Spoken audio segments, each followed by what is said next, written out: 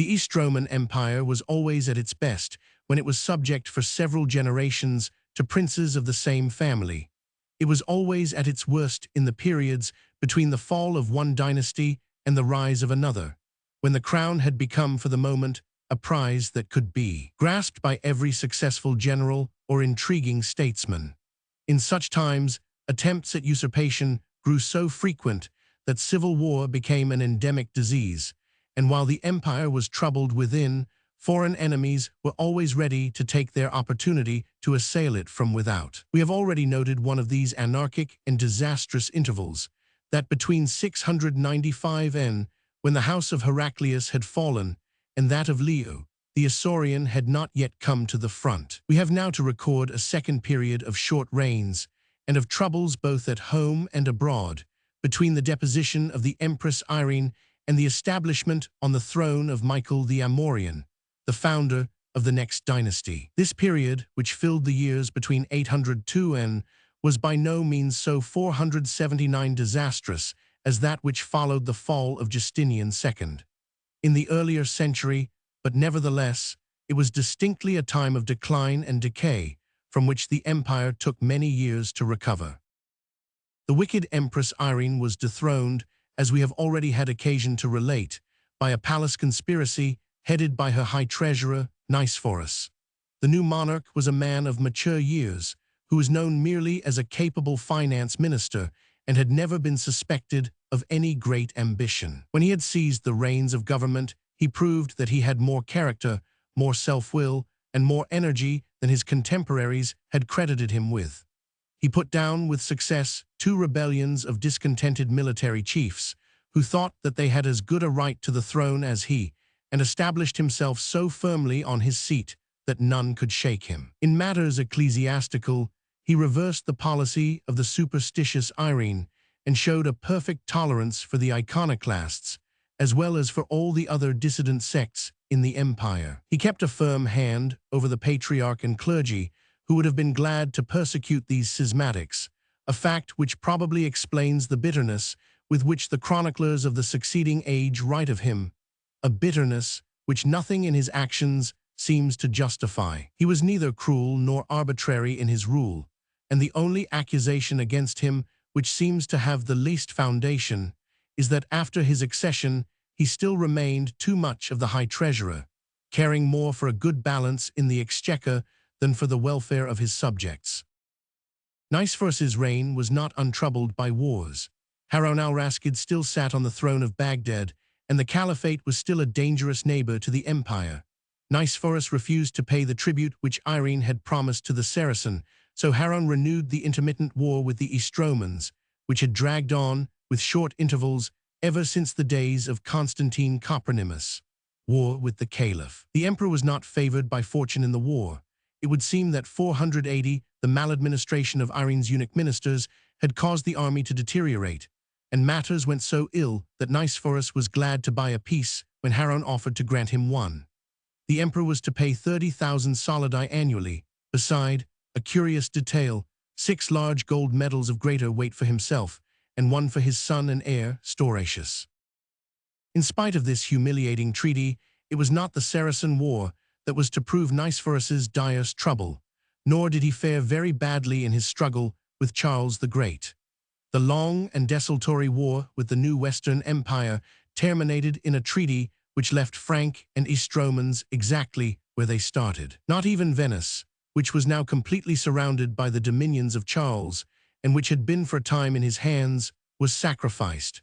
Nor did Nicephorus find himself compelled to take what he would have regarded as the degrading step of recognizing Charles as his equal and colleague in the administration of the empire. It was a war with the comparatively insignificant power of the Bulgarians, which was to be the worst of the disasters of Nicephorus, since the failure of the great expedition of Constantine Roman VI. In 796, the predatory tribe behind the Balkans had been growing more and more venturesome. Under a new king, the cruel but able Crum, they were making raids far into Thrace, which at last drove Nicephorus to take the field against them in person. At the head of a great army, drawn from all the European and Asiatic themes, and accompanied by his son Stauracius, he crossed the Balkans in 811. Victory at first crowned his arms. He defeated the Bulgarians in the open field and took and plundered their king's palace. Nicephorus slain by the Bulgarians, 811. But a few days later, as his victorious army lay carelessly encamped and paying no heed to the defeated enemy, it was beset by a fierce night attack. In the confusion and panic which followed, the emperor was slain, and his son Stauracius desperately wounded. Left without a leader, the Byzantine army broke up and retired in great disorder, leaving the body of the emperor with those of many of his chief officers upon the field.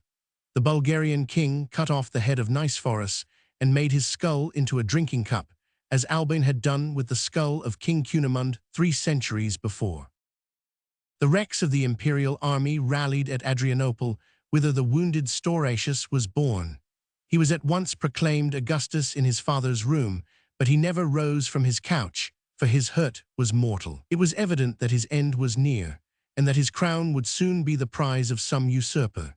Seeing this, his brother-in-law, Michael Rangabe, who had married the only daughter of Nicephorus I, bribed the guards of his dying master and had himself saluted as emperor before the breath was out of Stauracius's body, 812. Michael Rangabe owed his rise purely to the chance that had connected him with the family of Nicephorus. He was personally insignificant, superstitious, and cowardly, but his accession had some importance from the religious point of view. He was a European Greek, the first of his race that had yet worn the imperial crown, and like most of his countrymen, was a strong iconodule, and wholly opposed to his father-in-law's tolerant ecclesiastical policy. He surrounded himself with fanatical monks, and set to work to reverse the doings of Nicephorus, and to remove all iconoclasts from high office in state and army. These actions might have been popular if Michael had been a man of strength and energy, but he was a weak and incapable ruler. He refused for some time to enter the field against the Bulgarians, who were ravaging Thrace far and wide, and when he did at last head an army, it was only to suffer a crushing defeat. He took what his subjects considered the degrading step of conciliating the Franks by formally recognizing Charles the Great as a legitimate emperor and treating with him as an equal. In everything that he did, indecision and want of courage was to be traced. The army was fated to be the instrument of Michael's fiat, was deeply leavened with iconoclastic feeling, and highly discontented with a master who sent it neither encouragement nor orders. At last, when Michael allowed King Crum to penetrate so far into Thrace that he actually approached the walls of the capital, the army concentrated at Adrianople openly threw off its allegiance and took the decisive step of saluting as emperor one of its generals, Leo the Armenian. Fall of Michael. Priests and courtiers could give Michael Rangabe little support when the whole military caste turned against him. He was deposed with little trouble and sent into a monastery, while the rough soldier who had headed the revolt became emperor in his stead, 813.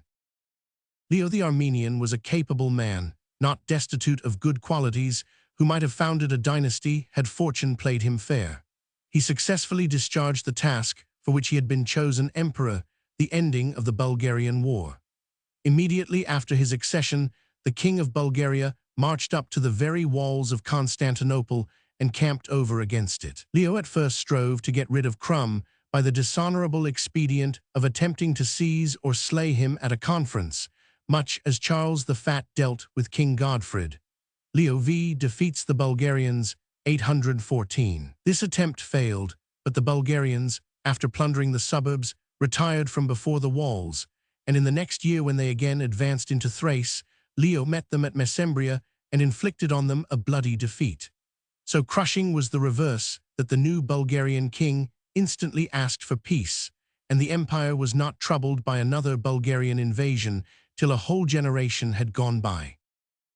Leo reigned for 6 years more, unvexed by wars without, and swaying the scepter with a very firm hand. He reorganized the army and the finances, and did much to repair the harm caused by the depredations of Saracen and Bulgarian in the reigns of Nicephorus I and Michael Rangabe. But unfortunately for himself and the empire, he soon became involved in the old iconoclastic controversy and had no peace 483 thereafter. Leo was, like most of the inhabitants of the eastern themes and most of the higher officers in the army, strongly imbued with the doctrines of his great namesake, the Isaurian. For the first 2 years of his reign, he kept his opinions to himself and endeavored to maintain a strict neutrality between the image worshippers and the image breakers.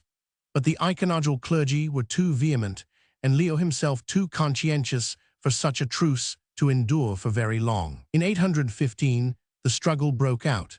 Leo had requested the patriarch Nicephorus to order certain images, which were especial stumbling blocks to the iconoclasts, owing to the groveling popular devotion which they attracted, to be raised so far from the ground that devotees should no longer be able to kiss and embrace them. The patriarch refused, bade all his clergy commence special prayers for deliverance, because the church was in danger, and excommunicated a bishop whom he suspected of having counseled the imperial order.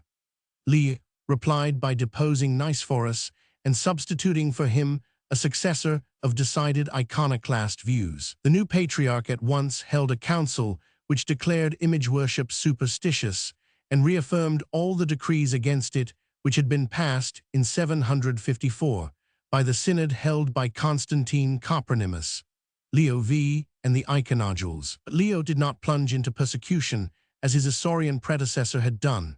Beyond removing a few church dignitaries from office and banishing an abbot who made an open display of images in the streets of the capital, he took no repressive measures against the iconodules.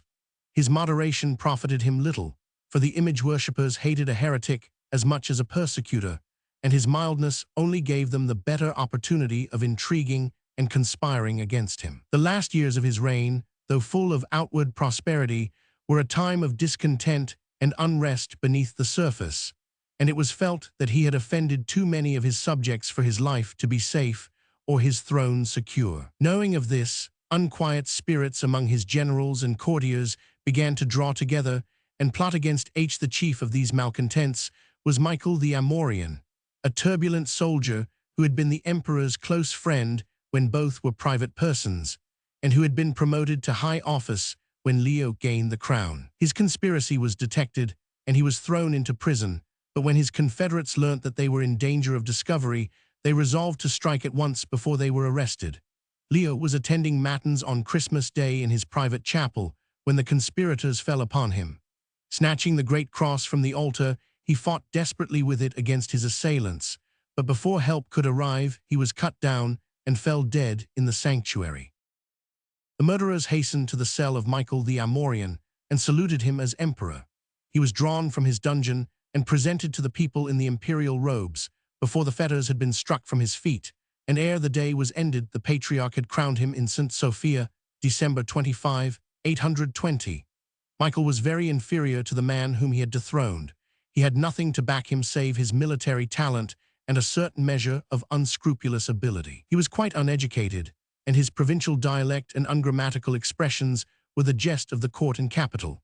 But he knew how to strike hard, and his harshness cowed his enemies more than Leo the Armenian's mild policy.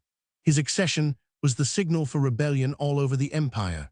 A certain Thomas raised the heretical sects of Asia Minor and the iconoclast partisans of the late emperor in rebellion, and for 3 years made Michael's throne insecure. He even beleaguered Constantinople and might have taken it, had not his followers alienated public sympathy by their ravages in its neighborhood. He was ultimately put down and slain, but his rebellion caused a serious loss to the empire.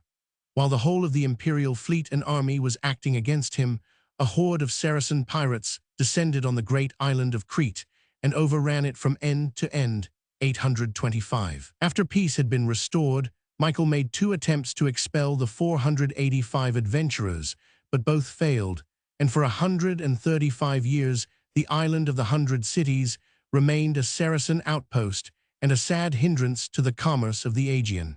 Loss of Crete and Sicily. Hardly had the expeditions sent against Crete returned with loss and disgrace, than Michael heard that a new province was being assailed by the same enemy.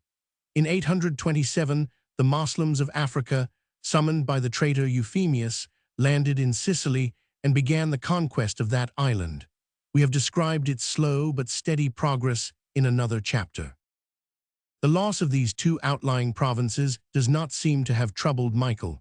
He was perhaps content that he was preserved from a greater Saracen war with the whole force of the Caliphate, owing to the civil strife of the descendants of Harun al-Rashid. Nor did the peaceful Louis the Pious stir up the Franks against him. The conquest of Crete and Sicily was a vexatious incident, not a pressing danger. In dealing with the thorny ecclesiastical questions which had proved so dangerous to his predecessor, Michael the Amorian showed caution rather than zeal. His accession had been supported by the image worshippers, who cordially detested Leo the Armenian.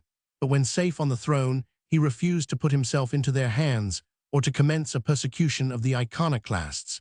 He was probably at heart a contemner of images himself, and his son and colleague Theophilus had a fierce hatred for them. His line of policy was to proclaim complete toleration of both parties and to recall and replace the prelates whom Leo had banished.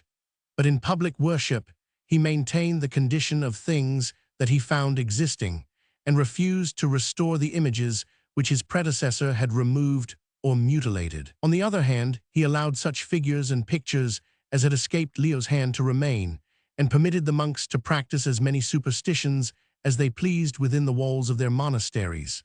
Neither party was satisfied. Both accused Michael of 486 time-serving and lukewarm service of God, but they kept fairly quiet, and the controversy was for a time quiescent. Michael reigned for 9 years only, and at his death in 829 left the throne to his eldest son Theophilus, a man of much greater mark and individuality than himself. The new emperor was an active warlike prince, with a great love of splendor and pomp, and a strong determination to have his own will in all things. Moreover, and this was certain to give the empire troublous times, he was a firm and conscientious iconoclast. It had been with great difficulty that his father restrained him from taking harsh measures against image worship, while he was still only his junior colleague on the throne. The chroniclers bear strong witness to his courage, his personal virtues, and his even-handed justice, but his meddling in things ecclesiastical has sufficed to blacken his character in their pages. The greater part of the reign of Theophilus was taken up with a long struggle with the Caliphate. The Abbasid Empire had been much weakened since the death of Harun al-Rashid, first by the civil strife between his sons, and then by the religious wars excited by the heterodox Caliph El-Mamun. Theophilus thought that the ancient enemy was so reduced by the loss of many outlying provinces, and by long strife at home, that the empire would be able to win back some of the lands lost 2 centuries before by Heraclius. Accordingly, he provoked a war with El-Mamun by sheltering the many refugees from Persia and Syria who fled before the persecutions of the Caliph. Unfortunately for Theophilus, the troubles of his adversary were just at an end, and the Saracens had their hands once more free for a struggle with the empire. The long war which set in revealed that the forces of the Caliph and the emperor were now so evenly balanced that it was impossible for either to deal the other any deadly blow, but quite possible for each to harry and molest the other's frontiers for an indefinite time. With some trifling interruptions of truce and armistice, it lasted more than 30 years. The Caliph 487 began the struggle by invading his neighbor's Cappadocian borders and overrunning the land as far as Heraclea 831.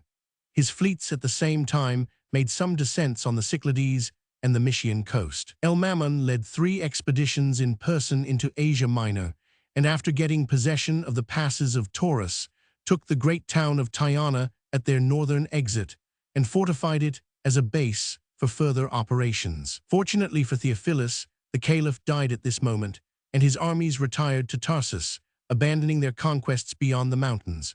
The emperor was more fortunate against the new Saracen monarch, El-Mu'tasim, the brother of El-Mamun. Theophilus was able to invade Syria and Mesopotamia and to capture the important town of Samosata, where the Byzantine banners had not been seen since the time of Constantine Copronymus. But the ravages of Theophilus on the Euphrates, and especially his sack of Zapetra, a place for which El-Mu'tasim had a special regard, provoked the Saracens to greater efforts. In 838, the Caliph took the field at the head of a vast army. He had sworn to sack the emperor's birthplace, Amorium, in revenge for the plundering of Zapetra, and it is said that 130,000 men marched out of Tarsus, each with the word Amorium painted on his shield.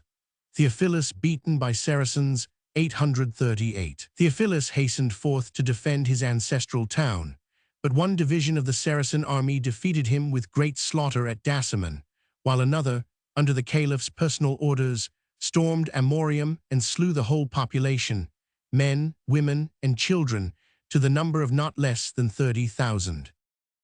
Such a disaster, and the sight of the caliph's troops advancing as far as the center of Phrygia, seemed to portend danger to the empire. But having satiated his wrath and vengeance, El-Mu'tasim retired, and the generals of Theophilus recovered the whole of the lost lands as far as the line of Taurus. Intestine troubles kept the caliph busy at home, and after the Estromans had recommenced their invasions of Syria and taken Laodicea, the port of Antioch, a truce was patched up, 488, which lasted, with some intermissions, down to the death of the emperor and the caliph, both of whom expired in 842. Theophilus persecutes image worshippers. When not employed in the field against the Saracens, Theophilus had been busy at home against the image worshippers. In 832, he issued an edict against all kinds of representations of our Lord and the saints, whether in the form of statues, pictures, or mosaics, and had them sought out and destroyed not only in public places, but in monasteries and private dwellings. His especial wrath was reserved for the painters whom he found working in secret to reproduce the prohibited figures. He mutilated their disobedient hands with hot irons and branded their foreheads with words of contumely. The Patriarch John the Grammarian aided the emperor by excommunicating all the clergy who refused to abide by the decrees of the Synod of 754. Theophilus then laid hands on the recalcitrant monks and bishops and imprisoned or banished them. His wrath, however, did not lead him into the extremes that the Isaurian emperors had countenanced. He did not inflict the penalty of death for disobedience, nor did he endeavor to suppress the monastic system like Constantine Copronymus. Those who bent before the storm met no harsh treatment. It was only open disobedience that moved Theophilus to anger. His very palace was full of secret image worshippers, chief among whom was his own wife, the Empress Theodora. Like his Western contemporary Louis the Pious, the emperor yielded to the unhappy inspiration of choosing a second wife by public competition.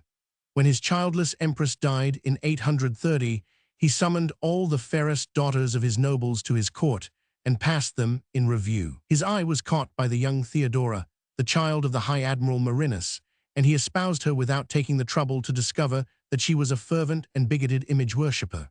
During her husband's life, she concealed her views and contented herself with protecting all the iconodules 489 whom she could shelter.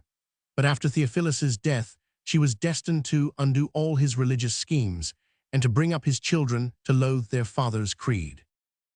In spite of the Saracen war and the ecclesiastical quarrels which rendered his life unquiet, the reign of Theophilus, like that of his father, was not an unprosperous time for the empire. His strict and exact justice benefited far more of his subjects than his bigotry harmed. The revenue was in such good condition that even in wartime he was able to execute many great public works, such as the strengthening and embellishing of the walls of the capital and the building of many palaces and hospitals. His care for the fostering of trade was shown by the conclusion of commercial treaties, not only with Louis the Pious, but even with the distant Caliph of Cordova, and Constantinople became in his day more than ever the center of the whole trade of Europe, because the Italian ports, which were her only rivals, were now suffering greatly from the occupation of the central Mediterranean by the Moors of Sicily.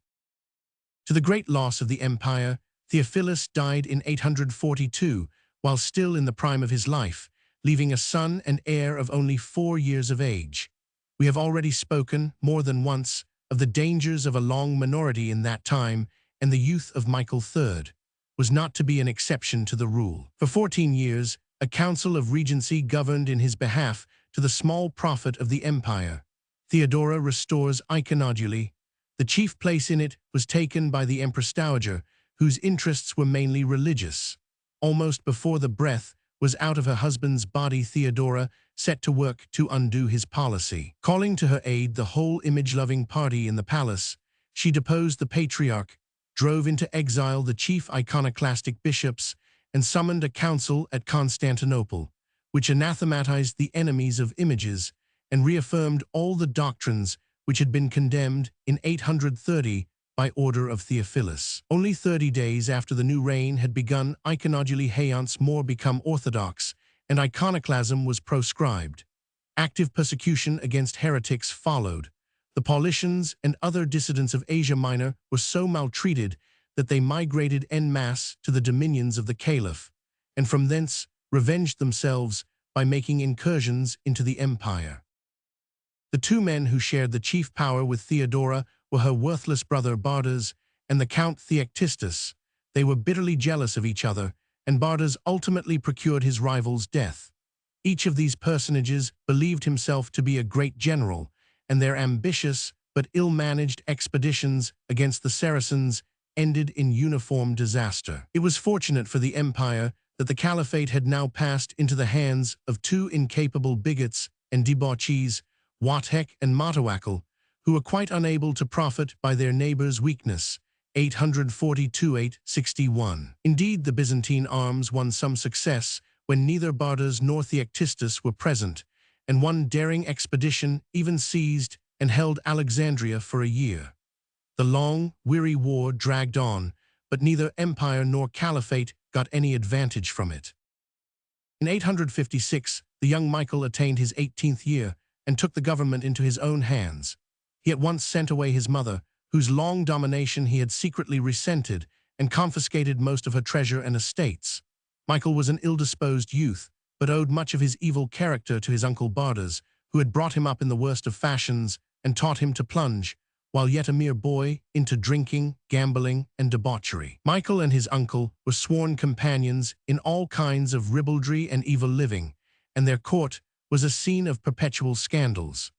Bardas was made Caesar in 862, and for the next 4 years had as much to do with the government of the empire as his nephew. But he was unwise enough to take too much upon him, to treat Michael as a drunken boy, and to assume a superiority over him which the young emperor could not 491 brook. After they had reigned together 4 years, Michael caused his uncle to be slain, and took another associate in the empire. 866. His new colleague was Basil the Macedonian, a young man of Slavonic descent who had long been one of his boon companions. When Michael was still a boy, he had been impressed by the courage and strength of Basil, who had entered his service as a groom. The young emperor promoted him from one office to another, till he became protostrator, or count of the stables, marshal as he would have been called in a Western monarchy. The new favorite was bold, ready-witted, and hard-headed. He could drink down the emperor himself at their feasts, a power which inspired Michael with the greatest respect. So, trusting to the faith of the friend of his youth, Michael preferred him to the place of the murdered Bardas. When not under the influence of the wine cup, Michael the drunkard, as his subjects named him, was a warlike and energetic sovereign. He often took the field against the Saracens and the Bulgarians, and sometimes met with success when courage could take the place of strategy. After a successful campaign beyond the Balkans, he forced the Bulgarian king not only to do him homage, but to become a Christian, a change which did much in later years to make relations easier between the empire and its northern neighbors. Michael sometimes busied himself about things ecclesiastical. His mother had brought him up as a fervent image worshipper, and he distinguished himself when he came to years of discretion by the disgraceful outrage of exhuming and burning the bodies of Constantine Copronymus and the Patriarch John, the chief representatives, lay and spiritual, of iconoclasm. Another of his doings had a graver consequence. It was he who, offended by the austere morals of the Patriarch Ignatius, deposed him and nominated Photius in his stead.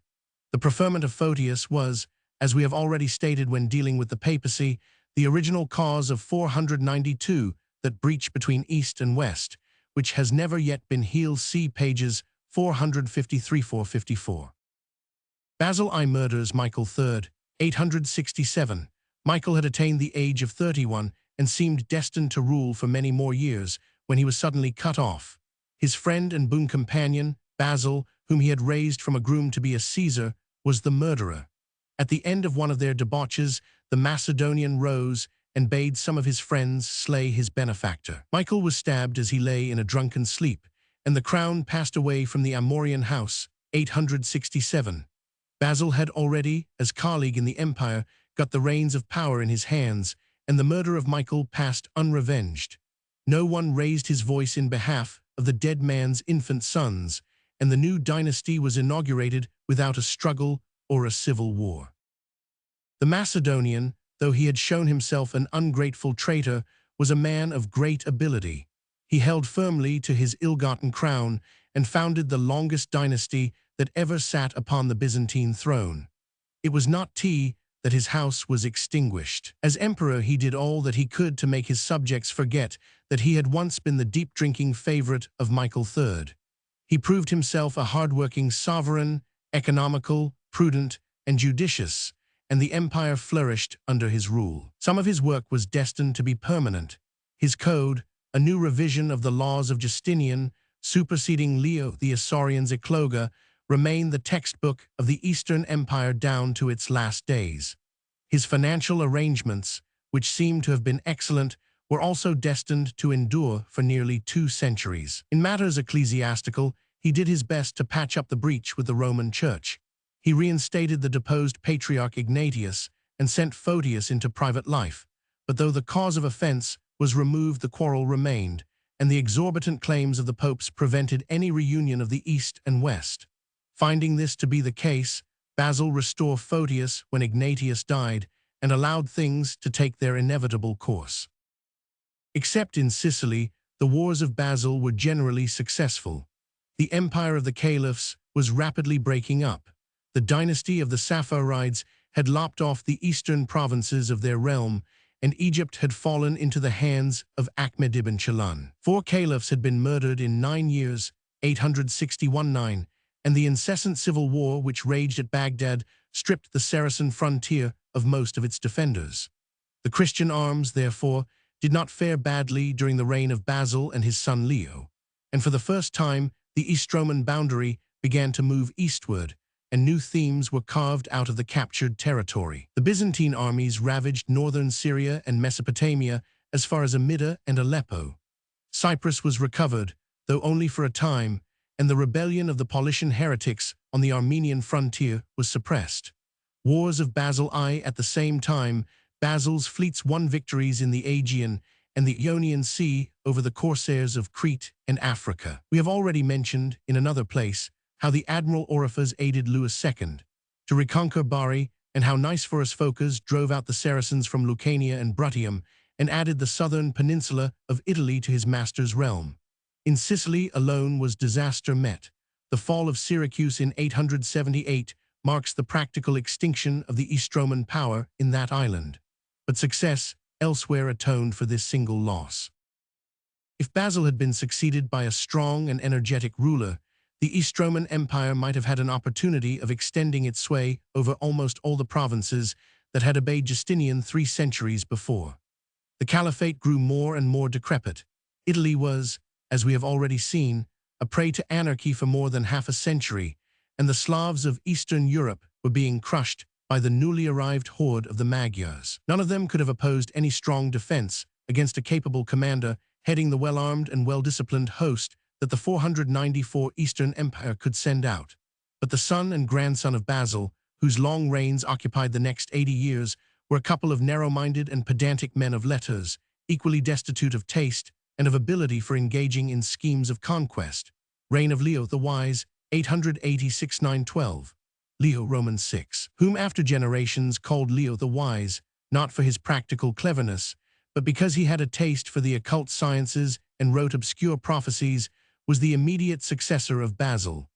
By some strange freak of nature, the hard-drinking, unscrupulous, energetic Macedonian usurper was the father of a laborious compiler of books, the mildest and least stirring of men. Leo's prophetic oracles and his ecclesiastical writings are of small profit to the reader, but posterity must acknowledge that it owes him a considerable debt for publishing his Tactica, a military manual giving an excellent account of the organization, strategy, and tactics of the Byzantine armies, with useful notes as to the habits and manners of the enemies whom the army was called upon to face. It was probably fortunate for the empire that he never tried to put his book knowledge of things military to practical use in the field. In spite of Leo's feeble personality, and of the fact that his negligence occasionally allowed the foes of the empire to snatch unexpected advantages, this reign was a time of growth for the imperial borders. The new themes of Lycandus and Mesopotamia were won from the enfeebled caliphate. Apulia was conquered from the Dukes of Benevento and the Italian Saracens, and formed into the theme of Langobardia. Benevento itself was for some years in Leo's hands, and if he had shown a little more energy, he might have pushed his army up to the gates of Rome, while the counts of central Italy were engaged in their endless bickerings with King Berengar. But the emperor neglected to support his generals, and with a tranquil mind let them fail for want of resources. Leo died in 912, leaving the throne to his only son Constantine Roman VII, better known as Constantine Porphyrogenitus, 495, a weak literary man of the same type as himself. The new emperor was a boy of only 5, and his whole reign was one long minority, for after he reached manhood, he allowed others to govern for him and remained buried in his books. But in spite of the feebleness of Leo and Constantine, the empire was faring well. Its neighbors were too weak to trouble it with serious wars, though now and then a disaster occurred, such as the surprise of Thessalonica by the African pirates in 904. Such misfortunes were due to the misdirection of the empire's resources, not to their inadequacy for defense. The realm was never richer nor stronger since the days of Justinian. Constantinople had become the sole center of the commerce of the Christian world, the one place where East and West could freely exchange their commodities. The revenue was abundant and easily raised, the army well paid and efficient, and only needed adequate generals to enable it to set out on a wide career of conquest. But the empire was not to obtain a capable ruler for many years. The days of John Zimisces and Basil Bulgarictonos were still far off, and meanwhile the Estromans, under the feeble leadership of Leo and Constantine, remained in a condition of stationary prosperity due to the well-organized administration of the empire. The Byzantine civil service was well able to carry on the business of government, unless it was handicapped by the presence on the throne of a strong-handed tyrant, and whatever were their faults, the sovereigns of the Macedonian house never deserved that name. There are worse things for any realm than a series of mediocrities on the throne. Chapter 29. The End of the 9th Century in Western Europe. Conclusion.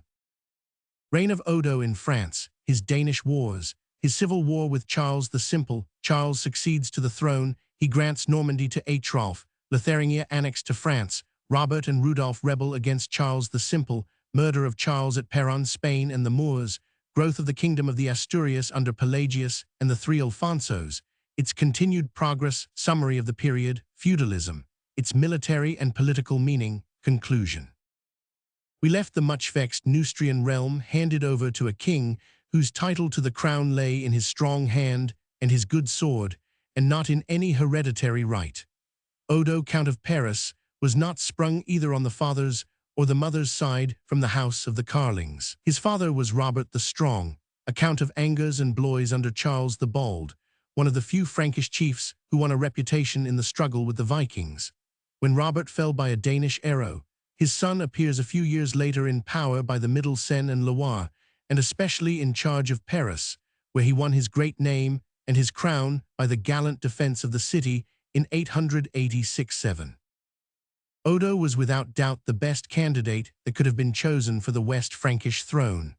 The sole legitimate heir of the Carlings, Charles the Simple, the posthumous son of Louis the Stammerer, was only 8 years of age, and to hand the kingdom over to a minor would have been a piece of madness. Nevertheless, the choice of Odo was a bad alternative at the best. He was but one among a dozen personages, 497, of equal position, each of whom believed himself to be his new master's equal.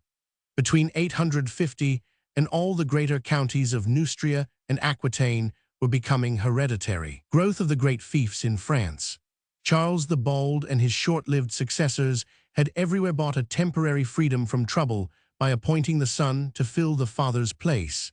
And in the next generation, the rulers of the counties and duchies looked upon their title to succeed to their ancestors' governorship as fixed and absolute. In every one of these districts, which were afterwards to be known as the Great Fiefs, the first commencement of hereditary rule dates from the fatal days between the Battle of Fontenay and the deposition of Charles the Fat. The first sovereign in the county of Toulouse who passed on his dominions to his son dates fro.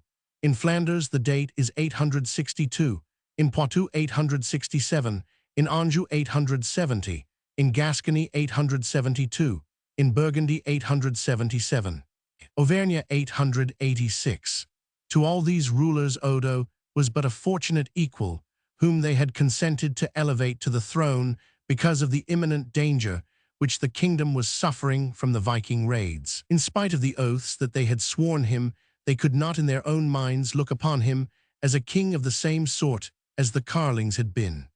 In a time when hereditary right was beginning to count so highly, it was a fatal weakness in a king to owe his power to the old Teutonic right of election alone. In reading the chronicles of this period of French history, we are reminded in a striking manner of the troubles of the kings of the Spanish Visigoths.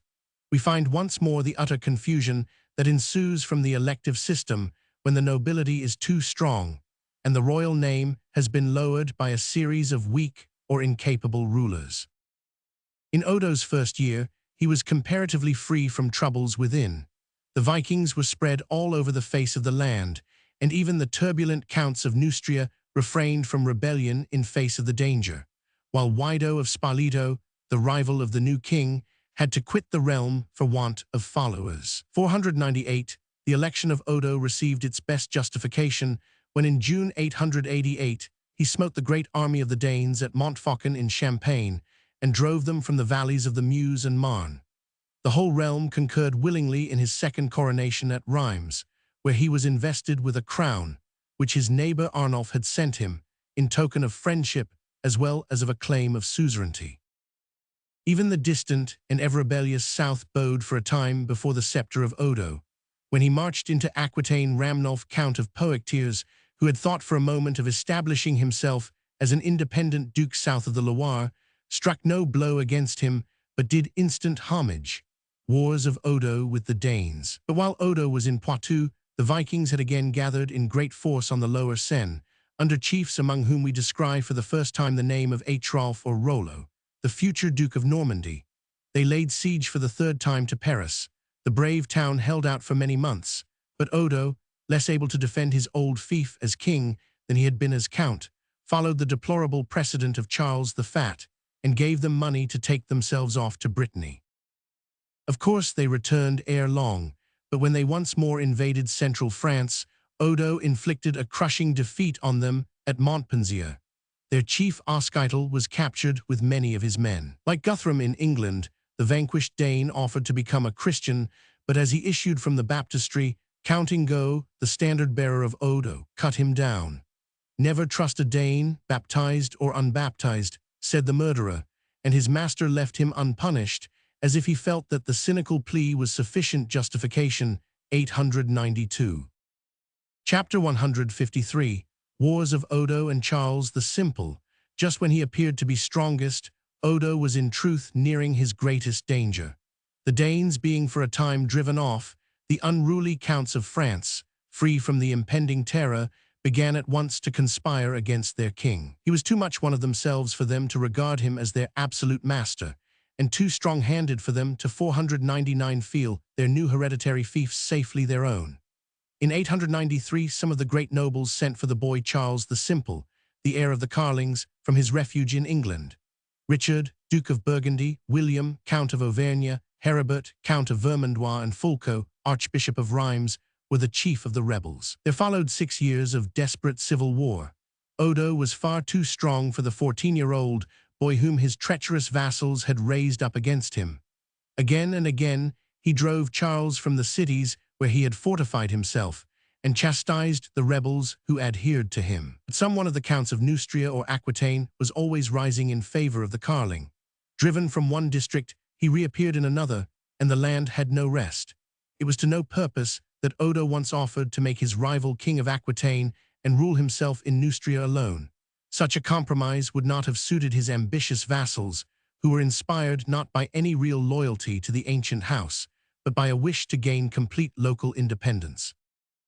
At last Odo, worn out with the struggle, died on the last day of the year 898. His brother and heir Robert refused to continue the struggle against the heir of the Carlings and did homage to Charles the Simple, receiving from him confirmation as ruler of the Duchy of France, the lands of Paris, Orleans, Tours, Chartres, Beauvais, and Le Mans.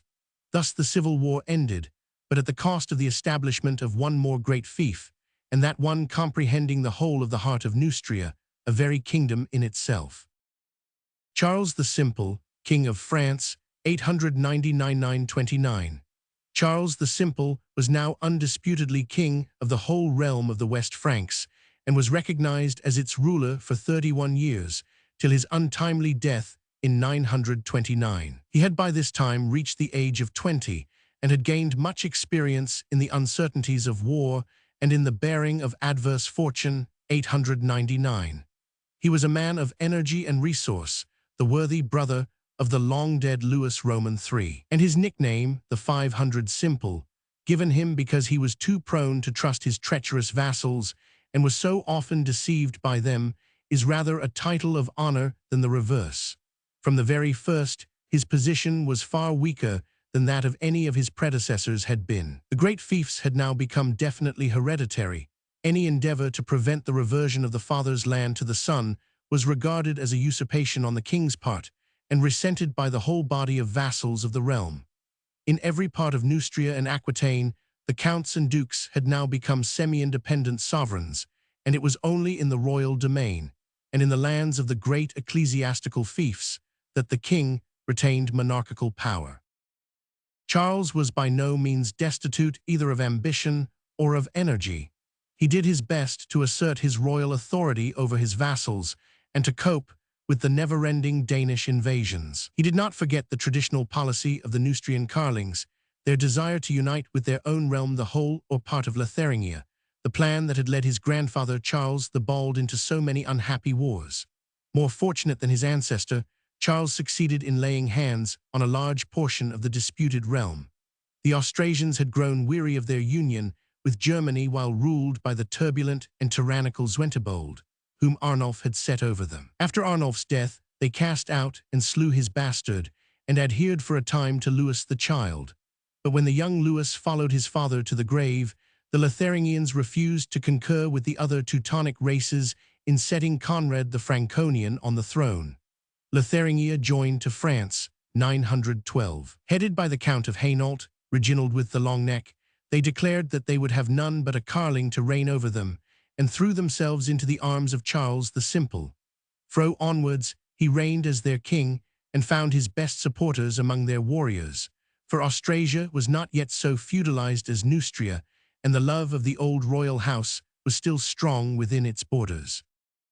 501. The Viking raids never ceased during the reign of Charles. The civil war of 893–8 had given the Danes an opportunity of returning to Neustria, and they were not slow to take it. When the chroniclers of the time are not recounting the rebellions of Charles's undutiful subjects, they are generally occupied in detailing Danish ravages. But it is now to be observed that the inroads of the Vikings are not nearly so dangerous to the realm as they had once been. The spell of the invincibility of the Northmen had been broken, and whenever they appeared, they were fiercely withstood by the local counts and dukes. The land no longer gave them such rich prey, for the open towns had now surrounded themselves with walls, and were not as formerly the defenseless victims of every raider who could muster a few hundred men at his back. Still the invaders never ceased to come, for many of their former fields of action were now closed. In England, Alfred and his son were too strong for them, and in Germany, they never had their old good fortune after their great defeat at Louvain. France, therefore, had now to bear the brunt of their attacks, and all their hordes concentrated themselves on the coast between the Scheldt and the Garonne. Hrolf on the Seine, 910–11. It was in 911 that Charles the Simple took a step which was to change the aspect of the great struggle with the Danes. Their main army was now lying on the lower Seine, and their chief camp was at Rouen, a great city which they had sacked and desolated and made their own. Their warlord was now the Sea King Hrolf, or Rollo as the Franks called him, who had asserted his power by right of superior ability above all the other jarls. Hrolf's bands ranged far and wide in the Seine Valley and had fought at Chartres, a bloody but indecisive battle with the host of the Franks, headed by the king's greatest vassals, the Dukes of France and Burgundy, and the Count of Poitou. Despairing, as Alfred had despaired 30 years before, of ever being able to drive away the Dane, Charles took the same step that the great King of Wessex had taken. He 502 determined to offer the Viking leader a great tract of land as a settlement for his followers, if he would consent to draw them all together and to conclude a stable peace. The experiment had been made before by the Frankish monarchs, with no encouraging results, and the tale of Charles the Fat and King Godfred must have been fresh in the minds of the Vikings. Treaty of Clair-sur-Epte, 911. Nevertheless, the offer was made once more. If Hrolf would settle down, he should have an ample Danelag, as the English would have called it, for his men. Charles proffered him Rouen and the lower valley of the Seine, and with them the hand of his daughter Gisela. The Northman blustered and affected to despise the king's offer, but presently he began to haggle and to speak of terms. The monarch of the West Franks and the veteran Sea King met at Clair-sur-Epte, and there the bargain was concluded. Hrolf asked and received all the lands from the river Epte to the sea, a grant which the Danes interpreted as giving them all the coastland from the mouth of the Somme to the borders of Brittany. Charles added to this the easy promise of the suzerainty of Brittany itself, when Hrolf should succeed in conquering the unruly princes of that land, who for many years had paid no allegiance to the Frankish crown. The Viking therefore received the hand of the king's daughter, promised to submit to baptism, and became the man of Charles the Simple. A well-known story tells how Hrolf refused to bow the knee himself to the Frank, when the oath of homage had to be given, and deputed one of his chiefs to be his proxy, and how the Dane, with designed clumsiness, when he bent before the king's feet, succeeded in upsetting king and throne together. But Charles overlooked the insult in return for the tangible benefits that the submission of Hrolf involved, and loaded the Danes with gifts on their departure. The Duchy of Normandy. The Viking chief therefore settled down to live as a Frankish duke at Rouen. He had himself baptized, according to his promise, and the majority of his warriors followed his example. Contrary to what might have been 503 expected, the experiment of planting the Northmen on the lower Seine proved a complete success for the Frankish king. The majority of the Danish warbands in Gaul drifted, one after the other, to join Hrolf's followers and to receive from him a fixed settlement in his new duchy. By sacrificing a part of his realm, Charles the Simple had saved the rest. The Duke of Normandy, no longer Rex Puritarum, but the king's trusted vassal, was on the whole very faithful to the oaths that he had sworn at Clair-sur-Epte. He adhered to King Charles in all his troubles and sent him a contingent of Danes whenever he was asked for aid. It was only when Charles had been deposed by rebels that Hrolf again turned loose his plundering bands upon France and became once more the scourge of Neustria. The summer of 912 saw Charles both freed from his Viking war by the cession of Normandy and hailed as King of Lotharingia by the Austrasians. The next 8 years were the most fortunate period of his reign. He waged no important wars abroad and had no very serious troubles at home. But his authority over the greater part of France was very limited. More especially in the lands south of the Loire, nothing but lip service was granted him. Neither tribute nor military aid could be expected from the great counts of the south. Yet weak as he was, Charles the Simple was still stronger than his great vassals cared that he should be. Rebellion of Robert of France. 3 of the greatest magnates of his realm resolved to compass his deposition. Their chief was Robert, Duke of France, who in his old age began to covet the crown that he had refused to claim in 899. His confederates were Rudolph, 2nd Duke of Burgundy, and Heribert, Count of Vermandois.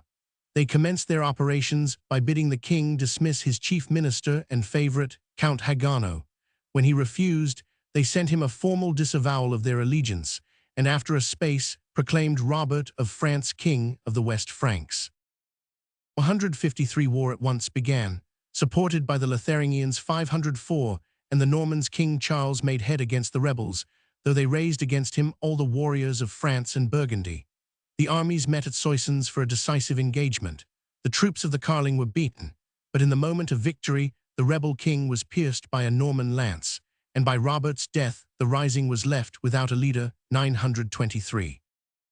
The great vassals were cowed for a moment by their chief's fall, and sorely distracted by a Danish invasion. Rollo had launched against the territories of the rebel dukes a great horde of Northmen, and the invaders were joined by a fresh army from England under Regnold, whom Edward the Elder had just deposed from the kingship of Northumbria. Continued civil wars. But in spite of the ravages of the Danes, who swarmed into Burgundy and threatened to establish a second Danelagh in the valley of the Saône, the rebels resolved not to submit to their rightful lord. They now proclaimed as anti-King Rudolph, Duke of Burgundy, for Hugh, son of Robert of France, refused to take up his father's claims. Charles might have fought down the insurrection, for a great Norman army was coming to his aid if he had not fallen by treachery. Heribert of Vermandois offered to submit to him and begged him to come to a conference at Peronne. The simple king hastened to the meeting and was seized and thrown into a dungeon. 923. The only drop of bitterness in the cup of the rebels was that Egiva, the English wife of Charles, escaped with her son Louis to the court of her father, King Edward the Elder. There was still an heir of the Carling house safe beyond the seas. For 4 troubled years, Rudolph of Burgundy reigned as King of France, and Charles the Simple lay in durance at Peronne. Rudolph was but a phantom king. Aquitaine refused to acknowledge him. The Danes ranged all over his realm and beset his native duchy of Burgundy with a special fury.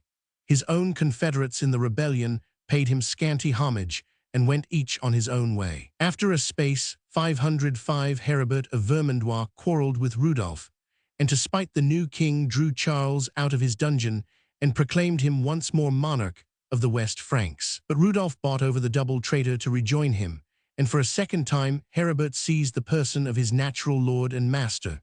Murder of Charles the Simple, 929. This time Charles did not escape with mere imprisonment. The cruel and treacherous count starved him to death at Peronne. At last Rudolph the Burgundian could call himself without dispute King of France. 929. Here we must leave the history of the Western realm, at a moment when it had reached much the same wretched condition that Germany attained at the time of the death of Conrad, more unhappy than their eastern neighbors. The Franks of Neustria and Aquitaine were not yet to see any such great rulers as Henry I and Otto the Great set over them. They were destined to drink the cup of feudal anarchy to the dregs, ere a strong monarchy was once more to arise among them. The fight between the Carlings and the Dukes of France was to drag on for 2 generations more, ere Hugh Capet finally gained the crown that his grandfather Robert and his great-uncle Odo had worn. And when the house of the Dukes of France had seized the throne, they were to be for long ages as powerless as the Carlings whom they had supplanted. As yet the only favorable symptom in the condition of France was the comparative immunity from Viking raids that it was beginning to enjoy. Thanks to the feudal horsemen and the feudal castle, thanks still more to the narrowing of Danish ambition to the Norman duchy and its neighboring lands of Maine and Brittany, the kingdom was beginning to enjoy a certain measure of peace from the outer enemy. Unfortunately, the great vassals of the crown only used their opportunity to redouble their wicked feuds, and the nation's worst foes were to be those of its own household for many a long day. 506 History of Spain, 709-18. There is still one region of Europe at which we have cast no glance for 100 years, but the fortunes of Spain lie far apart from those of the Frankish Empire, and during the 9th and 10th centuries form no part of the general history of Christendom. We have had occasion to mention, however, that the Moslem conquerors of the peninsula paid for 40 years a wavering allegiance to the Umayyad caliphs, and were ruled for a time by a series of ephemeral viceroys, most of whom came to violent ends. Of the fate of those of them who ventured to attack the Frankish Empire, we have spoken while dealing with the annals of Charles Martel and Pippin the Short. In 756, Spain became separated from the Caliphate of Baghdad. After the massacre of the Umayyad house by their Abbasid successor, one member of the older family escaped to Spain. The young Abdurrahman, after long struggles, put down all those who opposed him and became an independent sovereign. He ruled at Cordova for more than 30 years, and not unprosperously, though he was vexed all through his life by incessant rebellions, such as that of the chiefs who in 778 called in Charles the Great against him and led the Franks to the gates of Saragossa. But while Abdurrahman was ruling in great state at Toledo and Cordova, and winning the admiration of all the Moslem world by his courage, his wisdom, and his magnificence, a little cloud was arising in the west, which was in later days to overshadow all Mohammedan Spain. After the destruction of the Visigothic kingdom in 711-12, the viceroys of Spain had overrun well-nigh the whole land and planted it thickly with colonists from Arabia, Syria, and Africa, but they had never completely subdued the extreme northwest of the peninsula. The Cantabrian and Asturian highlands had always been the last refuge of broken tribes from the first dawn of Spanish history. There the Gallici and Astures had long withstood the Roman legions. There, in a later age, the Suevi had resisted the Visigoths for more than 507 century. And now, in the same rugged hills, the last of the Visigoths took refuge from the advancing Saracen. Pelagius in Asturia.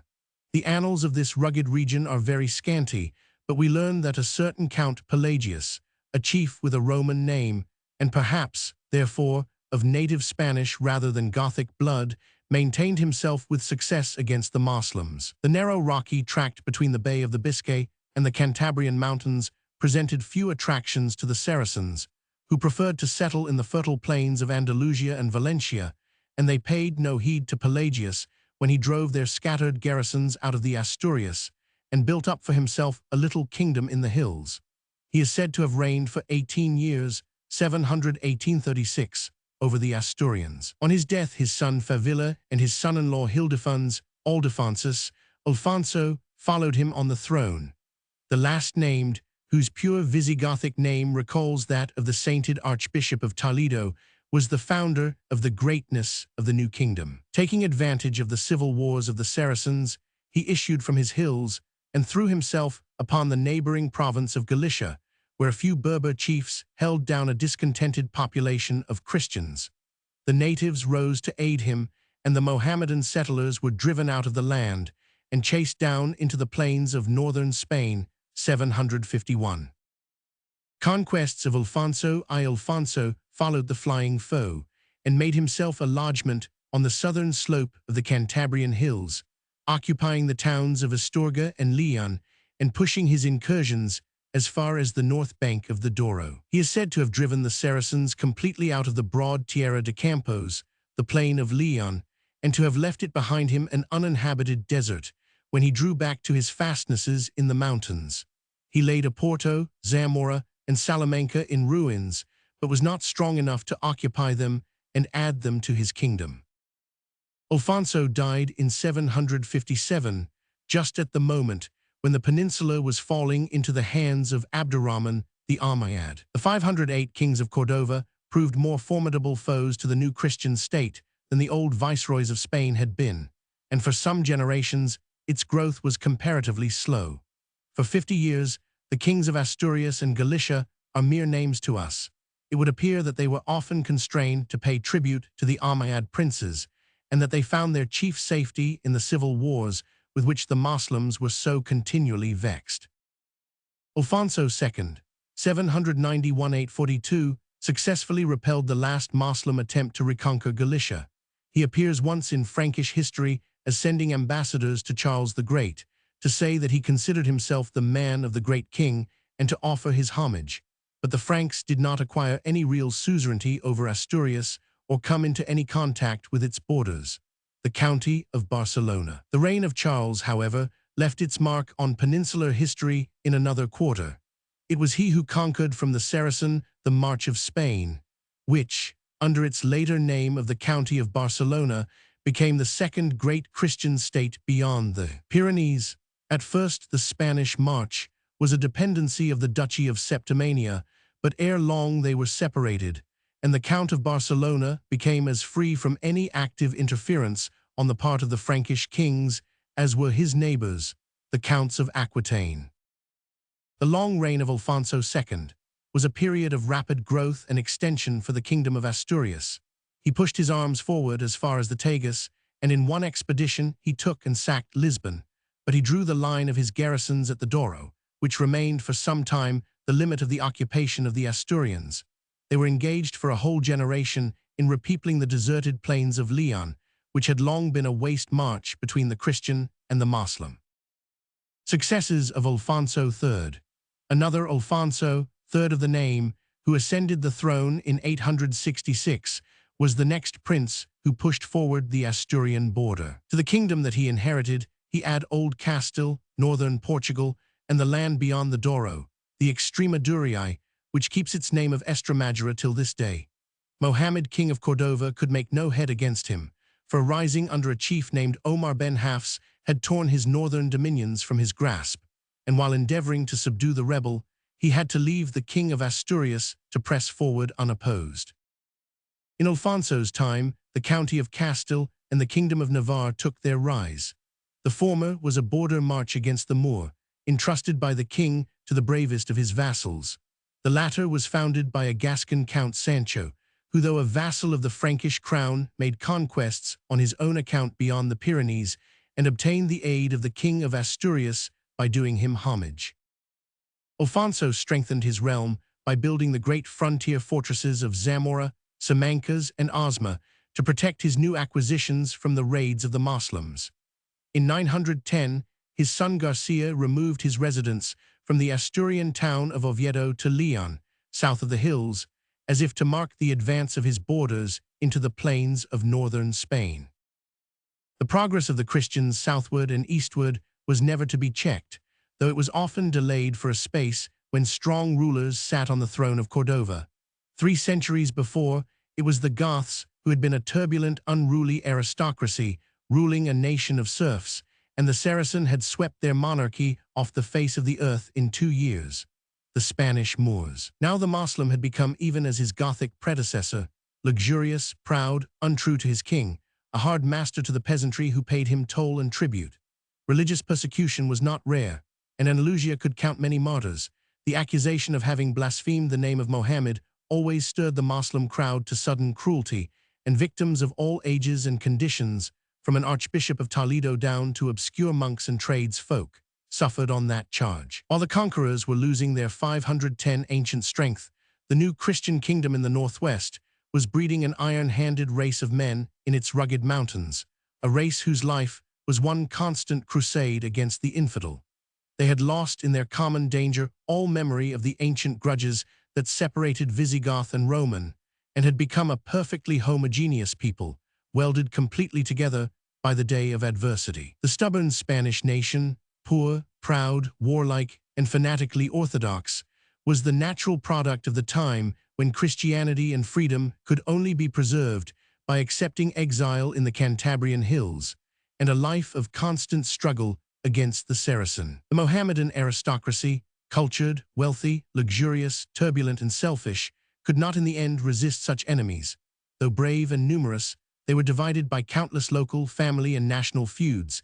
The Arab hated the Syrian and the Berber, while all 3 despised the Spanish-born Moslem. Their monarch at Cordova only existed by playing off one faction against another, and was often deprived for whole years of his control over an important town or province. It is small wonder, then, that the Asturian kingdom waxed, while the Caliphate of Cordova waned. Perhaps we ought rather to marvel that the Moslems ruled in Spain so long and with so much splendor, in spite of all their feuds and civil wars. It is strange that in the midst of so much turbulent disorder, they should have been able to found a very nourishing literature, and to leave their mark on the face of the land in the shape of such triumphs of architecture as the great Mosque of Cordova or the Alcazar of Seville. Certainly the Saracen was seen at his best in Spain. In the other lands that he conquered, decay and decline came on him much more rapidly. The Abbasides of Baghdad had sunk into decrepitude some 511 times before the Umayyads of Cordova met with their fall. Syria, Egypt, and Persia became the prey of Turk and Mameluke and Tartar long ere Andalusia yielded to the Christian. Arabia itself sunk back into torpor with astonishing rapidity and ease. It was certainly in Spain that the conquering Moslems retained longest all the best and worthiest characteristics of the days of their early greatness. Summary: we leave Europe at the end of our period in a day of gloom and depression. The picture indeed has its bright points. In Spain, the balance had definitely turned in favor of Christendom, and the crescent was already beginning to wane. At Constantinople, the rule of the Basilian dynasty promised a period of stationary prosperity, even if no strong emperor should arise to lead the Byzantine armies once more to victory. But in those great lands of Central Europe, which then, and always, have formed the heart of Christendom, the outlook was very black, blacker than it had been at any time since the evil days of the 7th century. If the attacks of the Vikings were visibly slackening, and if the Saracens had last been driven out of southern Italy so that the invaders from without were for a time checked, yet the state of affairs within showed no signs of mending. The empire was dead. The papacy was falling into premature decay and corruption. In the midst of all the treason and selfishness, the wars, murders, and rebellions of the dismal age that lies between the Battle of Fontenay and the end of the 10th century, there is one thought only that can afford the student any consolation. After the breakup of the empire of Charles the Great, while Dane, Saracen, Hungarian, and Slav were simultaneously besetting the gates of Christendom, there was a very serious danger that the fabric of civilized Europe might crumble to pieces beneath their blows. That it did not do so must be attributed to the unexpected powers of resistance developed the disintegrated fractions of the Frankish Empire under the feudal system. Disastrous as were most of the effects of that system, it at least justified its existence by saving Christendom from the foe without. What the successors of Charles the Great had failed to do when all the military force of the empire was at their backs was accomplished by the petty counts and margraves whose power was developed on the ruins of the central authority. It was the mailed feudal horsemen and the impregnable walls of the feudal castle that foiled the attacks of the Dane, the Saracen, and the Hungarian. While the emperor or king was expected to protect every corner of the realm, and as a matter of fact protected none of it, the governors of the Gauss and Marx proved, on the whole, to be equal to the task, when once they had got their hands free and were not fettered by the close supervision of their master. Europe lapsed, indeed, into utter decentralization, and lost for centuries the administrative unity which the reign of Charles the Great had promised. A heavy blow was dealt at the slowly developing culture and civilization which the 8th century had produced. It was not without justice that the 9th, 10th, and 11th centuries have been called the Dark Ages. Literature and art sank back to the level from which Charles the Great had for a time raised them. History has once more to be reconstructed from the scantiest materials.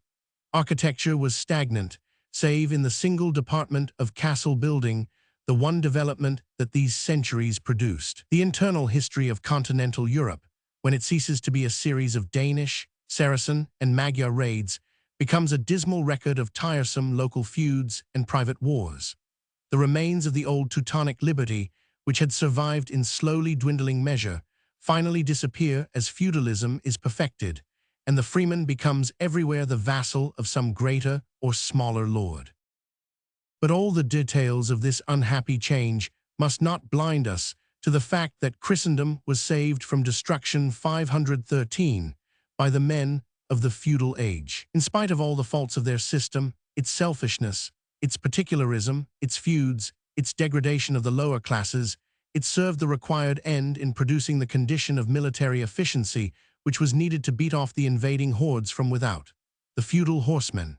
The problem with which Europe had to deal was that of facing quickly moving assailants, whose object was primarily plunder rather than fighting, and who therefore had to be caught and brought to bay if they were to be checked. The slowly moving masses of foot soldiery which the Frankish Empire put into the field were quite unable to deal with this problem.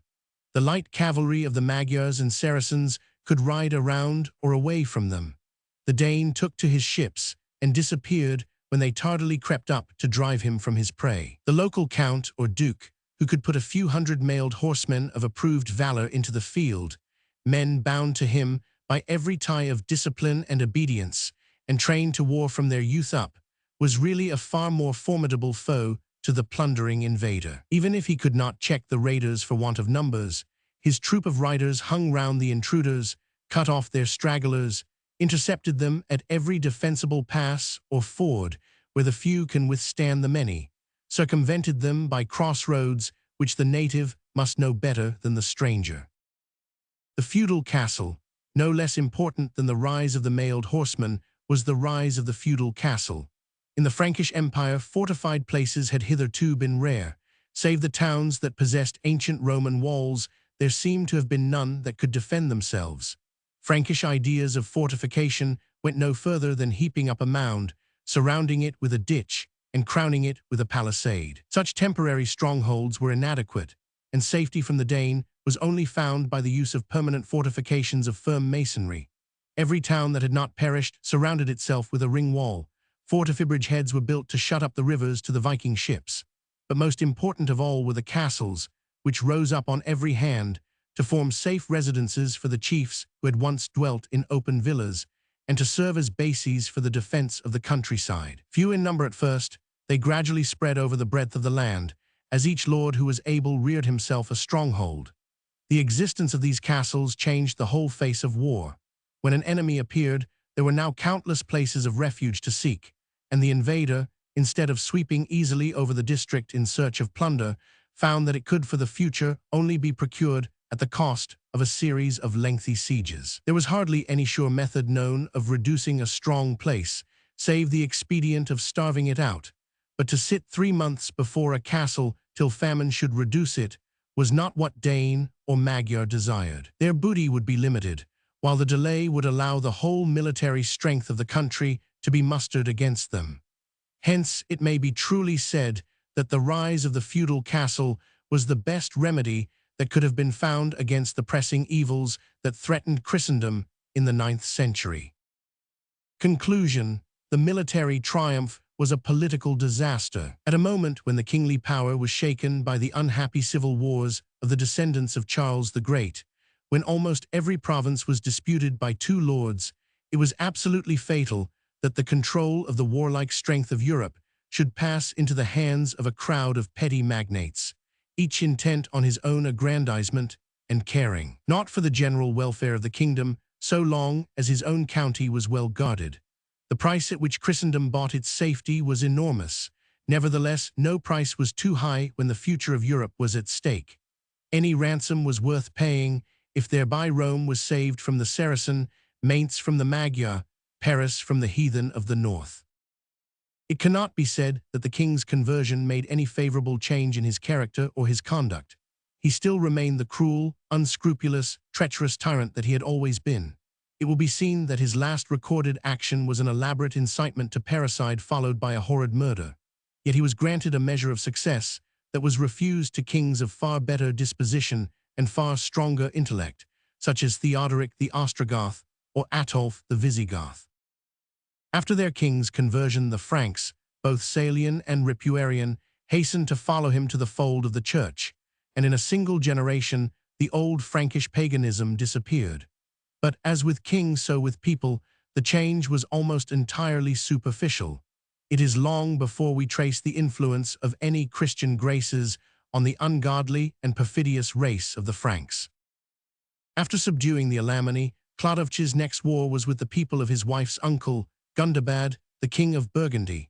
He made a secret agreement with Godegisel, Gundobad's younger brother, to invade and divide the Burgundian 62 realm. While the treacherous brother raised war in Helvetia, where he possessed an appanage, the king of the Franks attacked Gundobad from the front and invaded the valley of the Saône. It appeared as if here, as well as in the lands farther north, Chlodovch would sweep all before him. The Burgundian king was beaten and driven out of Dijon, Lyon, and Valence into Avignon, the southernmost fortress of his realm, while his brother was made king by the Frank and became his vassal. But in the next year, Gundobad recovered all he had lost, slew Godegisel at Vienne, and drove the Franks out of Burgundy with such success that Chlodovch ere long made peace with him, 501. But the next campaign of the Frankish king was one of far greater importance and success.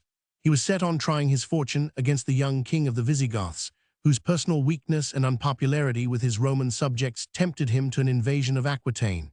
It would seem that Clodovch carefully chose as a casus belli the Arian persecutions of Alaric, who, like his father Euric, was a bad master to his Catholic subjects. Clodovch conquers Aquitaine, 507. A first quarrel in 504 was composed by the great Theodoric, who, as father-in-law of the Visigoth and brother-in-law of the Frank, could appeal with authority to each of the rivals. But in 507, Clodovch declared war on the Visigoths. "I cannot bear," he said, "that those Arians should hold any part of Gaul. With God's aid we will go against them and subdue their land beneath our sway." Knowing the strength of the Visigothic realm, Clodovch allied to himself for the struggle his old enemy Gundobad the Burgundian and Sigebert of Köln, the last surviving Ripuarian king. Advancing from Paris, Clodovch crossed the Loire and met the Visigoths and their king on the Campus Vaucladensis, the plain of Vauglay near Poictiers. Whether from cowardice or from distrust of his own generalship, Alaric held back from fighting, but his army forced him to give battle. He attacketh Franks, was utterly defeated, and fell with the greater part of his men. So crushed were the Visigoths by the disaster that Clodovch was able to overrun all the provinces between the Loire and the Garonne without striking another blow. He entered Bordeaux in triumph and there spent the winter. Next spring he marched against Toulouse, the Gothic capital, and took it, and with it the great horde of the Visigothic kings, including many of the Roman trophies that Alaric and Ataulf had carried off from Italy 100 years before. Meanwhile, Clodovch's Burgundian allies overran Provence and captured all its cities save Arles. To add to the troubles of the Visigoths, they were distracted by civil strife. One party recognized as King Amalric, the infant son of Alaric, by Theodoric's daughter, his lawful queen. The other elected Jezalic, a bastard son of Alaric, who had fortified himself in Narbonne and Barcelona. But the Franks and Burgundians drove Jezalic over the Pyrenees, and it appeared as if there was about to be an end of all Visigothic power north of those mountains. Meanwhile, Clodovch returned from Toulouse to Tours, where he found awaiting him ambassadors from the Emperor Anastasius, who saluted him by their master's command with the titles of proconsul and patrician, and presented him with a diadem and purple robe. Anastasius sought by these honors to win an ally against Theodoric the Ostrogoth, with whom he had lately quarreled. Clodovch accepted them with alacrity because of the prestige they gave him in the eyes of his Roman subjects, who saw his power over them formally legalized by the grant of the emperor. This was the culminating scene of Clodovch's life, for in the next year, fortune turned somewhat against him. The great Theodoric interfered in the Gothic War as the guardian and protector of his grandson, Amalric. His armies routed the united Franks and Burgundians near Arles, where they are said to have slain 30,000 men. They then reconquered Narbonne and all the Mediterranean coast as far as Spain. 64 Clodovch's conquests were thus restricted to the land west of the Cevennes, but still comprised the greater bulk of Visigothic Gaul, with the three great cities of Poictiers, Bordeaux, and Toulouse, 510. Only the Narbonensis and Provence were saved from him by Theodoric, who now chased away the usurper Jezalic, and ruled all Spain and South Gaul till his grandson Amalric came of age. Checked on the south by the great Ostrogoth, Clodovch turned north to round off his dominions by the acquisition of the last independent Frankish state.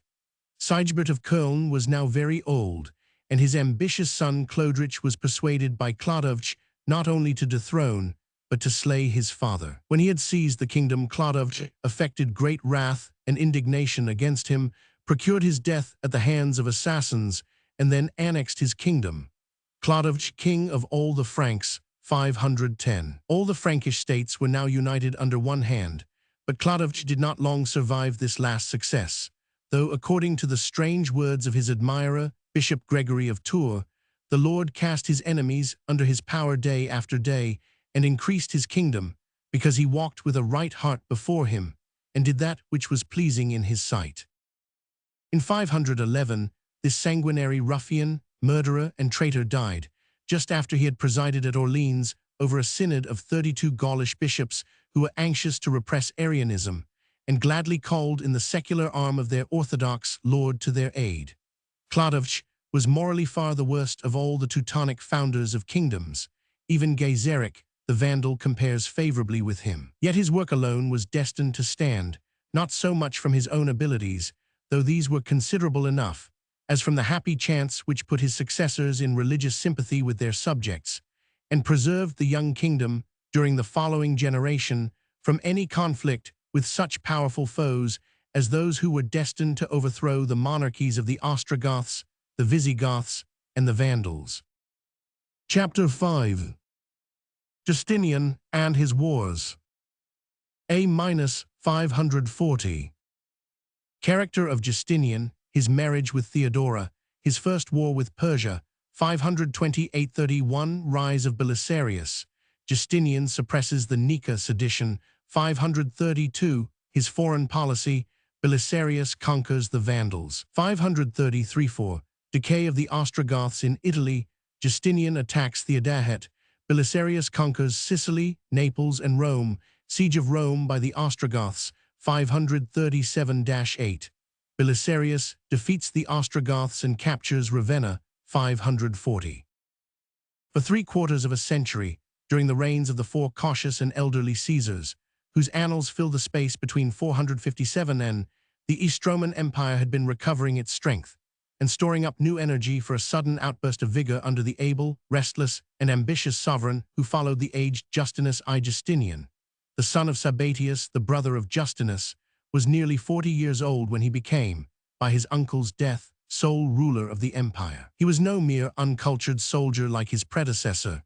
When he obtained promotion in the army, Justinus sent for his nephew from the Dardanian village where his family dwelt, and had him reared in the capital in all the accomplishments which befitted the heir of a great fortune.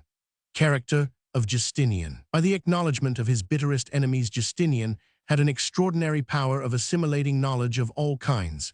He took a keen interest alike in statecraft and architecture, in theology and law, in finance and music. When his uncle came to the 66th throne, the student soon developed into the practical administrator, for Justinus trusted him with all those details of civil government which he himself was unable to understand or to manage. It soon became known that the heir of Justinus was a man of extraordinary ability and untiring thirst for work. At an age when most young men would have been tempted by their sudden elevation to plunge into the enjoyments that lay open to an imperial prince, Justinian applied himself to mastering all the tiresome details of the administration of the empire. Men noted with surprise that he never seemed happy save when he was in his cabinet, surrounded by his secretaries, his registers, his files of reports and dispatches. He was like the Aristotelian character who was too indifferent to things pleasurable, for nothing save work appeared to have any attraction for him. He rose early, spent his day in administrative duties, and his night in reading and writing. As he grew older, he seemed to dispense with sleep altogether, as if he had become free from the common necessities of man's nature. There was something strange and horrible in his cold-blooded, untiring energy. Superstitious men whispered that he was inspired by a restless demon who gave him no peace, or that he was actually a demon himself. Had not a belated courtier met him after midnight pacing the dark corridors of the palace with a fearful and changed countenance that was no longer human, or even, as the story grew, with no face at all, a shapeless monstrous shadow. But that Justinian was a man, with all a man's waywardness and recklessness, was proved ere long, to the surprise of the whole population of the empire and the utter horror and confusion of all respectable persons.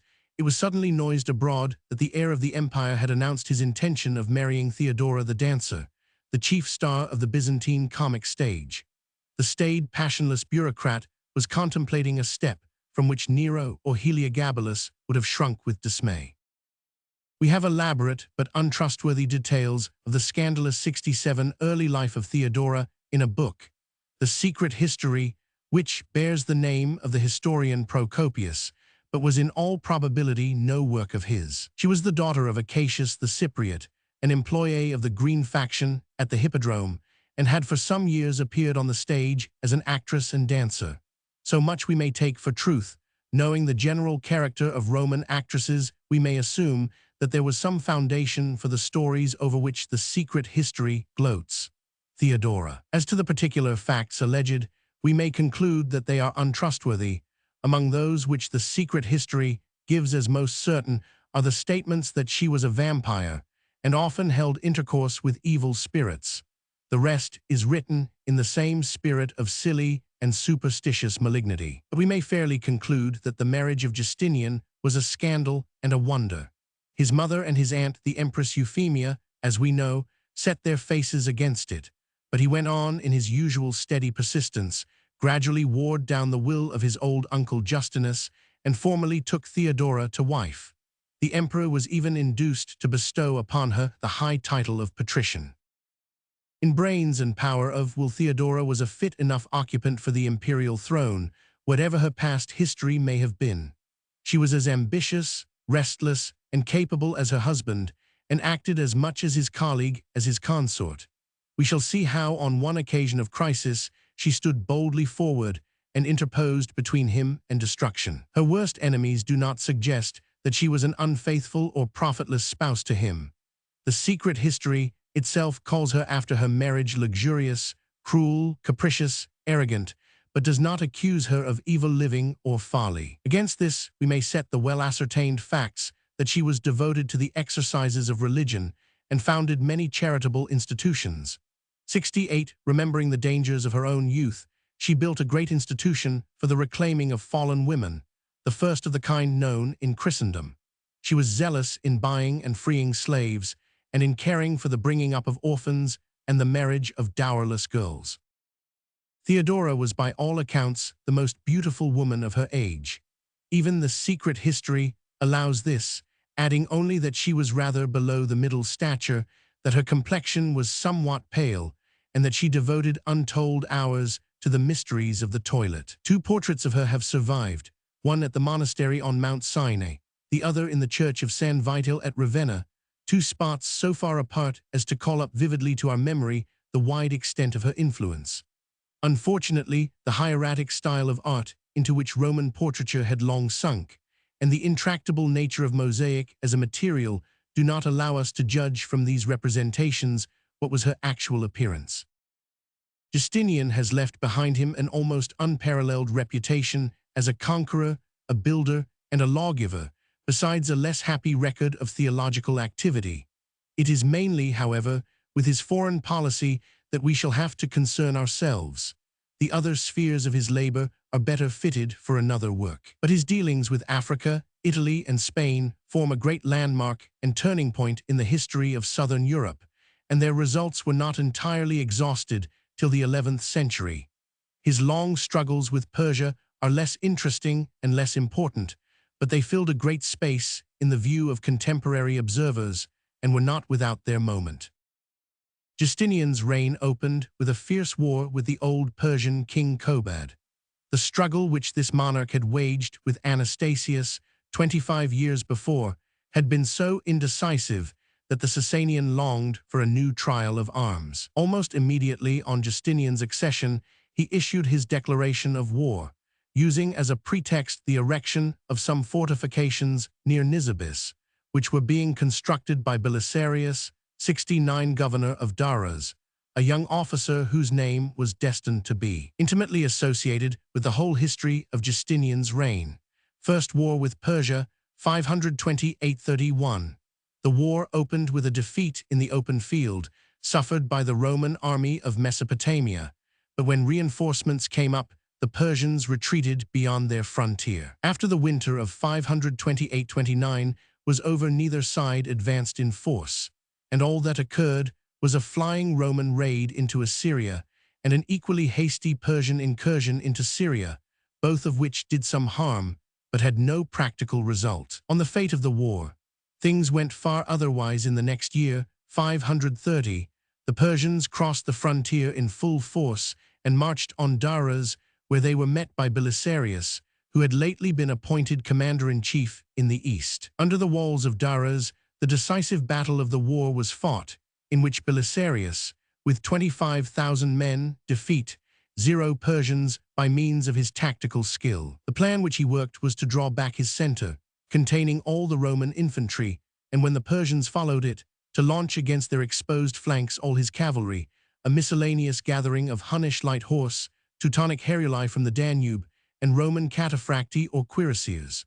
This plan, much resembling Hannibal's maneuver at Cannae, and perhaps consciously copied from it, resulted in the complete rout of the Sasanian host.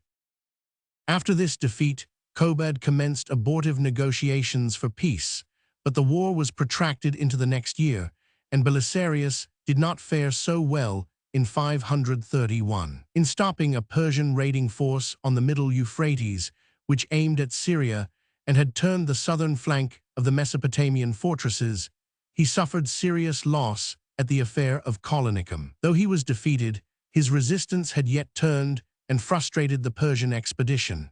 4 months later, King Kobad died, and his successor Chosroes I made peace on the base of the status quo ante, fearing to continue the Roman war while his throne was insecure. September 531. The end of the Persian War left Justinian free to cast his 70 eyes on the affairs of his neighbors to the west. Though so indecisive, it had not been without its uses, for it had permitted him to test the solidity of his army and to discover several officers of merit and one general of commanding ability, the young victor of Daras, Belisarius. Belisarius was now 26 years of age.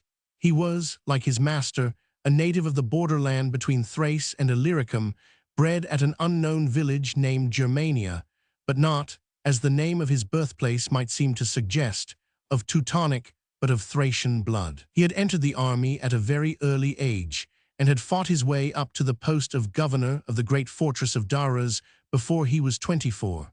His favor with Justinian had been confirmed by his marriage with Antonina, the friend and confidant of the Empress Theodora. She was a clever, unscrupulous, domineering woman, several years older than her husband, and exercised over him a domestic tyranny which any man less easy-tempered than the young general would have found unbearable. The position of Belisarius and Antonina at the court of Justinian has been not unaptly compared to that of Marlborough and his imperious wife at the court of Queen Anne. But it is only fair to the Eastroman to say that he was in every way a better man than the Englishman, while his wife had all the faults of Duchess Sarah, without her one redeeming virtue of fidelity to her spouse. Before he was able to turn his attention to the west, and just after the crisis of the Persian War had passed, Justinian was exposed to a sharp and sudden danger, the most perilous experience of his whole career. We have already spoken at some length of the rivalries of the blue and green factions, and explained how, in the early 6th century, the Greens were reckoned heterodox and supporters of the house of Anastasius, while the Blues were orthodox and favored Justinus and his 71 nephew. Accident conspired with the innate turbulence of the factions to stir them up into fierce disorder in the year 532 and brought about the celebrated Nika sedition. To provide for the expenses of the Persian War, Justinian had not only drawn upon the hoarded wealth of Anastasius, but had imposed heavy additional taxation. This act made his instruments, the Quaestor Tribonian and the Praetorian prefect John of Cappadocia, very unpopular. Both of them were suspected, and not incorrectly, of having used the opportunity to fill their pockets at the expense of the public, and John the Cappadocian had made himself particularly odious by his cruel treatment of defaulting debtors. In January 532, there were riotous scenes in the circus, caused by the protests of the Greens against the oppression they were suffering. There soon followed tumults in the streets, and the factions settled their grievances with bludgeon and knife. The Nika sedition, 532. Justinian often allowed the Blues a free hand in dealing with their adversaries, but on this occasion, his supporters had gone too far.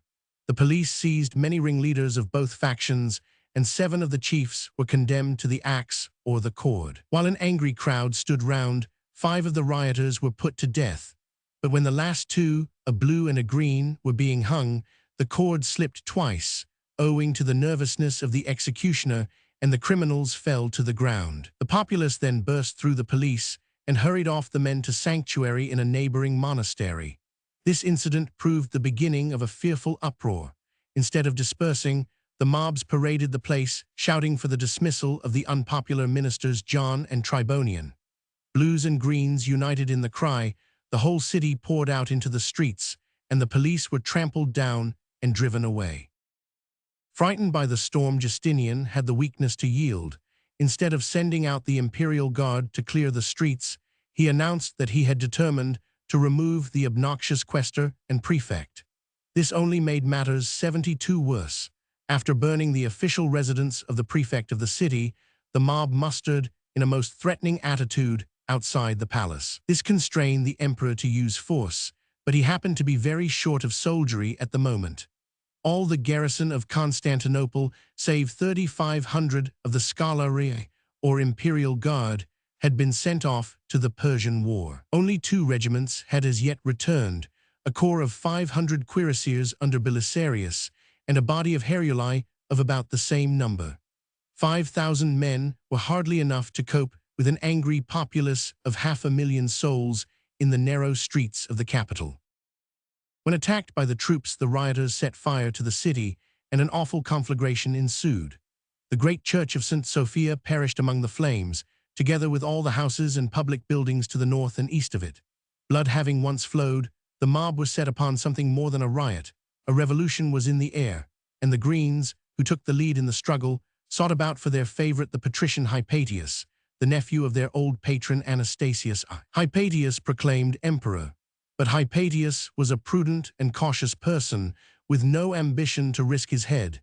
He had entered the palace and put himself in Justinian's hands to keep out of harm's way. It was not till the emperor, who feared traitors about him, ordered all senators to retire to their homes, that Hypatius fell into the hands of his own partisans. The unhappy rebel, in spite of himself, was at once hurried off to the hippodrome, placed on the imperial seat, and crowned with a diadem extemporized from his wife's gold necklace. It was in vain that Justinian issued from the palace next day and proclaimed an amnesty. He was chased back with insulting cries. The Council of Theodora. Losing heart, he summoned the chief of his courtiers and guards, and proposed to them to abandon Constantinople and take refuge in Asia, as Zeno had done in a similar time of trouble. John of Cappadocia and many of the ministers advised him to fly, but the intrepid Theodora stepped forward to save her 73 husband from destruction. "It has been said," she cried, "that the voice of a woman should not be heard among the councils of men. But those whose interests are most concerned have the best right to speak. To death, the inevitable, we must all submit, but to survive dignity and honor, to descend from empire to exile, to such shame there is no compulsion. Never shall the day come when I put off this purple robe and am no more hailed as sovereign lady. If you wish to protract your life, O emperor, flight is easy. There are your ships and there is the sea. But consider whether, if you escape to exile, you will not wish every day that you were dead. As for me, I hold with the ancient saying that the imperial purple is a glorious shroud." Spurred on by the fiery words of his wife, Justinian tried the fortune of war once more. A few reinforcements had arrived. With these, and the harassed troops who had already faced 5 days' street fighting, Belisarius once more sallied forth from the palace. The rebels were off their guard, for a false rumor had got about that Justinian was already fled.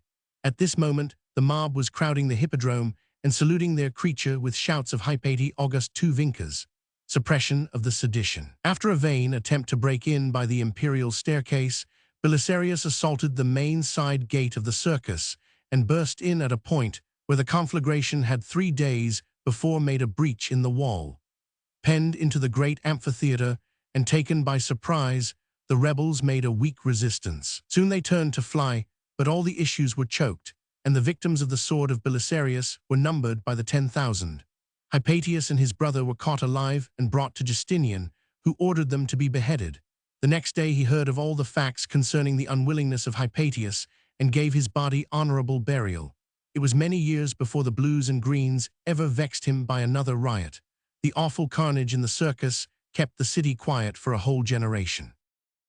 Justinian was now free from trouble at home and abroad, 74, and turned to those ambitious schemes of foreign policy which were to occupy the rest of his reign. The dream of his heart was to reunite the Roman Empire, by bringing once more under his scepter all those western provinces which were occupied by Teutonic kings, and paid only the shadow of homage to the imperial name. Few years before, the dream would have seemed fantastically overweening, but of late matters had been growing more and more promising. Justinian was, compared with his four predecessors, young and vigorous. He had an immense store of treasure, all the horde of Anastasius, a large and efficient army, and at least one general of first-rate ability. His throne was firmly rooted, his eastern frontier secure. Nothing now prevented him from undertaking wars of aggression. Meanwhile, everything in the West favored his projects.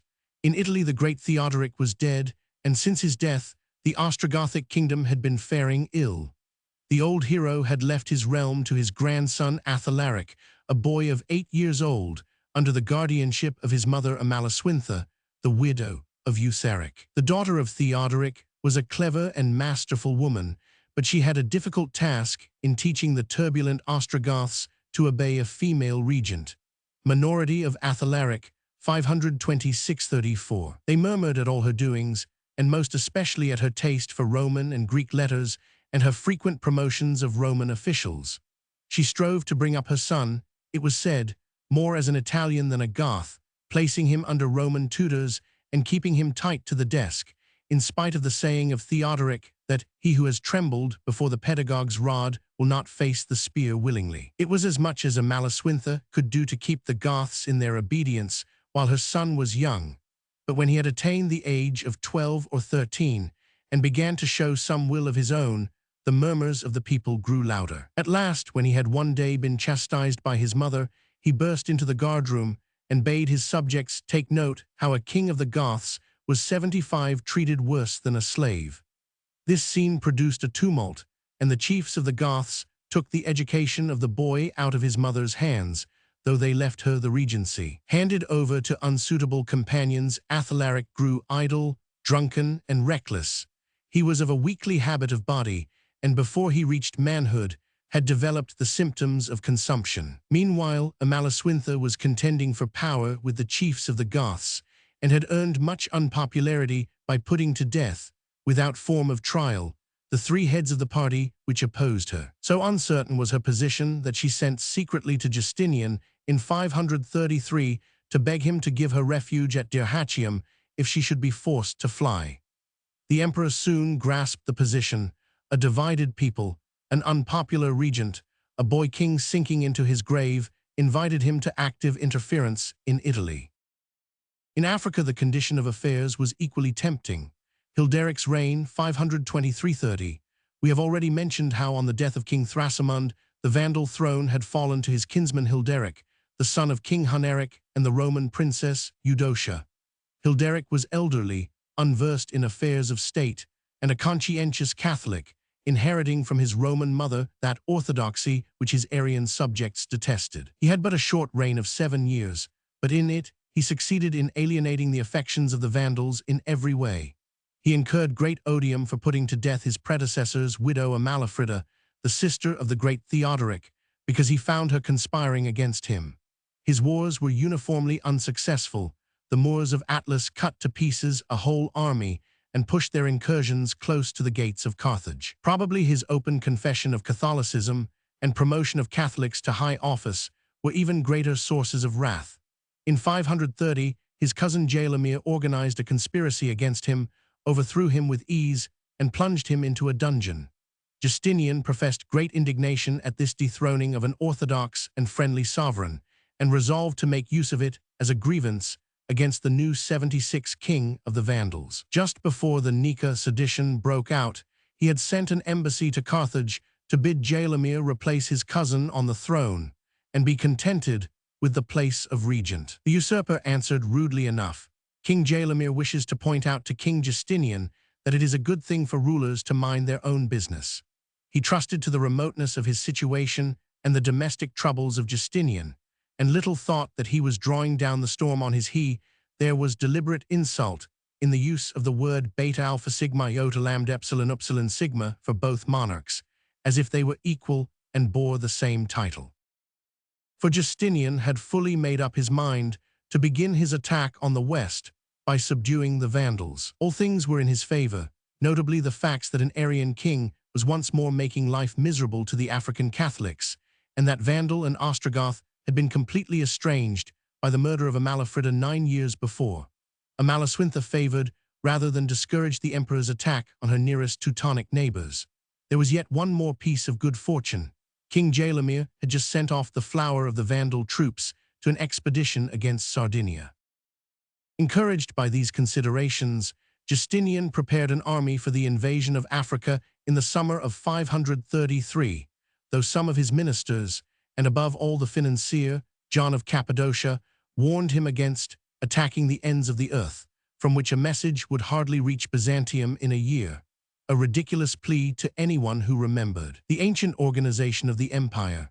The army was not very large. It consisted of 10,000 foot and horse, half regular troops from the Asiatic provinces, half Hunnish and Herulian auxiliaries. Belisarius invades Africa 533, but its commander, Belisarius, was a host in himself, and confidence in him buoyed up many who would otherwise have despaired. The voyage was protracted by contrary winds to the unprecedented length of 80 days, but at last the armament cast 77 anchor at Caput Vada, on the cape which faces Sicily, in the beginning of September. The Vandals were caught wholly unprepared. Their king was absent in Numidia, their best troops were in Sardinia, their fleet had not been even launched. A blind confidence in their remoteness from Constantinople had led them to despise all Justinian's threats, and no preparation whatever had been made against an invasion. Jalamir hurried down to the coast, put his prisoner Hilderic to death, and summoned in his warriors from every side. But it was 11 days before he mustered in sufficient force to attack the Romans, and meanwhile Belisarius had advanced unopposed to within 10 miles of the gates of Carthage. The provincials received him everywhere with joy, for he proclaimed that he came to deliver them from Arian oppression, and kept his soldiery in such good order that not a field or a cottage was plundered. Belisarius had reached the posting station of Ad Decimum, and was advancing cautiously with strong corps of observation securing his flank and front, when suddenly he was assailed by the whole force of the Vandals, who outnumbered him in at least the proportion of 2 to 1. He was beset on 3 sides at once. One corps of Vandals under the king's brother Amatas issued from Carthage to attack him in front. Another body beset his left flank. The main army under Jalamir himself assailed the rear of his long column of march. But the Vandals mismanaged their tactics and failed to combine the 3 attacks. First, the troops from Carthage came out and were beaten off with the loss of their leader. Then the turning corps was driven back by the Hunnish cavalry, whom Belisarius had kept lying out on his flank. When the main Vandal army came up, there was more serious fighting with the center and rear of the Roman column. Jalamir furiously burst through the line of march and cleft the Roman army in twain, but he did not know how to use his advantage. Instead of improving his first success, he halted his troops and allowed Belisarius to rally and reform his men. It is 78 said that he was so transported with grief at finding the corpse of his brother, who had fallen in the earlier engagement, that he gave no more orders and cast himself weeping on the ground. Presently the Romans were in good array again. Their victorious vanguard had returned to aid the center, and they fell once more, as the evening closed in, on the stationary masses of the Vandals. The conquerors of Africa must have forgotten their ancient valor, for, after a very paltry resistance, they turned and fled westward under cover of the night. Carthage at once threw open its gates, and Belisarius dined next day in the royal palace on the meal that had been prepared for the Vandal king. Carthage taken, Jalamir reaped now the reward for the 100 years of persecution to which his forefathers had subjected the Africans. Every town that was not garrisoned opened its gates to the Romans, and the provincials hastened to place everything they possessed at the disposal of Belisarius. His entry into Carthage was like the triumph of a homecoming king, and the order and discipline of his troops was so great that none even of the Vandal and Arian citizens suffered loss. Jalamir, meanwhile, retired into the Numidian hills, with an army that had suffered more loss of morale than loss of numbers. He was soon joined by the troops whom he had sent to Sardinia. Having subdued that island, they returned and raised his forces to nearly 50,000 men. Finding that Belisarius was repairing the walls of Carthage before marching out to finish the campaign, Jalamir resolved to take the offensive himself. Descending from the hills, he marched on Carthage and met the Roman army at Trichamaran, 20 miles westward of the city. Here Belisarius won a pitched battle after a struggle far more severe than that he had gone through at Ad Decimum. Thrice the Romans were beaten back, but their gallant leader rallied them, and at last his cuirassiers burst through the Vandal ranks and slew Tizazo, the king's brother. Jalamir turned to fly, though his men fought on until their retreat was 79 cut off. Almost the whole Vandal race perished in this fight and the bloody pursuit which followed. Jalamir himself took refuge in the heights of Mount Atlas among the Moors and dwelt among them miserably enough for a few months. End of the Vandal kingdom. Discovering that he could not raise a third army and that life was unendurable among the filthy barbarians, he determined to surrender and yielded himself and his family to Belisarius, on the assurance that he should receive honorable treatment, in spite of the fact that he had murdered the emperor's friend Hilderic. In the spring of 534, Belisarius was able to return in triumph to Constantinople, bringing with him the king and most of the surviving Vandals as captives. His ships were loaded with all the plunder of the palace of Carthage, the trophies of a century of successful pirate raids, including the plate and ornaments which Gaiseric had carried off from Rome in 455. It is said that the emperor recognized among this store the 7-branched candlestick and golden vessels of the Temple of Jerusalem, which Titus Caesar had taken to Rome when he conquered Judea 400 years back. He sent them to be placed in the Church of the Holy Sepulchre, in the Holy City where they had been first consecrated. Belisarius was allowed the honors of an ancient Roman triumph, a privilege denied to a subject for 4 centuries. He entered the hippodrome in state and laid his prisoners and his booty at Justinian's feet, while Senate and people saluted him as the new Scipio Africanus, a title which he had fairly earned.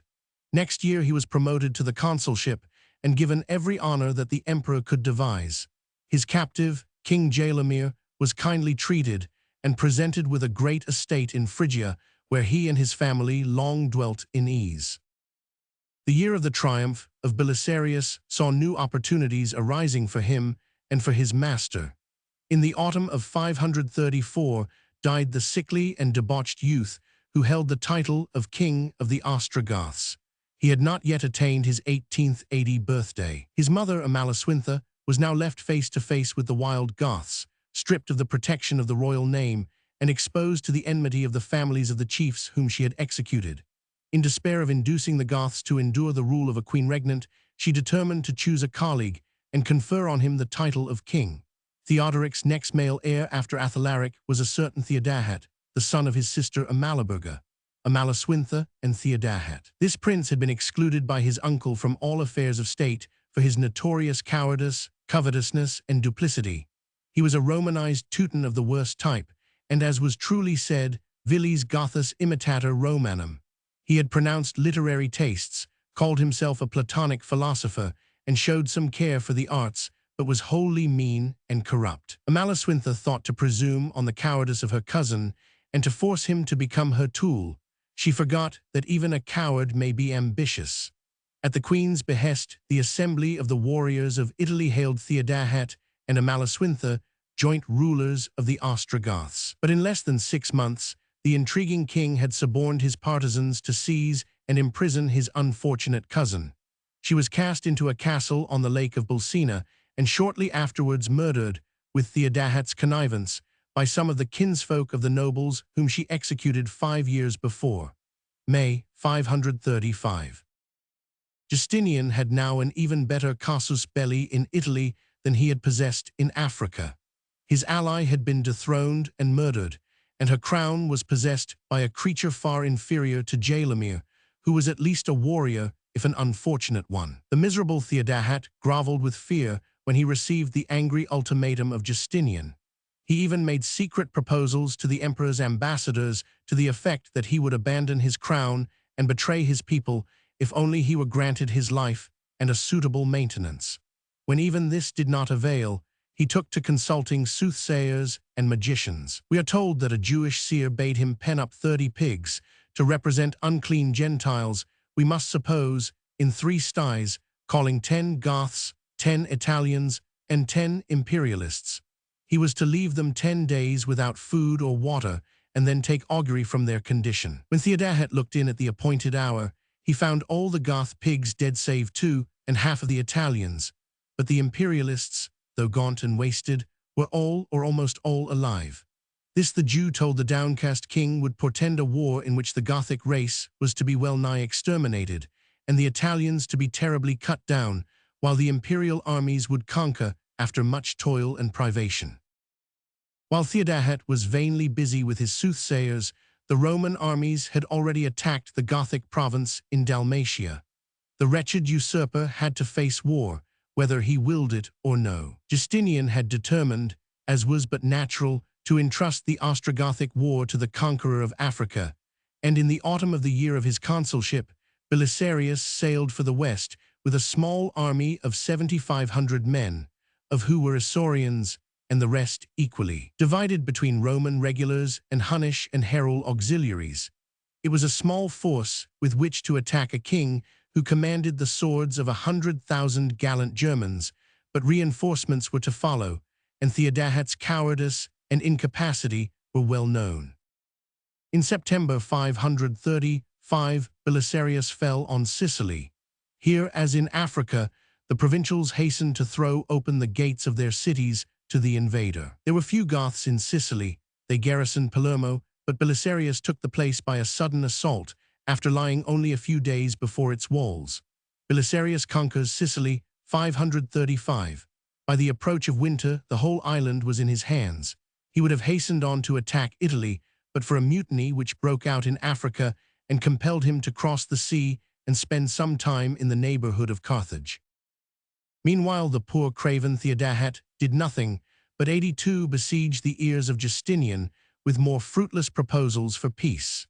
He was as unprepared as ever for resistance when Belisarius crossed over the straits of Messina in Apra and overran Bruttium and Lucania. So greatly were the Goths of the south discouraged by his helplessness that Ebermund, the Count of Lucania, surrendered to Belisarius and entered the imperial service with all his followers. It was not till he had pushed on to Naples that Belisarius met with any opposition.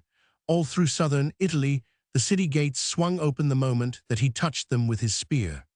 The old Greek city of Naples, however, held by a strong Gothic garrison, made a very obstinate defense and held out for many weeks, awaiting the arrival of a relieving army. King Theodahat had gathered a great army at Rome, but the coward dared not close and kept 50,000 men idle, while 7,000 Romans were beleaguering Naples.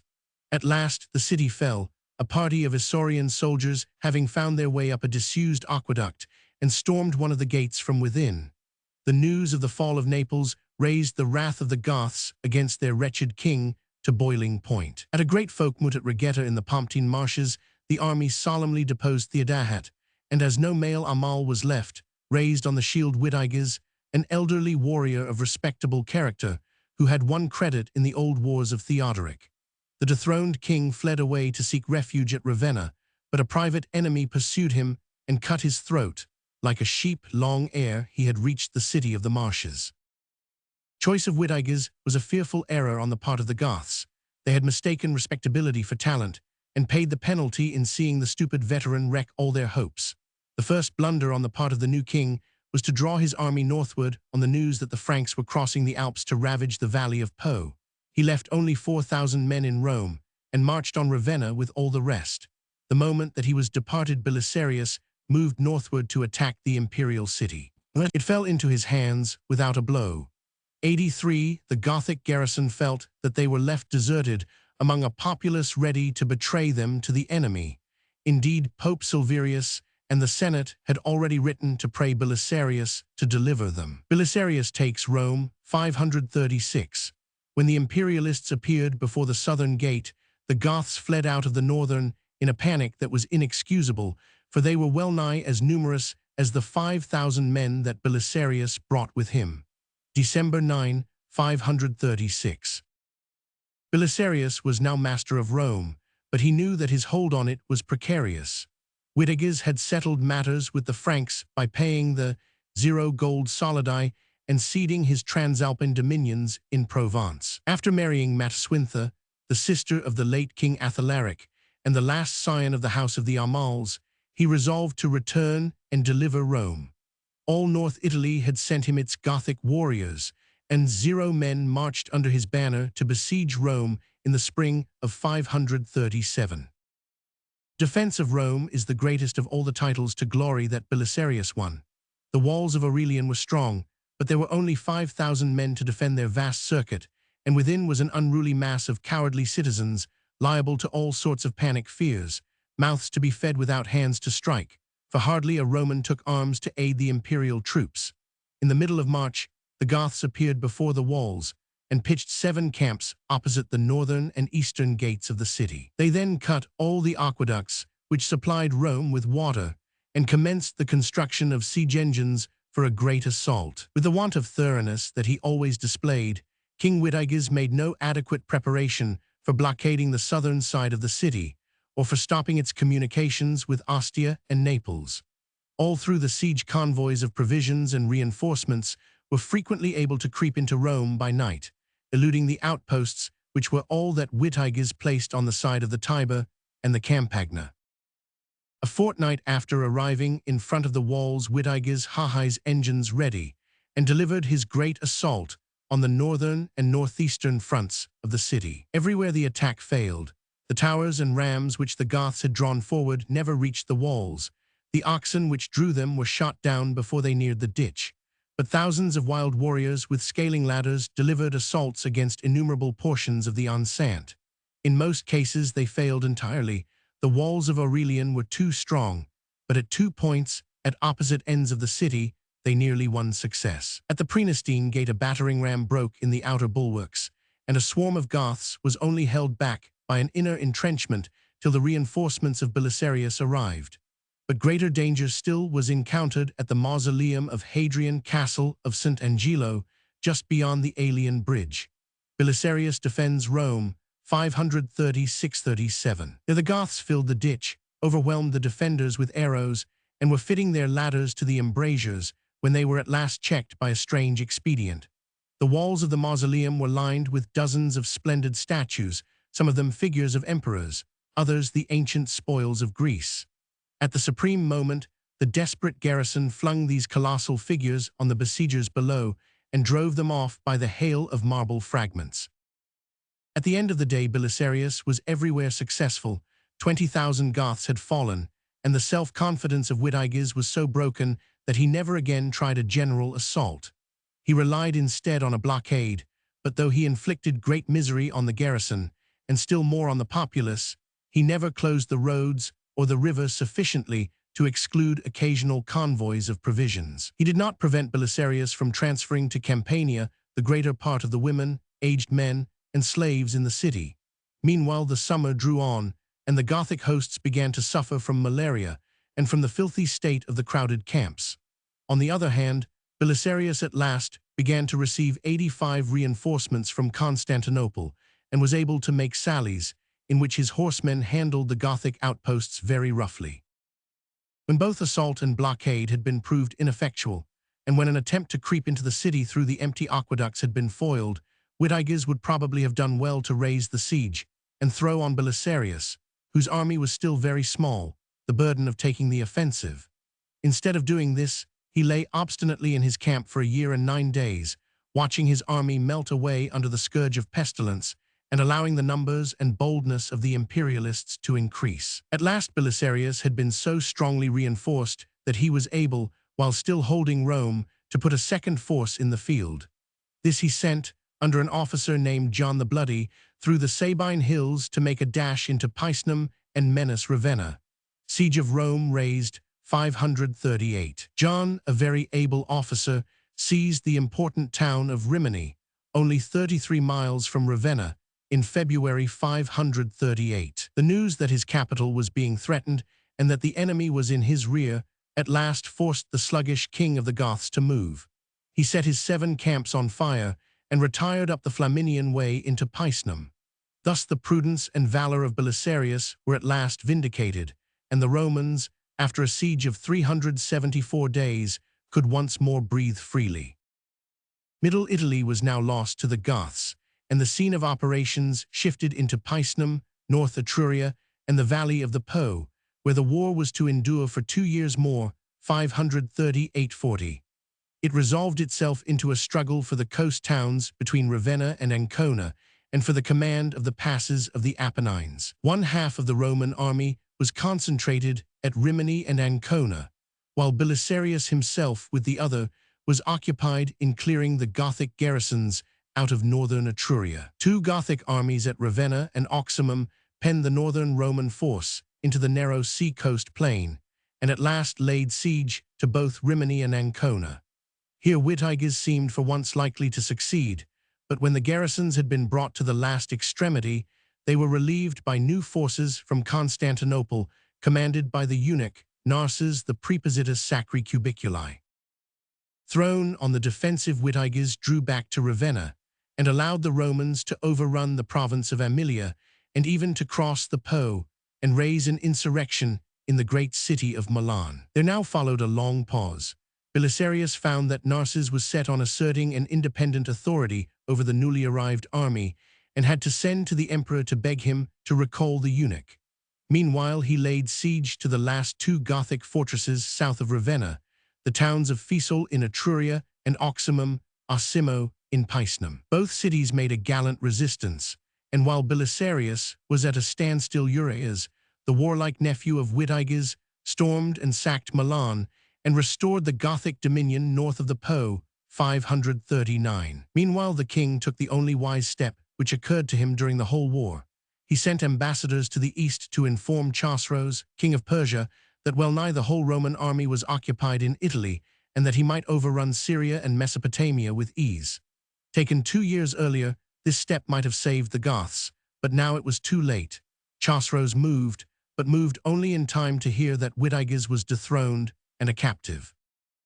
After holding out 7 months, Oximum surrendered to Belisarius at midwinter, 539–40. Witigis had done nothing to save the gallant garrison, alleging that a Frankish raid into the valley of the Po prevented him from moving. The excuse was true but insufficient, for when the Franks of Theudebert, thinned by disease, turned home again, the Gothic king did not stir any the more. At last, in the spring of 540, Narses had been recalled, and Belisarius had full possession of all Picenum and Etruria and could safely advance on Ravenna. After posting a covering force to ward off any attempt to relieve the town by the Goths of northern Italy, he drew his main army round the great fortress in the marshland, the chosen home of Theodoric, the storehouse of the hoarded wealth of the Amals. The defense was weak, far weaker than that of the smaller stronghold of Oximum. Witigis seemed to have the power of communicating his sloth and hesitation to all who came near him. He listened first to offers from Theudebert the Frank, then to proposals for surrender sent in by Belisarius. At last, he determined to close with the terms offered by Justinian, that he should resign all Italy south of the Po, give up half the royal hoard, and reign in the Transpadane as the emperor's vassal. The terms were not hard, for Justinian had just been attacked by Persia and wished to end his Italian war at once. It would have been well for all parties if they had been carried out, but 2 wills intervened. The Gothic nobles were wildly indignant at their master's cowardice. Belisarius, looking at his military advantages, thought the terms too liberal.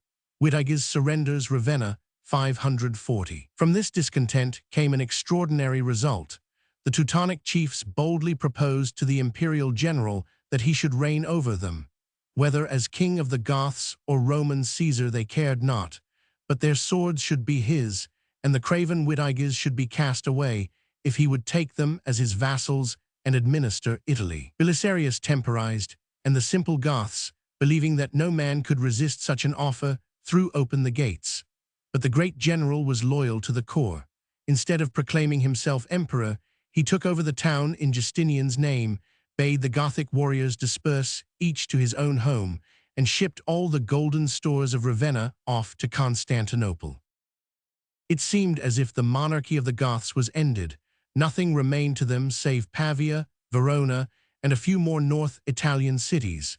Justinian resolved to recall Belisarius before these places should fall. Meaner generals would suffice to take them. Two motives stirred the emperor. His great captain was wanted on the eastern frontier to keep back 88 the advancing Persian. But suspicion also played its part. Justinian was not too well pleased that Belisarius had overruled his project of making peace with Witigis, and he had been somewhat frightened by the Gothic proposal to make Belisarius emperor.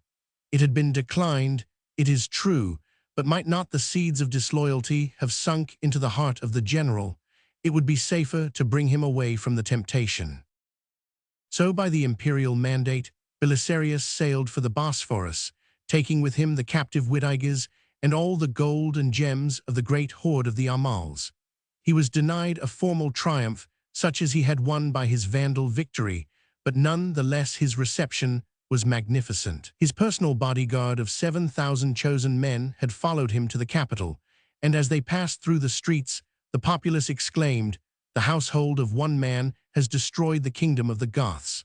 Happy would it have been for the great general if he had died at the moment of this, his grandest success. He was reserved for lesser wars and years of checkered fortune. 540. Chapter 6. Justinian continued. 545–65 AD. Justinian as builder, his ruinous financial policy, his Second Persian War, Chosroes takes Antioch, 540, campaigns of Belisarius and Chosroes, the Great Plague of 542, peace with Persia, Baduila restores the Ostrogothic kingdom in Italy, his campaign against Belisarius, two sieges of Rome, success. In greatness of Baduila, Narses invades Italy, Baduila slain at Tagini, 552, end of the Ostrogothic kingdom, Narses defeats the Franks. Justinian attacks southern Spain, Third Persian War, 549–55, Justinian as theologian, Belisarius defeats the Huns, later years of Justinian, his legal reforms. The year 540 was the last of Justinian's years of unbroken good fortune. For the rest of his long life, he was to experience many vicissitudes and see some of his dearest schemes frustrated, though on the whole, the dogged perseverance, which was his most notable characteristic, brought him safely through to the end. The first difficulty which was destined to trouble him in the latter half of his reign was a financial one. He had now come to the end of the hoarded wealth of Anastasius. The military budget of his increased empire required more money, for Africa and Italy did not pay their way, and now a new Persian war was upon his hands. Justinian as builder. In addition, his magnificent court and his insatiable thirst for building called for huge sums year after year. It is impossible to exaggerate Justinian's expenditure on bricks and mortar. Not only did he rebuild in his capital on a more magnificent scale all the public edifices that had been burnt in the Nika riot, but he filled every corner of his empire from newly conquered Ravenna to the Armenian frontier with splendid forts, churches, monasteries, hospitals, and aqueducts. Whenever a Byzantine ruin is found in the wilds of Syria or Asia Minor, it turns out, in one case out of every two, to be of Justinian's date. In the Balkan Peninsula alone, we learn to our surprise that he erected more than 300 forts and castles to defend the line of the Danube and the Haemus, the side of the empire which had been found most open to attacks of the barbarian during the last century. The building of his enormous cathedral of St. Sophia alone cost several millions, an expenditure whose magnificent result quite justifies itself, but one which must have seemed heartrending to the financiers who had to find the money at a moment when the emperor was involved in two desperate wars. Justinian poured forth his treasures with unstinting hand in the arts both of war and of peace. But to replenish his treasury, that jar of the Danaids, he had to impose a crushing taxation on the empire. His finance minister, John of Cappadocia, was the most unscrupulous of men, one who never shrank from plying extortion of every kind upon the wretched taxpayers. As long as he kept the exchequer full, Justinian winked at his iniquitous and often illegal proceedings. It was only when he chanced to quarrel with the Empress Theodora that John was finally disgraced. Ruinous finance of Justinian. His successors were less capable, but no less extortionate. Ere 10 years had passed, the Africans and Italians, groaning under the yoke of the Greek logothetes, were cursing their stars that ever they had aided Belisarius to drive out the Arian Goth and Vandal. As Justinian's reign went on, the state of matters grew worse and worse, for a crushing taxation tends to drain the resources of the land, and at last renders it unable to bear even a burden that would have once been light. Historians recapitulate 20 new taxes that Justinian laid upon the empire, yet at the end of his reign they were bringing in far less than the old and simpler imposts of Anastasius and Justin had produced. This ruinous draining of the vital power of the empire only began to be seriously felt after 540, when, for the first time, Justinian was compelled to wage war at once in east and west, and yet refused to slacken from his building. The Gothic War, contrary to all probability and expectation, was still destined to run on for 13 years more. The Persian lasted for 16, and when they were over, the emperor and the empire alike were but the shadow of their former selves. They were unconquered, but drained of all their strength and marrow. The Perso-Roman frontier under Justinian. We have already mentioned that the young King Chosroes of Persia, stirred up by the embassy of Witiges, and dreading lest the power which had subdued Carthage and Rome should ere long stretch out its hand to Ctesiphon, had found a casus belli and crossed the Mesopotamian frontier. Some blood feuds between Arab hordes respectively subject to Persia and Constantinople, and a dispute about the suzerainty of some tribes in the Armenian highlands formed a good enough excuse for renewing the war at a moment when Justinian's best general and zero of the flower of his troops were absent in Italy and Africa. Second Persian War, 545–45. In the spring of 540, at the very moment when Belisarius was reducing Ravenna, Chosroes marched up the Euphrates, leaving the frontier fortresses of Daras and Edessa on his flank, and launched a sudden attack on North Syria. He had been expected not there, but in Mesopotamia, and all preparations for defense were out of gear. Before any resistance was organized, Chosroes had crossed the Euphrates, sacked Berea, and ransomed Hierapolis for £2,000 of gold. But it was at Antioch, the third city of the Roman Empire, and the seat of the Praetorian prefect of the East, that the Persian monarch was aiming. It was more than 2 centuries and a half since the city of the Orontes had seen a foreign foe, and its walls were old and dilapidated. A garrison of 6,000 men was thrown in, and the blues and greens of the city armed themselves to guard the ramparts.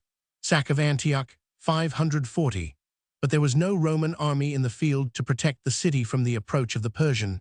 Buses, the general of the East, refused to risk his small army in a general engagement, and had retired no one knew whither. The siege of Antioch was short, for the defense was ill-managed. The garrison cut its way out when the walls were forced, but the town, with all its wealth and a great number of its inhabitants who had not found time to fly, became the prize of Chosroes. The Persian plundered the churches, burnt the private houses, and drove away a herd of captives, whom he took to his home and established in a new city near Ctesiphon, which he called Chosrontiochia. The great king then ransomed the neighboring cities of Chalcis and Apamia and recrossed the Euphrates into Mesopotamia. Here, where strong and well-armed fortresses 93 blocked his way, Chosroes found that he could effect nothing. After looking at Edessa, he found it too strong and made his way to Daras. To this town he laid siege, but was beaten off without much difficulty, and then returned home for the winter, 540. The Persians were never destined to win again such successes as had fallen to them in this, the first year of the war.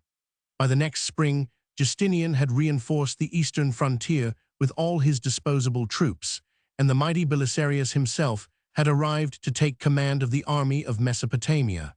But it was not fated that the great king and the great captain should ever measure themselves against each other. Hearing that the frontier to the south was now well guarded, the Persian had resolved to make a dash at a new point of the Roman line of defense. While expected on the Euphrates, he quietly marched north through the Median and Iberian mountains, crossed many obscure passes, and appeared on the Black Sea coast by the river Phasis. The Romans here held the shore by their great castle of Petra, while the Lazi, the tribes of inland Colchis, were Roman vassals. Chosroes overran the land, constrained the Lazi to do him homage, and after a short siege, took Petra. Meanwhile, Belisarius, on finding the Persian invasion of Mesopotamia delayed, had crossed the frontier in the far south, beaten a small Persian force in the field, and ravaged Assyria from end to end, though he could not take the great fortress of Nisibis. On hearing of this raid, Chosroes returned from Colchis with his main army, whereupon Belisarius retired behind the ramparts of Daras. The campaign had not been eventful, but the balance of gain lay on the side of the Persians, whose frontier now touched the Black Sea. Nor was the next year, 542, destined to see any decisive fighting. Belisarius had concentrated his army at Europus on the Euphrates and waited to be attacked, but save one raid no attack came, though Chosroes had brought the full force of his empire up to Nisibis. The Roman chronicles ascribe 94 his sluggishness to a fear of the reputation of Belisarius, but another cause seems to have been more operative. The Great Plague of 542 had just broken out in Persia, and its ravages were probably the real cause of the retreat and disbanding of the army of Chosroes, much as in 1348 the Black Death caused English and French to drop for a time their mutual hostilities. This awful scourge merits a word of notice. It broke out in Egypt early in the year and spread like wildfire over Syria, the lands of the Euphrates Valley, and Asia Minor, thence making its way to Constantinople and the West. It is impossible to make out its exact nature, but we know that it was accompanied by ulcers and by a horrible swelling of the groin. The Great Plague of 542. Few whom it struck down ever recovered, but of these few was Justinian himself, who rose from his bed when the rumor of his death was already abroad and a fight for the succession imminent. At Constantinople, the plague raged with such violence that 5,000 and even 10,000 persons are said to have died in a single day. The historian Procopius marveled at its universal spread. A man might climb to the top of a hill, and it was there, or retire to the depths of a cavern, but it was there also. It took no note of north or south, Greek or Persian, washed or unwashed, winter or summer. In all alike it was deadly. This awful scourge, which is thought to have carried off a third of the population of the empire, was not the least of the causes of that general decay which is found in the later years of Justinian's reign. It swept away taxpayers, brought commerce to a standstill, and seems to have left the emperor himself an old man before his time. The plague then sufficiently accounts for the stagnation of the war in 542. Perhaps we may also allow something for the personal troubles of Belisarius, who, in the previous winter, had fallen on evil times. He had detected his intriguing wife Antonina in unfaithfulness, and for throwing her into a dungeon and kidnapping her paramour, had incurred the 95 wrath of Theodora, which seriously handicapped him in the rest of his career, so great was her influence with her imperial spouse. He was no longer supported from Constantinople as he had once been, and was at last compelled to disarm Theodora's displeasure by liberating his wife. The imperial ill-humor may, perhaps, have stinted his resources during the summer that followed his domestic misfortune. In 543, the plague having somewhat abated, Chosroes once more assumed the offensive and moved towards Roman Armenia, following the valley of the upper Euphrates. But a fresh outbreak of pestilence forced him to turn back, and the Romans were consequently enabled to invade Persarmenia. Belisarius was not with them, and they suffered a serious defeat from an inferior force and returned with discredit to their old cantonments. The great general had been recalled with ignominy to Constantinople. Justinian had heard that, when the news of his supposed death had reached the army of the Euphrates, Belisarius had shown some signs of arranging for a military pronunciamento. He did not make this his pretext for recall, but dwelt on some unsettled charges of money lost from the Vandal and Gothic treasures, for which there was some foundation, for Belisarius, like Marlborough, had an unhappy taste for hoarding. For some months the general was in disgrace. His bodyguard was dispersed, 7,000 men was too large a comitatus for even the most loyal of men, and much of his wealth confiscated, but, on his consenting to be reconciled to his wife, and to depart for Italy, the Empress Theodora consented to forget her displeasure and allow Justinian to give Belisarius the charge of a new war, 543. But before relating the doings of the humbled and heartbroken Belisarius in the west, we must finish the Persian War. In 544, Chosroes, freed alike from the plague and from the fear of Belisarius, invaded Mesopotamia and laid siege to its capital Edessa. After a siege of many months, in which the gallant garrison beat off every effort both of open force and of military engineerings, mounds, mines, rams, and towers 96 availed nothing against them. Chosroes withdrew humbled to Nisibis and began to negotiate for a truce. It was successfully made on the terms that the Persians should retain the homage of their conquests in Colchis and receive 2,000 pounds of gold on evacuating their other conquests, which were of small value. On the all-important Mesopotamian frontier, the great fortresses had held good, and there was nothing of importance for the king to restore. This truce was concluded for 5 years, at the end of which the war was renewed, 545–550. Meanwhile, all Italy was once more aflame with war. After Ravenna surrendered and Witiges was led captive to Byzantium, all the Gothic fortresses surrendered save 2, Verona and Pavia, the only towns of northern Italy in which the Teutonic element seems to have outnumbered the Roman. Hildebad, king of the Goths, 540–41. The remnant of the Ostrogoths in Pavia, though they did not number 2,000 men, took the bold step of proclaiming a new king, a warrior named Hildebad, who was the nephew of Theudes, king of Spain, and who promised his uncle's help to his followers. Hildebad's resistance might have been crushed if he had been promptly attacked, but the Roman commanders were occupied in taking over the towns that made no resistance and in quelling some disorders among their own men. After Belisarius left, there were 5 generals in the peninsula, of whom none was trusted with supreme authority over the rest. Each left to another the task of treading out the last sparks of Gothic resistance, and gradually Hildebad grew stronger as the scattered remnants of the army of Witiges made their way to his camp. When he recovered most of Venetia, the Romans thought him worthy of notice, but he won a battle near Trevise over the army that came against him. The Italians were now far from showing the devotion to the imperial cause that they had once displayed. The Logothetes from Constantinople were harassing them with new imposts, and most especially with the preposterous attempt to gather the arrears of taxation for the years during which the war had raged, a time at which 97, the emperor had, as a matter of fact, no firm hold on the country. In 540, Hildebad was murdered by a private enemy heir, yet he had succeeded in freeing all the land north of the Po. But this hero of the darkest hour, who had saved the Goths from extinction when salvation seemed impossible, found a still worthier successor. After a few months, during which a certain Rugian named Eraric ruled at Pavia, Hildebad's nephew Baduila was raised on the shield and saluted as king. Baduila was, after Theodoric, the greatest of all the Goths of East or West.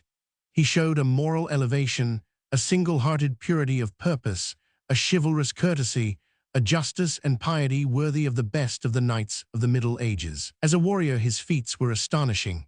He outgeneraled even the great Belisarius himself.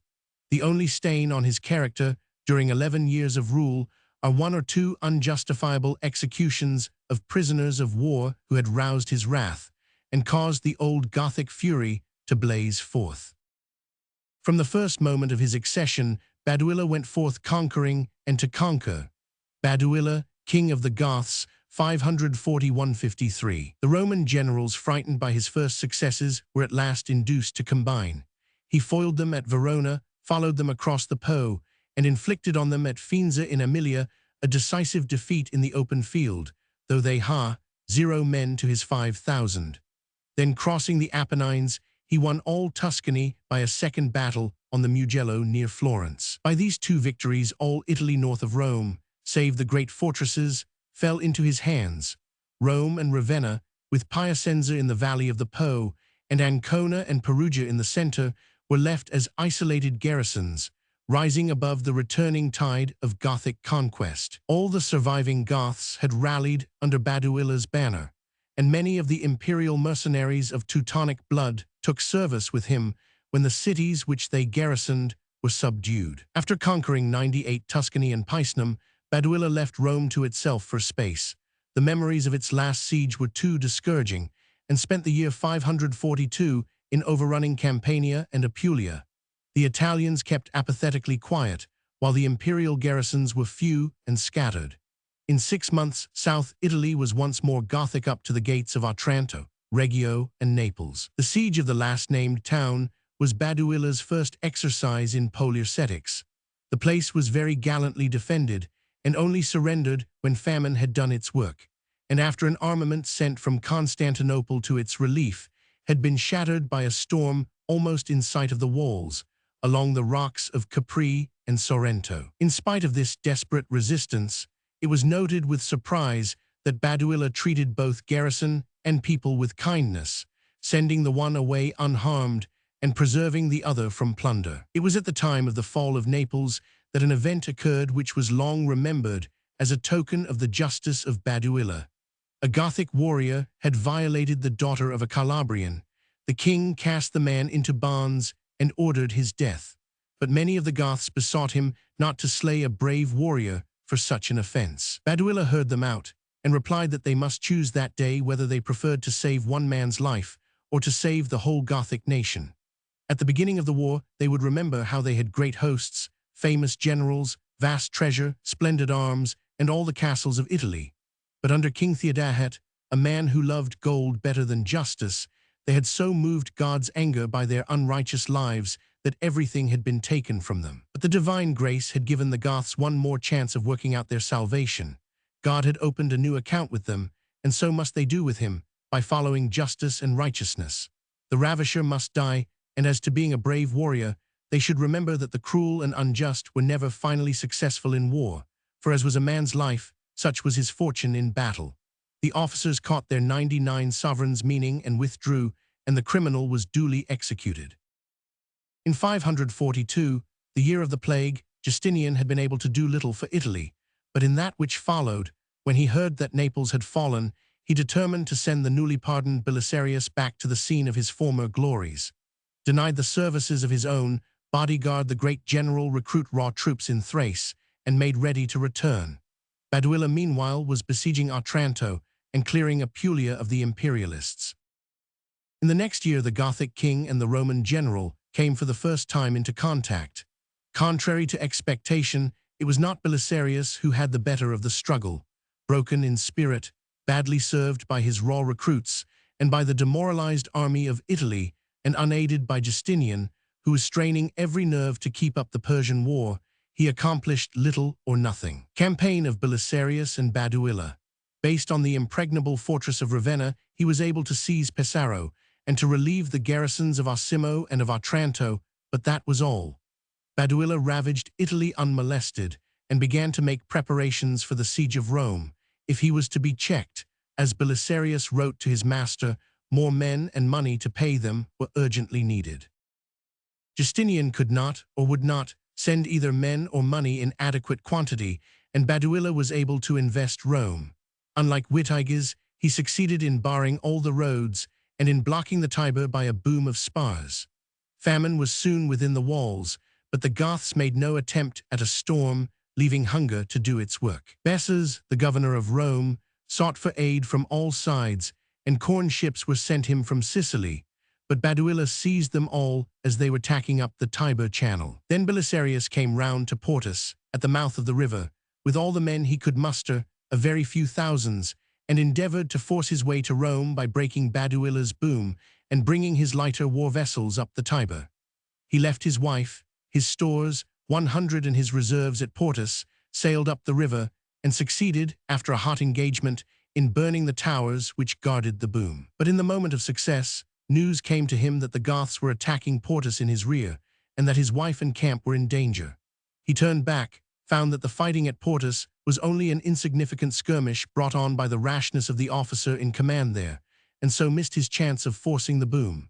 Disappointment, or the malarial fever of the marshy Tiber mouth, laid him on a bed of sickness next day, and before he was recovered, Rome had fallen. Some of the famished garrison threw open the Asinarian gate at midnight and admitted the Goths, after the siege had lasted 13 months, 545–546. The blame of the fall of the city rested mainly on the governor Bessus, who doled out his stores with a sparing hand to soldiery and people alike, while he was secretly selling the corn at exorbitant prices to the richer citizens. The troops were starving, yet vast quantities of provisions were found concealed in the general's praetorium. Baduila gave up the plunder of the city to his long-tried troops, but sternly prohibited murder, rape, or violence. Baduila takes Rome, 546. By the confession of his enemies themselves, only 26 Romans lost their lives, though 20,000 war-worn troops had poured into the city at midnight, wild for plunder and revenge. The king made the churches into sanctuaries, and the multitudes that gathered in them suffered no harm. Baduila looked upon Rome as the chief lair of his enemies, the home of a faithless people, and the snare of the Goths. He resolved neither to make it his capital nor to garrison it, but to make a desert of it. The people were driven out, the gates burnt, and great breaches were made all round the walls of Aurelian. Then he harangued his army, bidding them remember how, in the days of Witigis, 7,000 imperialists had robbed of power and wealth, and liberty 100,000 rich and well-armed Goths. But now that the Goths were become poor, few, and war-worn, they had discomfited more than 20,000 Greeks. The reason was that in the old days they had angered God by their pride and evil living. Now they were humbled and chastened in spirit, and therefore they were victorious. For the future they must remember that if just they would have God with them, but if they fell back into their former ways, the hand of heaven would work their downfall. This done, he drew off with his army, leaving Rome desolate, and without a living soul within its walls. For 40 days the imperial city was given up to the wolf and the owl, but at last Belisarius, who still lay at Portus with his small army, marched within the walls, hurriedly barricaded the breaches and the gateless portals, and prepared to hold Rome for a third siege. The Goths had been too slack in casting down the walls, and the hasty repairs of Belisarius made the city once more tenable against any coup de main. Belisarius recovers Rome. In great disgust, Baduila rushed back from Campania and tried to force the barricades. After 3 assaults, he recognized that they were too strong and retired to central Italy, leaving, however, a strong corps of observation at Tivoli to keep Belisarius from issuing out of the city for further operations.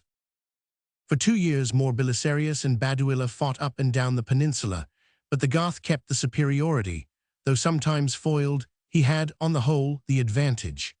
Belisarius, like Hannibal during the later years of his sojourn in Italy, flitted from point to point with his small army, looking for opportunities to strike a blow, but seldom finding them. Justinian, though now freed from the Persian War, sent no adequate supplies or reinforcements, and seemed content that his general should hold no more than Rome and Ravenna. In 548, Belisarius was recalled on his own or his wife's request. He felt that he could do no more with his inadequate resources. He had outlived the desire of glory, and his old age was at hand. Justinian received him with kindness, made 102 him Magister Militum and chief of the imperial guard, and bade him live in peace in Constantinople.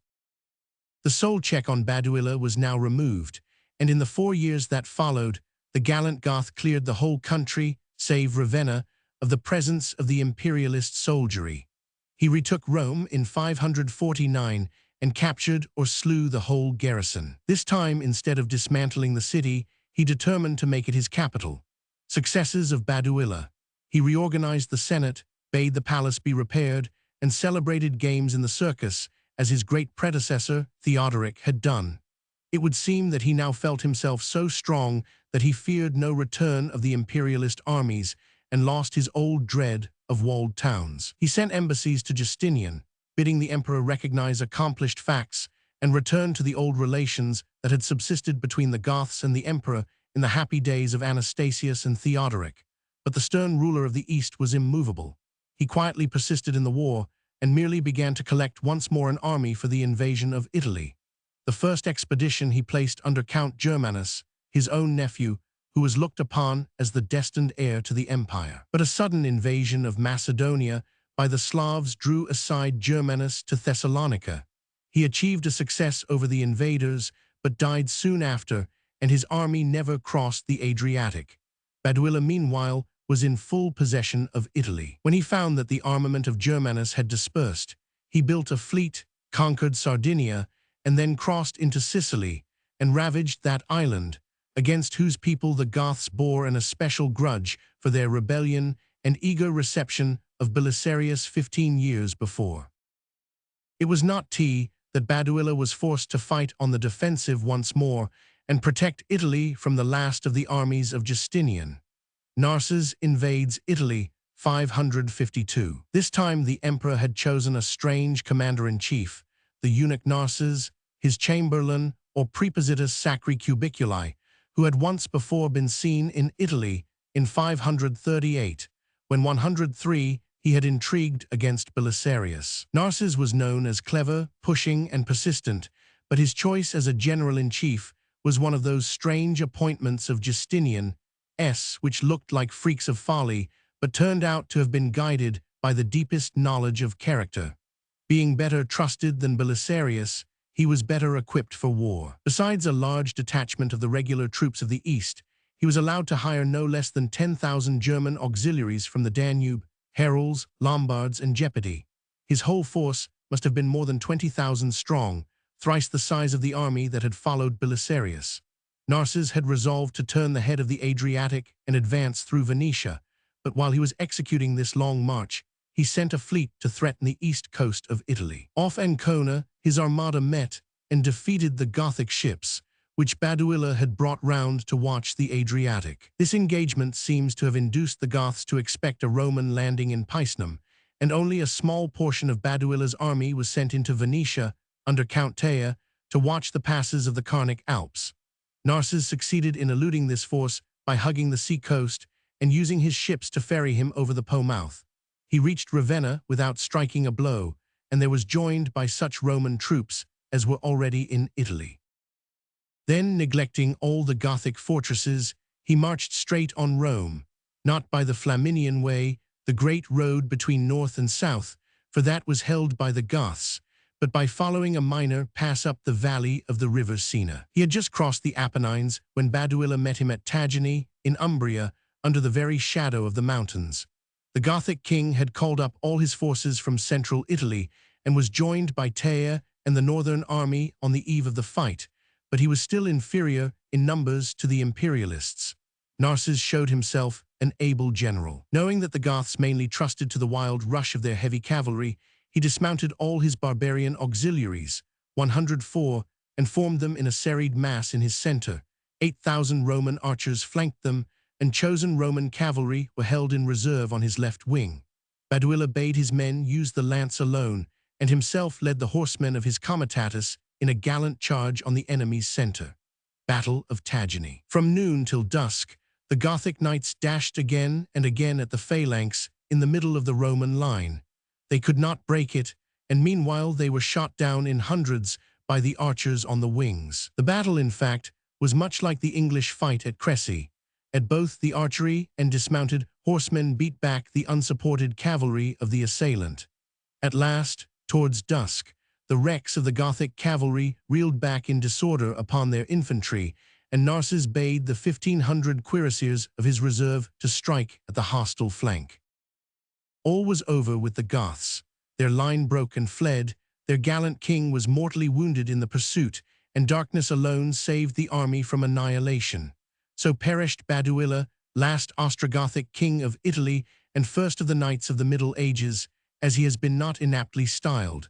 There was still, however, fighting to be done. The warriors who had escaped from Tagini proclaimed Count Tea king, and though most of the Italian towns accepted the death of Baduila as ending the war, a few still held out.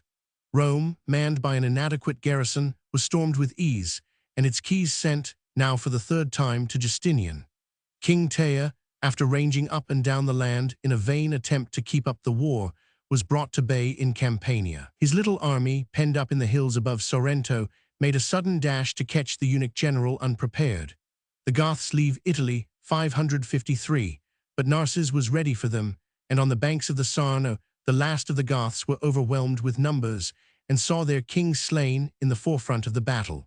Then the poor remnants of the rulers of Italy sent to offer submission. They would leave the peninsula with bag and baggage, wife and child, and betake themselves 105 beyond the Alps, if only a free passage were granted to them. So in the autumn of 553, the few remaining Gothic garrisons laid down their arms, gathered together, and disappeared over the passes of the Alps into the northern darkness. We have no tidings of the fate of these last survivors of the great Ostrogothic race. Whether they became the vassals of the Frank, or mingled with the Bavarians, or sought their kinsmen, the Visigoths of Spain, no man can tell. So perished the Gothic kingdom, which had been erected by the genius of Theodoric, by the same fate which had smitten the pirate realm of the Vandals 17 years before. Both fell because the ruling race was too small to hold down the vast territory that it had overrun, unless it could combine frankly and freely with the conquered Roman population. Causes of Gothic disasters. But the fatal bar of Arianism lay in each case between masters and servants, and when the Orthodox armies of Constantinople appeared, nothing could restrain the Africans and Italians from opening their gates to the invader. The Ostrogoths had been wise and tolerant, the Vandals cruel and persecuting, but the end was the same in each kingdom. It was only in the measure of the resistance that the difference between Goth and Vandal appeared.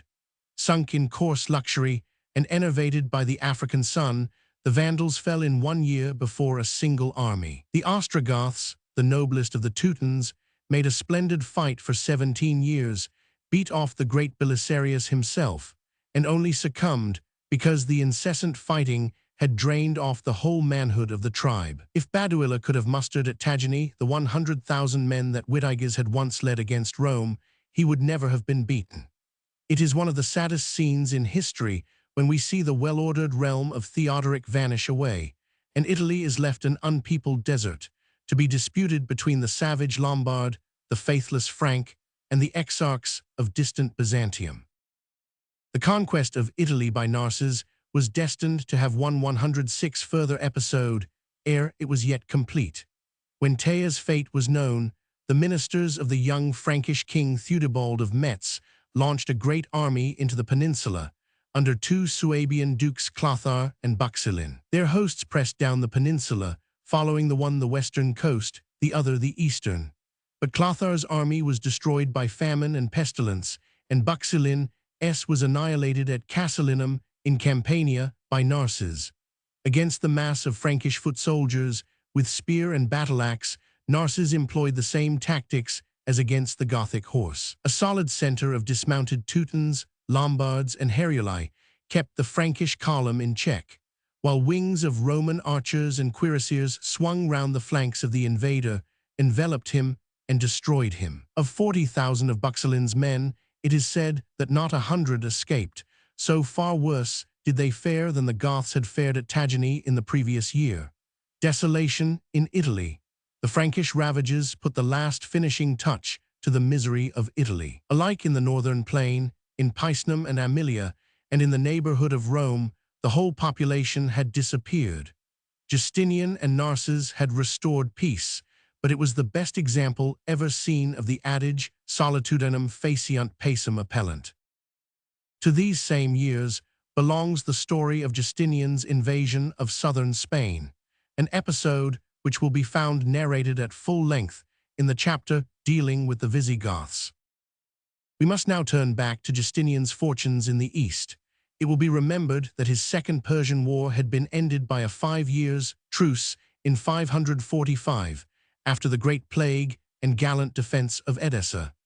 The 5 years of peace that followed were not very notable in the history of the empire save for one important event. Theodora, the colleague and other self of Justinian, died of cancer in 548, and with her death much of her husband's vigor, if not of his persistence, seems to have vanished.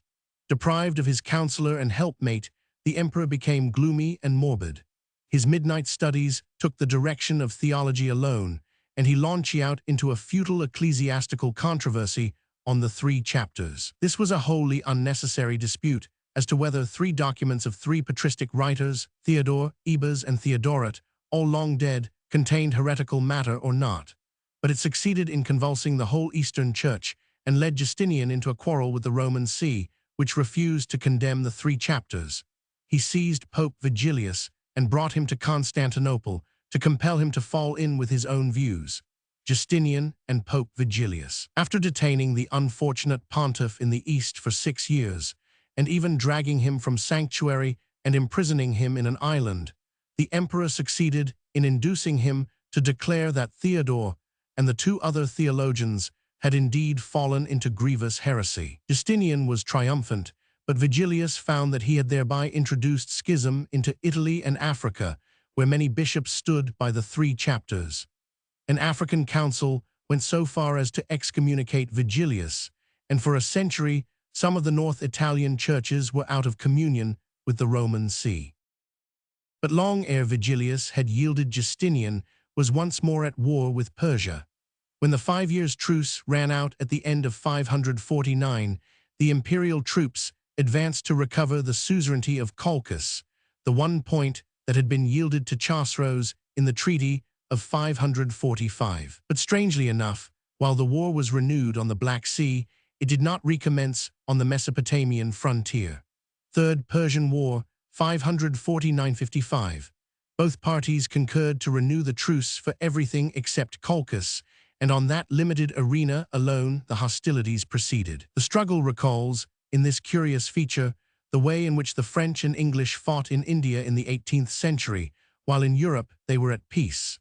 The conditions of the war were favorable to Justinian, whose armies had free access by sea to the Chalkian coast, while the Persians had to reach it by the wild passes over the Armenian and Iberian mountains. The dreary but very bloody Chalkic or Lazic War went on for 6 years, draining alike the Persian 108 and the imperial treasuries. But at last the Romans had the better in the struggle, secured the homage of the Lazic king, and drove the Persians far back into the interior, 555. Finally, after interminable negotiations, Chosroes made peace, surrendering his claim on Colchis in consideration of an indemnity of 30,000 solidi, £18,000 per annum. This was the last of Justinian's great wars, but the end of his reign was far from being peaceful or prosperous. It was especially noteworthy for the repeated inroads of the Huns and Slavs into the Balkan Peninsula. The greatest raid was in 558, when the Kotriger Huns under their Khan Zabergan eluded the garrisons on the Danube, crossed the Balkans, and rode at large over the whole of Thrace. Belisarius defeats the Huns. One body of 4,000 horse pushed their incursions up to the very gates of Constantinople, and so alarmed Justinian that he bade the aged Belisarius to buckle on his arms once more and save the capital. The military resources of the empire were so scattered that Belisarius could only count on 300 of his own veterans, on the Scalarian guards, and a levy of half-armed Thracian rustics. By skillfully posting this small force and inducing the Huns to attack his line exactly where it was strongest, he routed the barbarians and returned in triumph from this, his last campaign. After this final feat of the old general, it is sad to learn that his master had not even yet learned to trust him. 4 years later, there was a futile conspiracy against Justinian, and Belisarius was accused of having known of it. He was disgraced and put under ward for 8 months, before the emperor convinced himself that the charge was false. Restored at last to favor, he lived 2 years more in possession of his riches and honors, and died in March 565. His 109 thankless master followed him to the grave before the end of the same year. On the 11th of December 565, Justinian, after living more than 70 years and reigning for 38, descended to the tomb. We have spoken of Justinian's wars, of his buildings, of his financial policy, of his ecclesiastical controversies.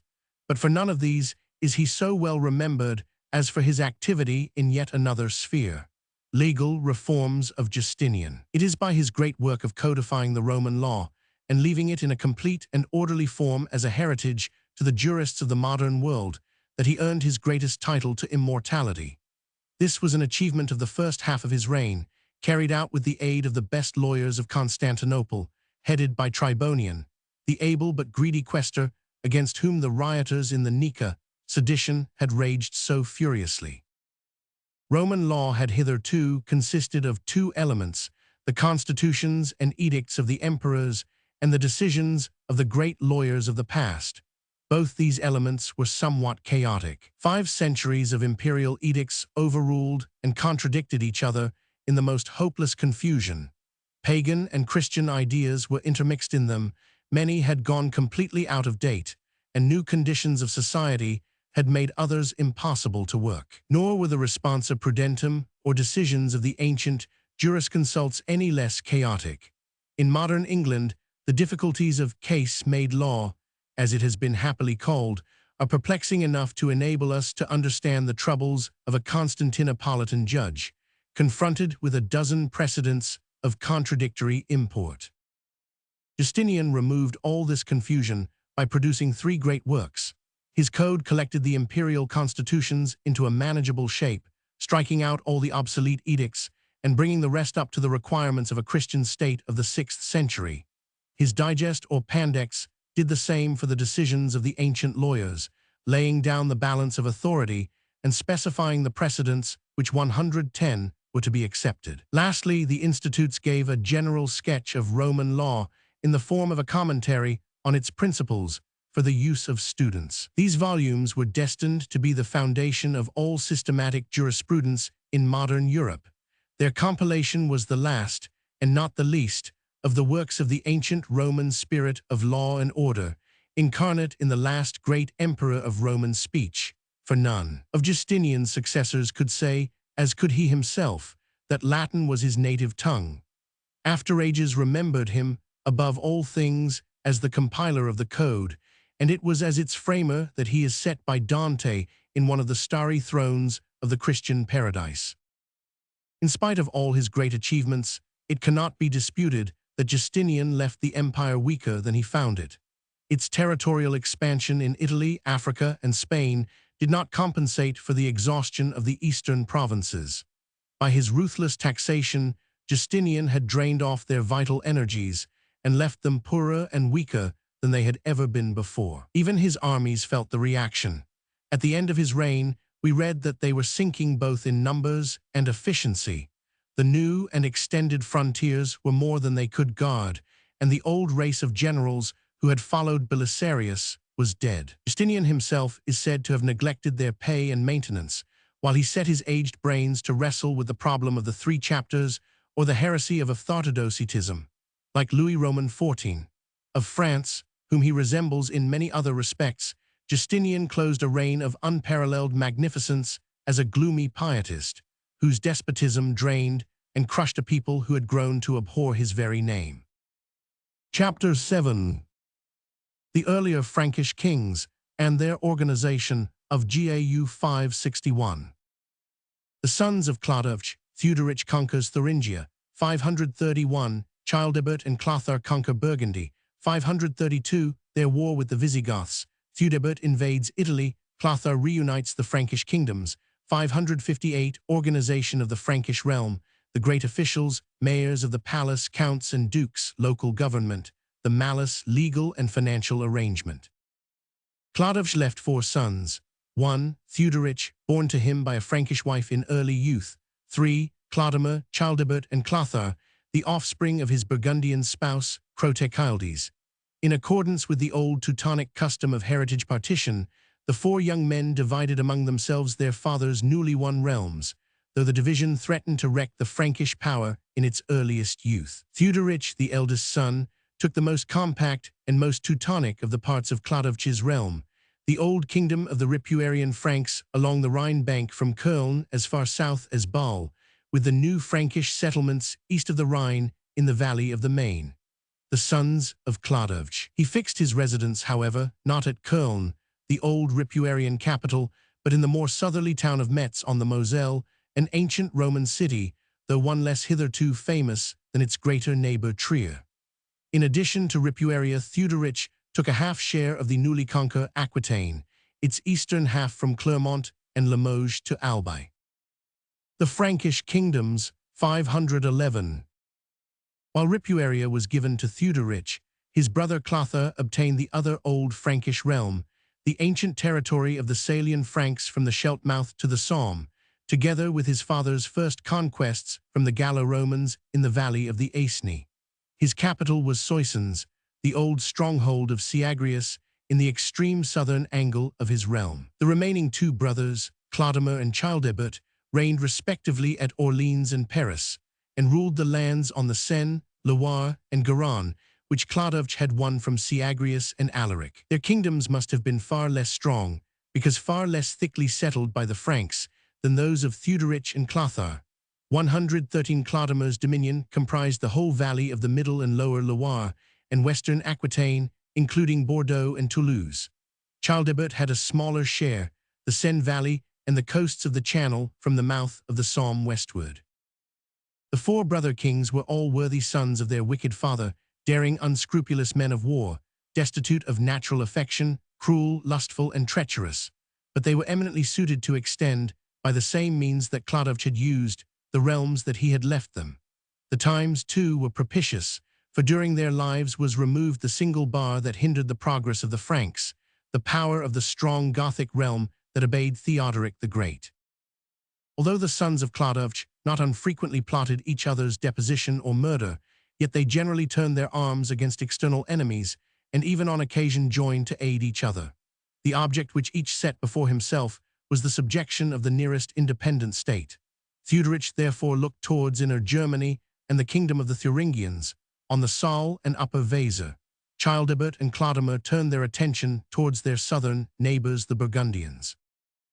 Both these states were destined to fall before the sons of Clodovch, but neither of them without a hardly fought struggle. Theuderic was distracted from his first attempts against Thuringia by a great piratical invasion of the lower Rhineland by predatory bands from Scandinavia, led by the Danish king Hygelac Crocolaicus, who is mainly remembered as the brother of that Beowulf whom the earliest Anglo-Saxon epic celebrates, 515. Theuderic conquers Thuringia.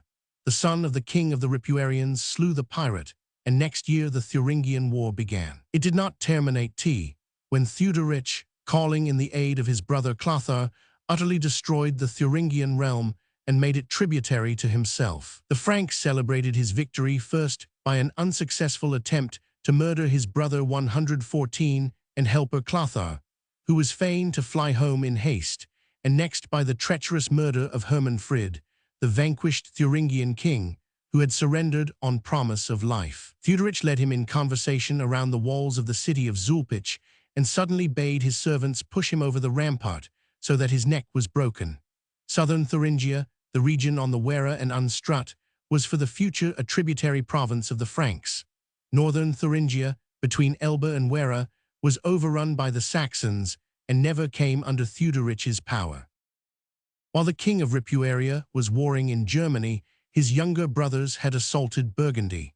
In 523, Childebert and Clodomer attacked the unpopular king Sigismund, the slayer of his own son, as we have elsewhere related. They beat him in battle, took him prisoner, and threw him with his wife and son down a well, Frankish invasion of Burgundy.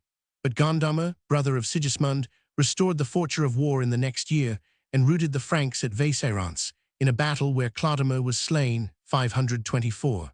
Before pursuing the Burgundian War, the brothers of the dead man resolved to plunder his realm. The king of Orleans had only left infant children, so Childebert and Clothar found no difficulty in overrunning his lands on the Loire.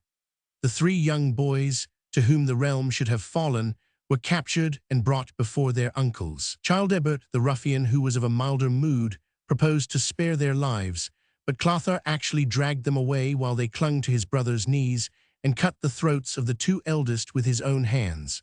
The youngest was snatched up and hidden by a faithful servant and lived to become a monk and leave his name to the monastery of Clodovald, St. Cloud.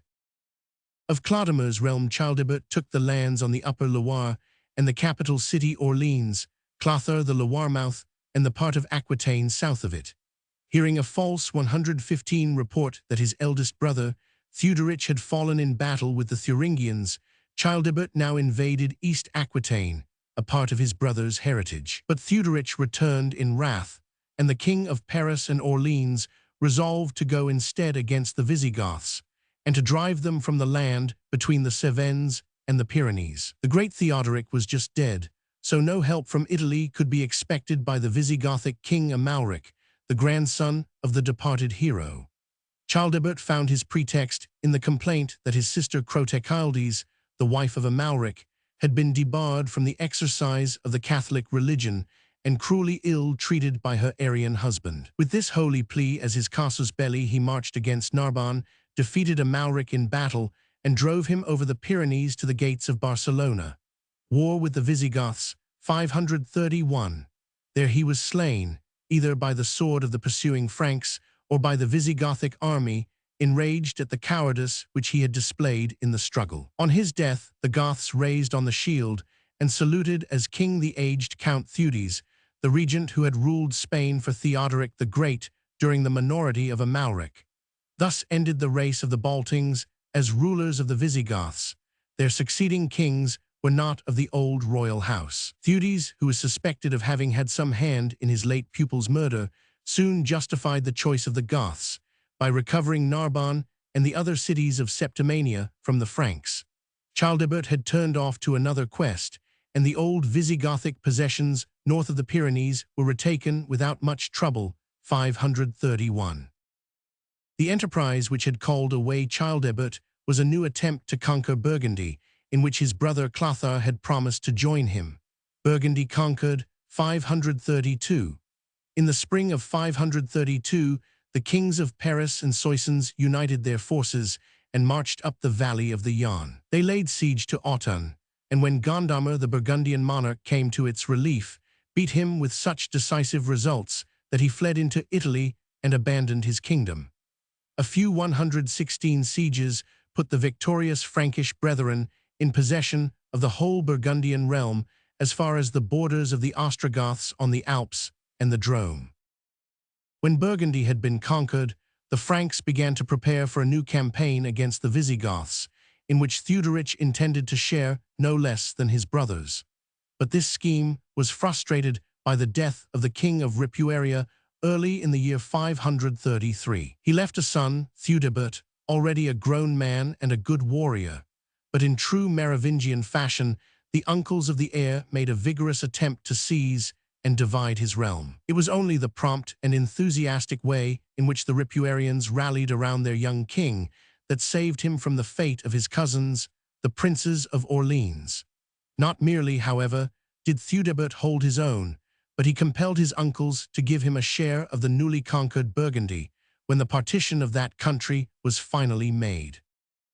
Theudebert was, in fact, well able to take care of himself, and soon showed that he was as unscrupulous and enterprising, if not quite so bloodthirsty, as his father and uncles. Yet he was, for a Meroving, not an unfavorable specimen of a monarch, and the chroniclers tell us that he ruled his kingdom with justice, venerated the clergy, built churches, and gave much alms to the poor.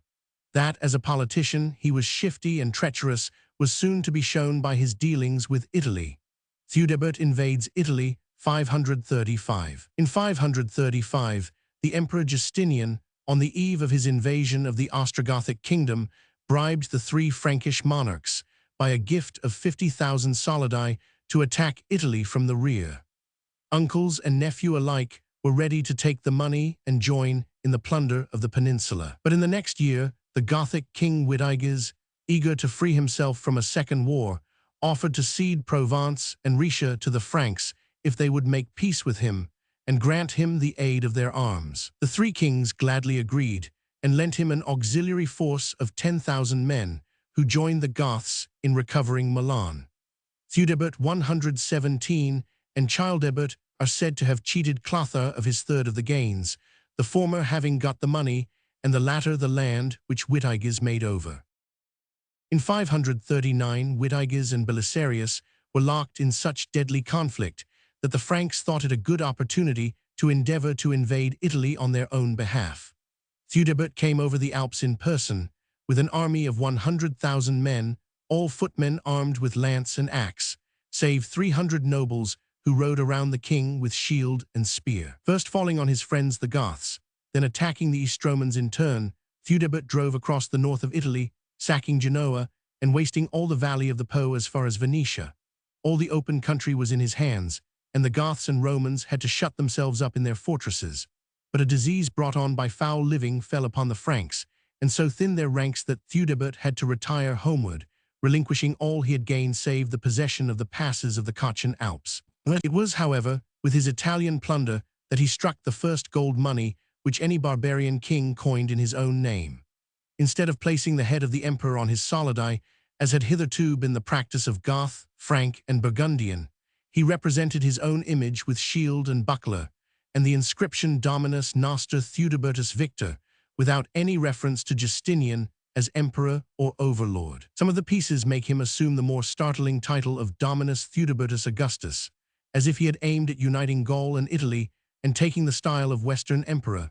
And strange as this design may appear, it receives some countenance from a chronicler who declares that, after his Italian conquests, Theudebert was so uplifted in spirit that he designed to march against Constantinople and make himself lord of the world, 539.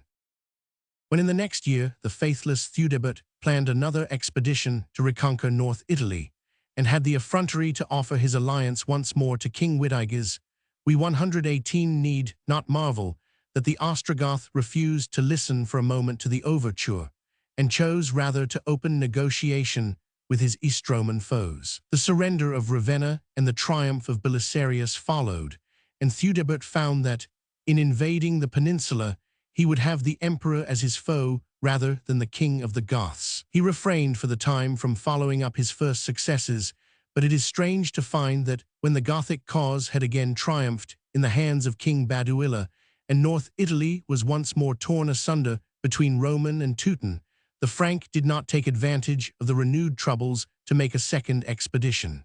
Conquest of Bavaria. It is probable that in these years, 541–45, he was occupied in another conquest, that of the land between the Danube and the Noric Alps, which now bore the name of Bavaria. The German tribes in the ancient Noricum, who had been subject to Theodoric in the great days of the Gothic Empire, the remnant of the Rugians, Syri, Turcilingi, and Heruls, had lately formed themselves into a federation under the name of Bavarians, and had chosen a Duke Garibald as their prince. We have no details of Theudebert's wars against them, but merely know that by the end of his reign he had made the Bavarians tributary to the Franks. Their conquest, in all probability, fills the unrecorded time between Theudebert's expedition to Italy and his death in 548. For some years at the end of this period, we know that he was sick and bedridden, so that it is fair to put the subjection of Bavaria somewhere about 543, 5 years before the death date of the Ripuarian king. Theudebert left his kingdom to his young son, Theudebald, a weak and sickly boy, whose accession, knowing the character of his great-uncles, we are surprised to hear was not troubled by any opposition. While Theudebert had been busied in Italy, the other two 119 Frankish kings, Childebert and Clothar, though now they were both advanced in years, had made a second expedition against the Visigoths, and in 542 overran the Gothic province north of the Pyrenees, and then crossed into the valley of the Ebro. They took Pampeluna and advanced as far as Saragossa, to which they laid siege, but in front of that city they received a crushing defeat from Theudegisel, the general of the old Gothic king, Theudes, and were driven back into Gaul without retaining 1 foot of their conquests. Narbonne and the Mediterranean shore still remained an appendage of the Kingdom of Spain. A similar fate to that which attended the armies of his great-uncles in Spain was destined to befall the first expedition which Theudebald of Ripuaria dispatched to Italy. The boy king was too young to head the army, but the eastern Frankish magnates who governed in his name had resolved to renew the enterprise of King Theudebert. 2 dukes of Alemannian race, Buxelin and Clothar, who seem to have possessed the chief influence at the court of Metz, set out in 551, while King Baduila was engaged in his last desperate struggle with the Eastromans and overran part of Venetia. Holding to the alliance of neither Roman nor Goth, they threatened to attack both, but Narses, when he marched into Italy from Illyria, left them alone and proceeded to assault King Baduila without paying attention to the northern invaders. Battle of Casilinum, 553. It was only in the next year, when Baduila and his successor Teia had both been slain, that the armies of the Franks broke up from their encampments in northern Italy and marched down to challenge the supremacy of the victorious Narses in the desolated peninsula. How they fared we have had to relate in the preceding chapter. Clothar and his division perished of want, or plague, in Apulia. Buxalin and the main body were defeated and exterminated by Narses at the Battle of Casilinum. By the end of 553, all the gains of the Franks in Italy were gone, and 0 Frankish corpses had been buried in Italian soil or left to the Italian vultures. 120, less than 2 years after the armies of his generals had been exterminated by Narses, the weakly Theudebald died, and as he left no brother or uncle, the East Frankish realm was heirless. It fell by the choice of the Ripuarian folkmoot to Theudebald's great uncle, the aged Clothar, king of Soissons, who thus became possessed of 3/4 of the Frankish Empire. As his brother, the still older Childebert, king of Paris, was childless, it was now certain that after 50 years of division, the empire of Clodovch was about to be once more reunited, 555. Though verging on his 70th year, Clothar was still energetic enough to go forth to war. When the dominions of Theudebald passed into his hands, he took up the scheme which his brother Theuderic, now 20 years dead, had once entertained, of subduing all the nations of inner Germany. Beyond the vassal Thuringians lay the independent Saxons, and against them Clothar led out, in 555, the full force of both the Ripuarian and the Salian Franks. The Saxons, on the other hand, induced many of the Thuringians to rise in rebellion and endeavor to shake off the Frankish yoke. The fortune of war was at first favorable to Clothar, who put down the Thuringian insurrection without much difficulty. But when, in the next year, he led his host into the unexplored woods and moors of Saxony, he suffered such a terrible defeat that he was fain to flee behind the Rhine and cover himself by the walls of Köln. The pursuing Saxons devastated the trans-Rhenane possessions of the Franks up to the gates of Deutz. They were not destined to become the vassals of their western neighbors for another 200 years. The news of Clothar's disaster in Germany and the false report of his death, which rumor added to the news, brought on trouble in Gaul. Cram, the eldest son of Clothar, and Childebert of Paris, his aged brother, at once took arms to divide his kingdom. Nor when the news came that he still lived did they desist from their attempt. They sent to stir 121 up the Saxons and persisted in the war. But before they had actually crossed swords with Clothar, the old king of Paris died, and Cram, reduced to his own resources, was fain to throw himself on his father's mercy, 558. Clothar sole king, 558. Thus Clothar, by Childebert's death, gathered in the last independent fragment of his father's vast heritage and reigned for 3 years, 558–561, over the realm of Clodovch, swelled by the conquests of Burgundy, Thuringia, Provence, and Bavaria, made since the division of the Frankish Empire. Clothar was the worst of his house. It will be remembered how his career had begun by the brutal murder of his nephews. It was destined to end by an even greater atrocity. His undutiful son, Cram, though pardoned in 558, rebelled again in 560 with the aid of the Bretons of Armorica.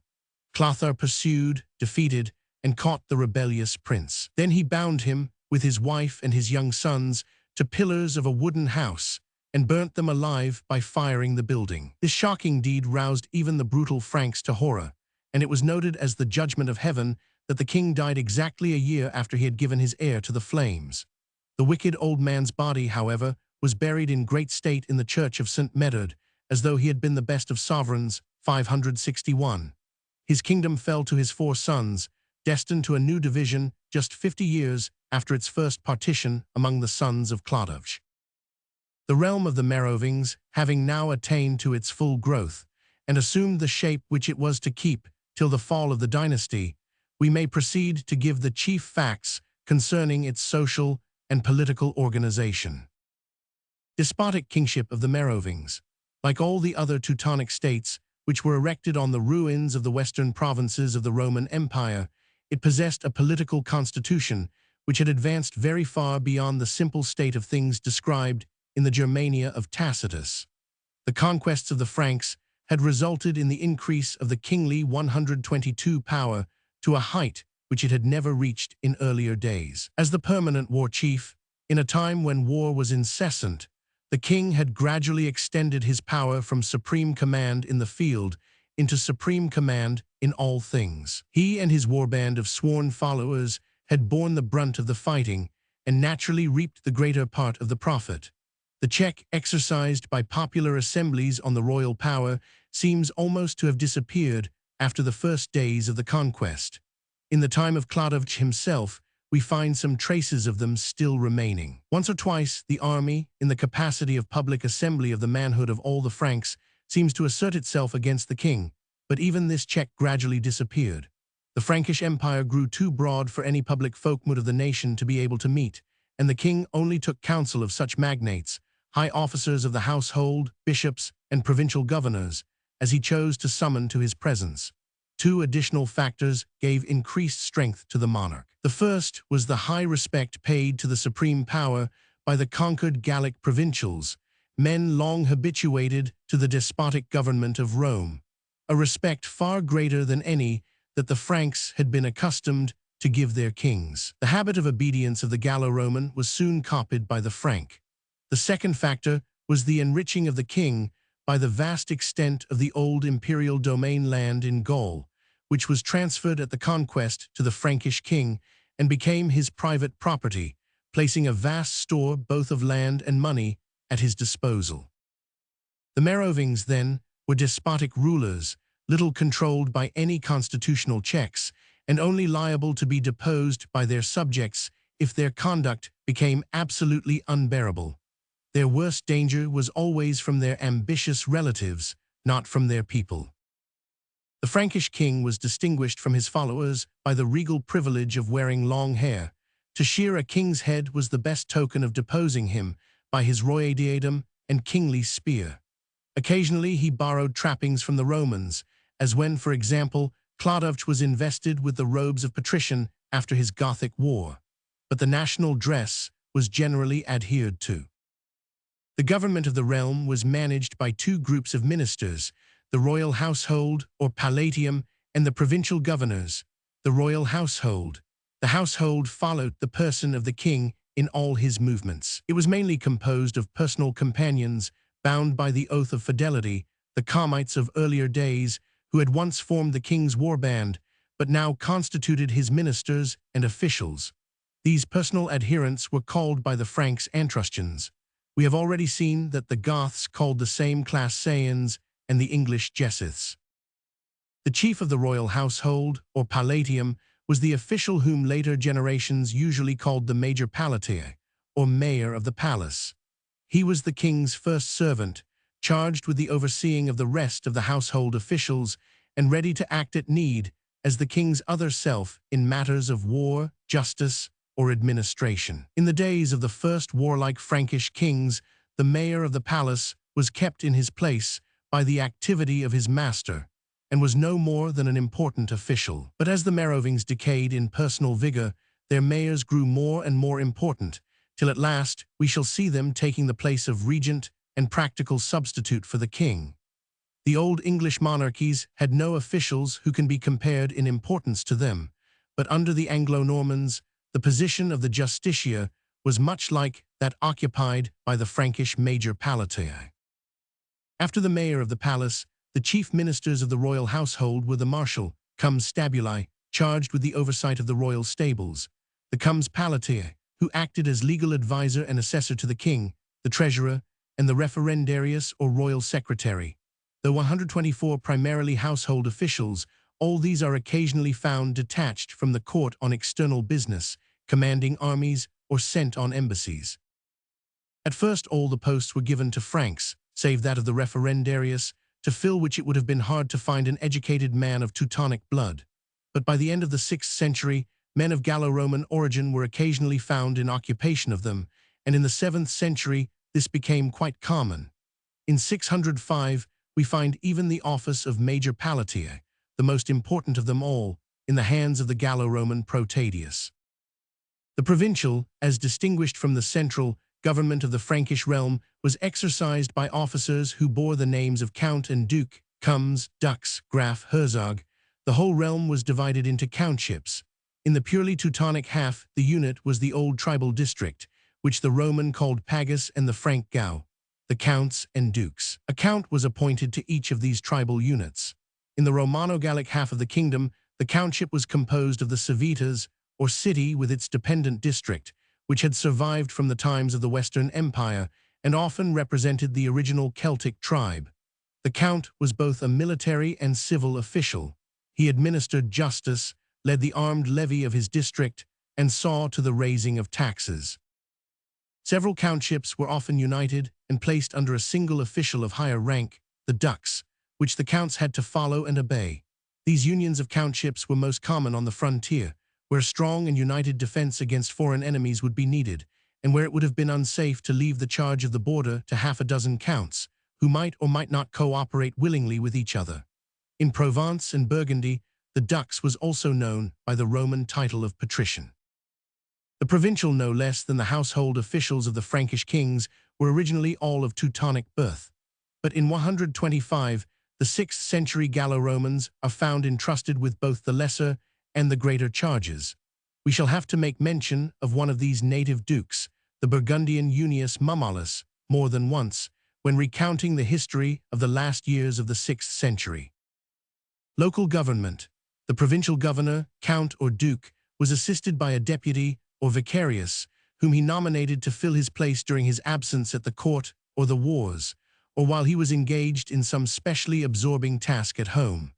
The minor administration of the countship was carried out by centenarii or hundredmen, called also on occasion tribuni. The countship was divided into hundreds, and over each of these there presided a hundredman, who was appointed by the count to act as a police magistrate in time of peace, and to head the men of his district in time of war. Petty law cases came before him, but at stated periods, the count went round all the hundreds in his countship, and administered justice at a public assembly of the inhabitants. The count's tribunal was called the malus. He sat in company with a few assessors, chosen from the chief men of the district. These magnates were called rachimburgi or boni homines. They were summoned by the count and had no authority independent of his, but by ancient custom, both Roman and Teutonic, assessors had always been called in to aid the chief judge. The system is found alike at the tribunal of the Roman provincial magistrate presiding in his conventus, and in the primitive German law courts described by Tacitus. The count, sitting in his malus, had full power of life and death, and authority in all cases, save where the persons concerned were so great that the case might be called before the king's high court, and tried by the king himself and the comes palatinus.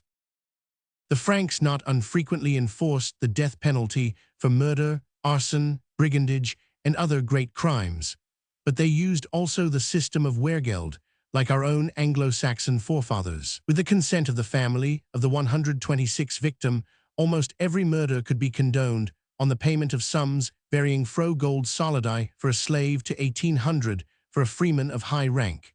Weregeld. In cases when the proof of a crime was difficult on the evidence produced, the Franks often made use of oaths and compurgations. The accused for himself, or a body of his supporters in his behalf, made a solemn oath that he was innocent, and this sufficed to acquit him if no further evidence was produced. Judicial combats were also not unfrequent. They appear among the Burgundians, however, before they were taken up by the Franks. Nor was the custom unknown of submitting criminals whose conviction was difficult to the ordeal, that by boiling water, where the accused plunged his hand into a cauldron, was the one most frequently used. It will be noticed that there was no trace of popular government in this Frankish administration. The king chose the count, and the count the hundredman.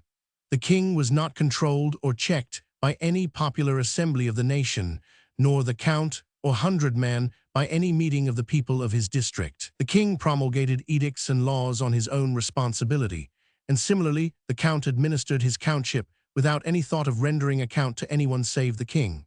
Such assemblies as took place were summoned to hear the decisions of king or count, not to debate upon them or recommend their modification. The ancient German freedom had disappeared to give place to an autocracy as well defined as that of the vanished Roman Empire. Besides dukes and counts, the king kept other officials in the provinces. These were the domestici who were charged with the control of the royal domainland throughout the kingdom. They were the king's private bailiffs for his own possessions, acting much as the procurators of the fiscus, had once acted for the Roman emperors in the ancient provinces. There were other domestici in the palace, whose offices were also financial, and who must apparently have served as underlings to the high treasurer. 127. The revenue of the Merovingians seems chiefly to have fallen under four heads. Revenue. The first was the profits of the royal domain, worked by the domestici. The second was the produce of custom dues, levied both on the land and the sea frontier of the empire. The third was the produce of fines and compositions in the law courts, of which 1/3 always went to the king. But the fourth, and most important, was the regular annual tribute of the countships. Each district was assessed in the king's books for a defined sum, and this the count had to raise and send in on his own responsibility. It seems that at first only the Gallo-Roman districts were charged with tribute. Theudebert, the grandson of Clodovch, we are told, first subjected the native Frankish districts to the impost, a grievance so deeply felt that, when he died, the Austrasians rose and slew Parthenius, the minister who had suggested to the king this method of increasing his revenue. From this short sketch of the constitution of the Frankish realm, it will be seen that its organization lay halfway between the almost purely Teutonic forms of the government of early England and the almost purely Roman methods employed by Theodoric the Great in Italy. This is what might have been expected. The Frankish kingdom was by no means a primitive Teutonic state, but it was far more so than the Ostrogothic realm in Italy. Chapter 8. The Visigoths in Spain. 530–1603. Weakness of the Visigothic kingdom, civil wars and murders of kings.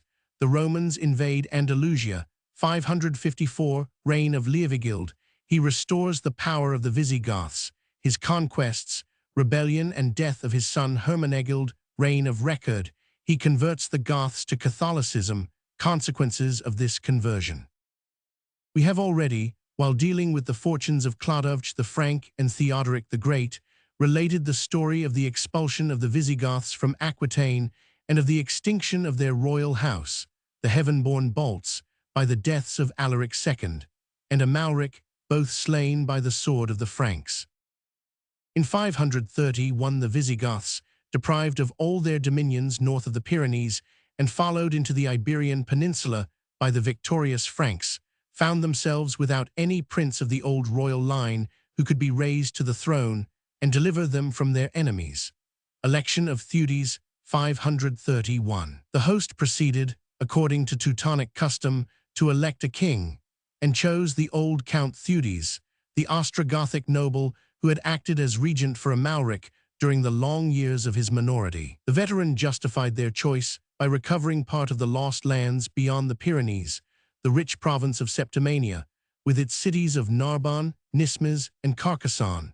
10 years later, Theudes had to face another Frankish invasion, and again succeeded in repelling his 129 adversaries after a bloody battle in front of Saragossa, 542. Preserved from the danger of Frankish conquest, the Visigothic nation had to face the problem of reorganizing its constitution under the new conditions of its existence. It had previously looked on Gaul rather than on Spain as its home. Toulouse had been the favorite abode of its kings, not Barcelona or Toledo. Gaul was now lost, save one province, and it was in Spain alone that the Visigothic name was to survive. But even worse than the loss of its ancient home was the loss of its ancient royal house. Nothing could be more ruinous to a Teutonic tribe in those days than the extinction of the line of its old heaven-descended kings. When it had become necessary to choose a ruler from among the ranks of the nobility, every ambitious count and duke could aspire to the throne. Each election was bitterly contested, and the candidates who had failed to win the favor of the host retired to plot and intrigue against their more fortunate rival. When no one had any prescriptive hereditary right to the succession on the reigning king's death, the temptation to make away with him by violence and endeavor to seize his heritage was irresistible. Hence it came to pass that of the 23 Visigothic kings of Spain, from Theudes to Roderick, no less than 9 were deposed, and of these 7 were murdered by their successors. The average length of their reigns was less than 8 years, and only in 8 instances did a son succeed a father on the throne. There was but one single case of grandfather, father, and son following each other in undisputed succession. Weakness of the Visigoths. In relating the history of the Franks in Gaul, we have had occasion to point out the comparative ease with which the Frank and the Roman provincial coalesced to form a new nation. We have seen how from the first the Gaulish bishops were employed as ministers and confidants by the Merovings, and how, in a short time, Gallo-Roman counts and dukes were preferred to high places in the Frankish palace and army. In Spain, no such easy union between the Teutonic conquerors and the provincials was possible, because the great bar of religion lay between them. Unlike the Franks, the Visigoths were Arians, having preserved the heretical form of Christianity which their forefathers had learnt beyond the Danube in the 4th century. The Spanish provincials, on the other hand, were almost to a man fanatically orthodox. The Goths formed a religious community of their own, quite apart from the Spaniards, with Arian bishops and priests to minister to them, and their kings could not acknowledge or utilize the native bishops as the Merovings had done in Gaul. The provincials hated their rulers as heretics as well as barbarians, and never acquiesced willingly in their domination. They were not indisposed to favor the advance of the Orthodox Frank, and welcomed the coming of the troops of the East Roman emperors to their shores in the 6th century. While the Visigoths remained Arian, they raised no Spaniard to power or office. It was not till they became Catholic, in the very end of the 6th century, that the first Roman names are found among the servants of the king. For the first 70 years of their rule in Spain, the Visigoths were completely estranged from their subjects, 511–587. The masters of Spain, then, were a not very numerous tribe, scattered thinly among masses of an oppressed subject population. They were masters by the power of the sword alone, but their military force was crippled by the weakness of their elective kings, who were too much occupied in maintaining their precarious authority over the discontented chiefs to allow of their making their arms felt abroad. Nearly all the wars of the Visigoths were either civil broils between rival kings or defensive campaigns against the intrusive Frank from beyond the Pyrenees. 131. There is yet one more point to add to this picture of the distracted realm of the Visigoths. They were not even masters of the whole of the Iberian Peninsula, but had to contend with fierce and watchful enemies within its limits. In the western Pyrenees and on the shores of the Gulf of Biscay, the Basques preserved a precarious independence and descended from their fastnesses to plunder the valley of the Ebro whenever the Goths were engaged in civil discords. Farther to the west, there still subsisted in the ancient Galicia and Lusitania the kingdom of the Suevi, the original Teutonic conquerors of Spain. The early Visigothic kings had driven them into the mountains of the west, but had never followed them into their last retreats to compel them to make complete submission. Suevic kings reigned at Braga over the country north of the Tagus and west of the Esla and Tormes till the last years of the 6th century. Whenever a favorable opportunity occurred, they took part in the civil wars of the Visigoths and harried the valley of the Upper Douro and the Lower Tagus. The inner organization of the Visigothic realm presents a very different picture from the centralized despotism, with everything depending on the king, which we have described as existing among the early Franks in Gaul. Like the Franks, the Visigoths had divided their conquest into districts, governed by counts or dukes, generally using as the unit of division the old Roman boundaries of provinces and civitates. But the Visigothic governors were far less under the control of their elective kings than were the Frankish counts under the hand of the despotic Merovingians. Each of them kept a bodyguard of personal dependents called, as among the Ostrogoths, Sayans, or sometimes Bucellarii, whom he could trust to follow him even against the king. The Sayans. It was the possession of this armed following among a helpless, weaponless mass of provincials which enabled any count or duke who was popular and ambitious to dare an attempt at rebellion whenever his master was weak or unfortunate. 132.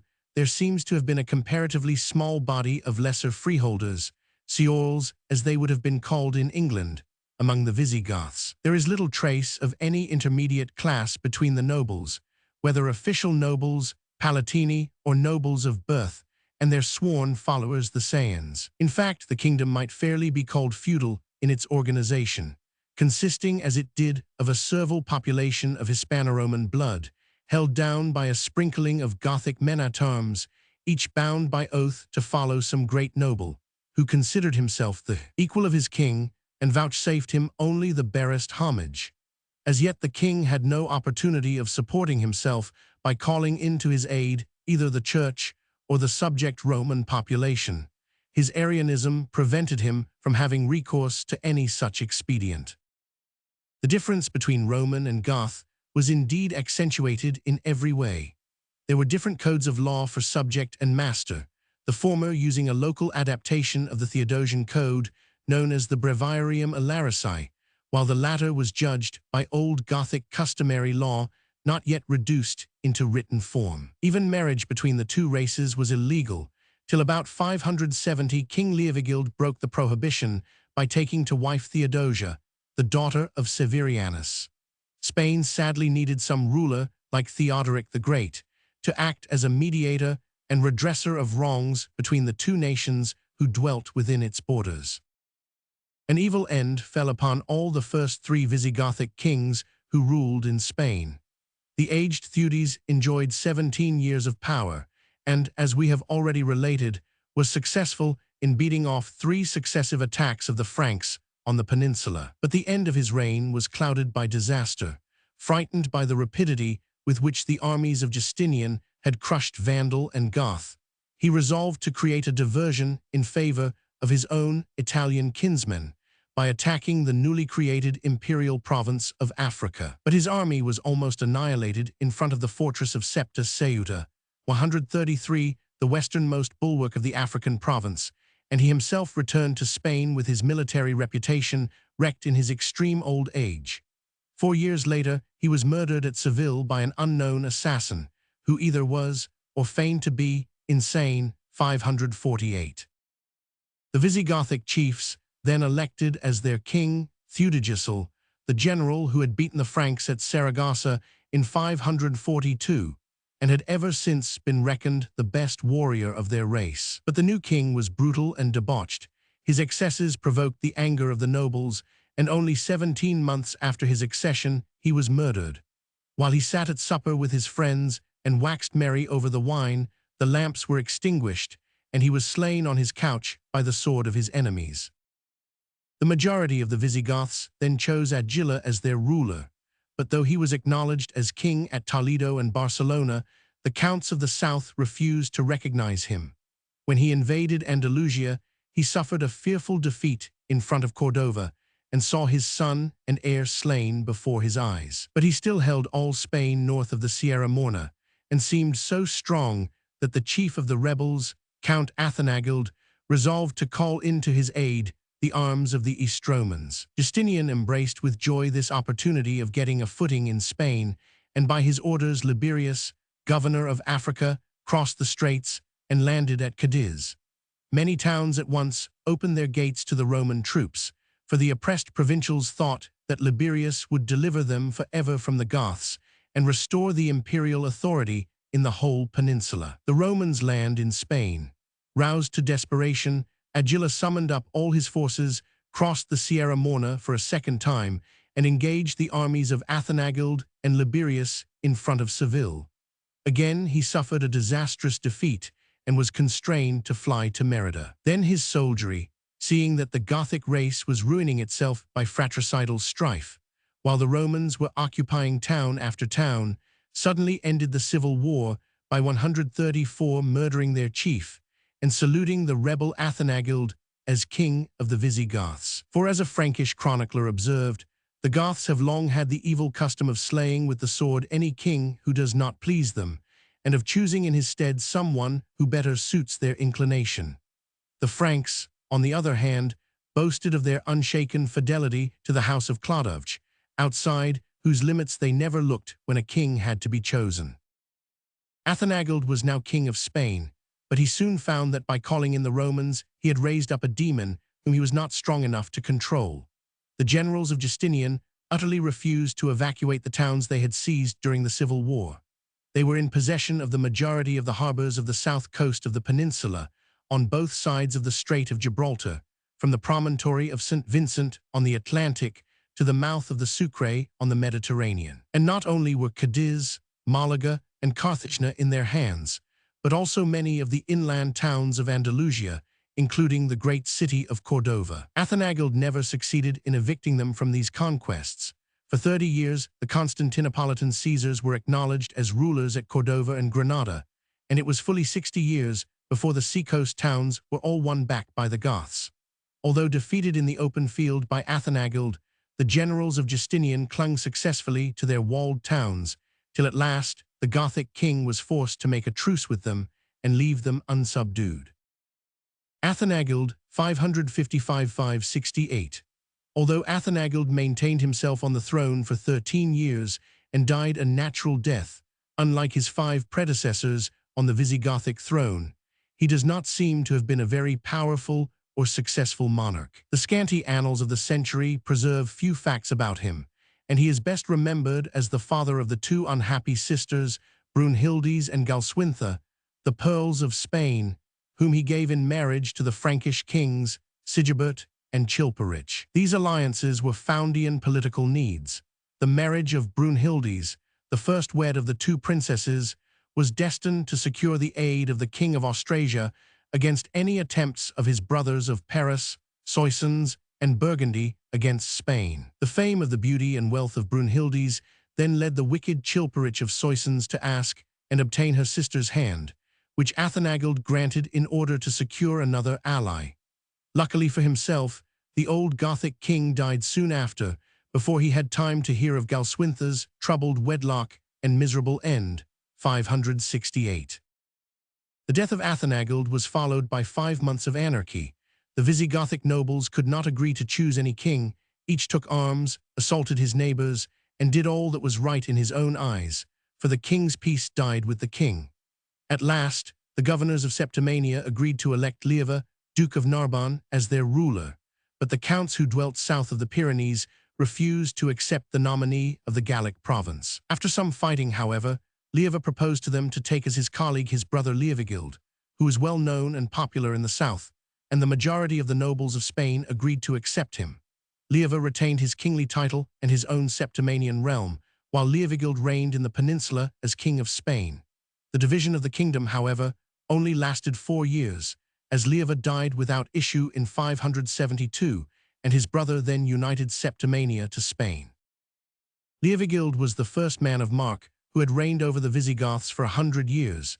He may be styled the second founder of the Visigothic kingdom, for he dragged it out of the depths of anarchy and weakness, gave it a new organization, and smote down its enemies to east and west.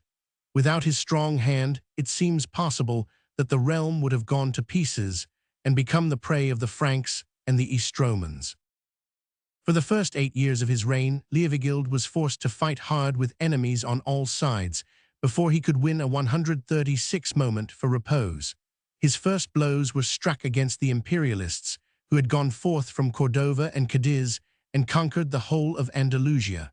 Wars of Leovigild, 570–80. After winning several battles in the open field and storming Baza and Acidonia, he drove the Romans within the walls of Cordova. This great city, defended by a strong garrison and a fanatically Catholic population, kept the king at bay for a whole year.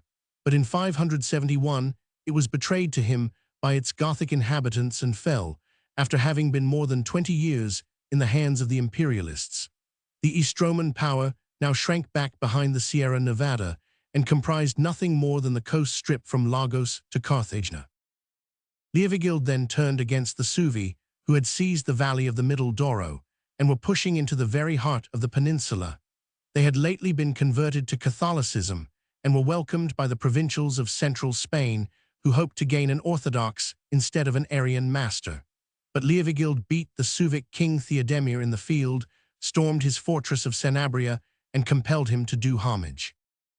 For 2 years more, Leovigild was occupied in putting down sporadic rebellions of the Roman provincials in all the more remote and mountainous corners of Spain, especially in Cantabria, on the shores of the Gulf of Biscay, and among the Murcian mountains in the south. He captured and put to death Aspidius and Abundantius, the chief leaders of these revolts, and punished their followers by wholesale executions. At last, after 8 years of war, the whole of the ancient Visigothic dominions, save the towns on the Andalusian coast, were once more subdued and under control, 576.